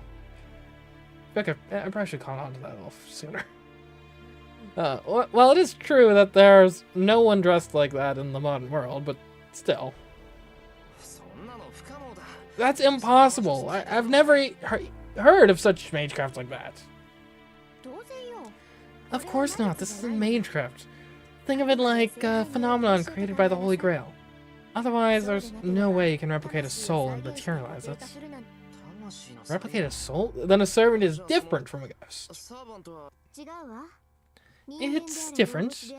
Haven't you heard that humans, animals, or machines that leave great achievements behind get pulled out of the cycle of reincarnation and sublimate into beings of a higher rank? Heroic spirits are like that. They're basically godlike figures that are worshipped as such. Spiritual evocation, or the use of mediums to channel the powers of heroic spirits, fall under general ghost-handling magecraft. Servants are familiars that use something like the original form of the heroic spirit instead. That's why they usually accompany you in spirit form, but you can materialize them and make them fight if necessary. Huh, so you can use them in a spirit form, or give them a material body. So the guy with you disappeared because he turned into spirit form. Yeah, he's keeping watch on the roof right now. I'm sure you figured it out from the last battle, but servants can only be defeated by other servants. Spirits like that. Of course we can attack them if they take form, so we might be able to defeat them. But servants are all, like, walking, breathing monsters, right? So that is to let them fight each other while the master supports them from behind. Huh. Osaka's explanation offends me for some reason. I don't know about other servants. I don't want her calling Saber a monster. Anyway, masters need to use their summoned servants to defeat other masters. Do you understand that much? Technically, yes. But I'm not convinced. To begin with, who even started such a thing, and for what? That's not something I know, or can answer for you. You should ask the one overseeing the Holy Grail War. What I can tell you is that all you can do now is fight, and since servants are strong familiars, use yours wisely. Tosaka says this as she turns to look at Saber. So, from what I hear from Emiya, here, you must not be in your full form, Saber. You're summoned by a mage apprentice that has no idea of how to be a master. Yes, just as you say. I'm not in my best form. Since Shiro has no magical energy to give me form, it will be difficult to return to spirit form or restore my magical energy. I'm surprised. I mean, I'm surprised it's that bad, but I'm even more surprised you would be so open with me. I was even thinking out how I can try to find out your weaknesses.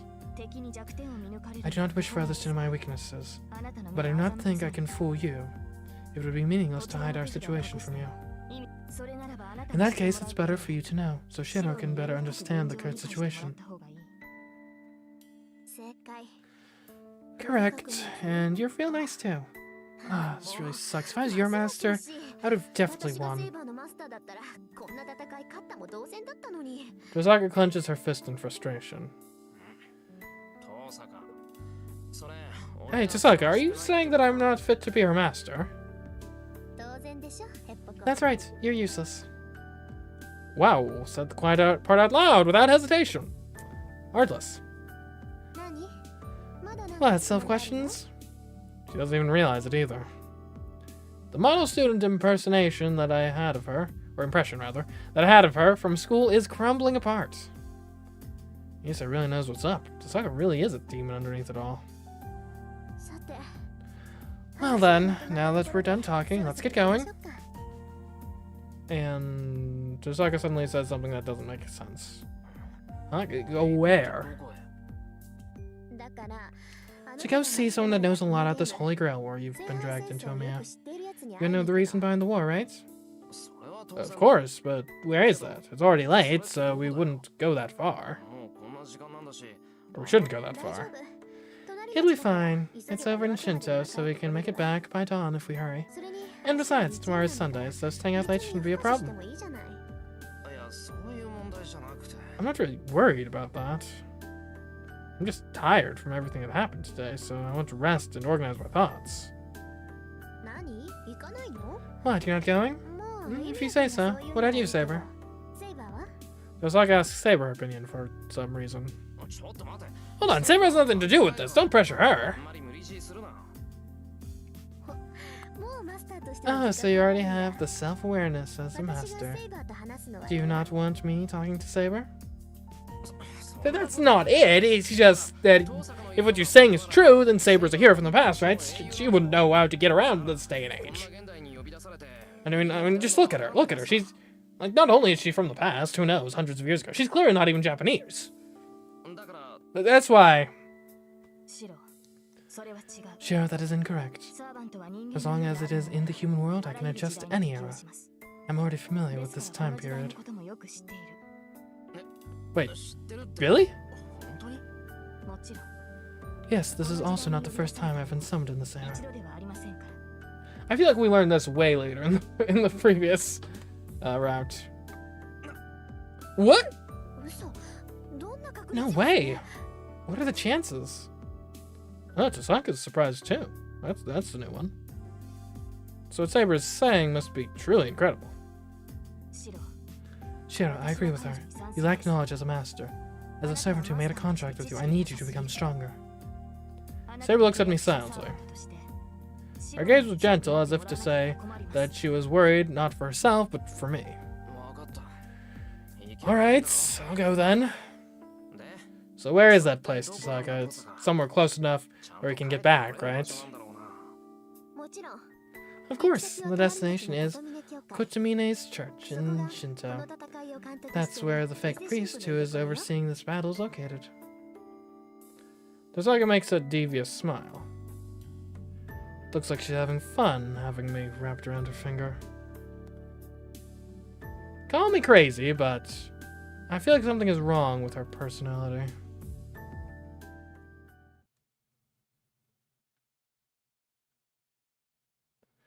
Okay. I think that's what we're gonna have to call it for today. I know we haven't seen that much like new stuff yet. Long opening. My apologies for that, but things should probably start getting interesting next stream. But I think that is where we're gonna have to call it here. Oops. Let's save that. Alright. Back to title. Anyways, thanks for joining me today.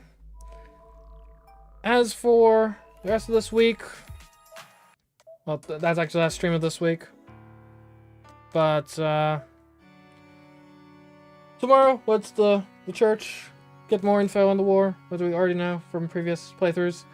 And, yeah. Did I say tomorrow? Next stream. So, plan for next week, thus far, 100 line on Monday. Fate sent out on Tuesday. Might do like a roguelike or something on Wednesday. Depends on how other things shake out in my life. But those are the two kind of confirmed streams for now. But anyways, hope you enjoyed. Till next time, I've been CMeeCraft, and I'll catch you next stream and or video.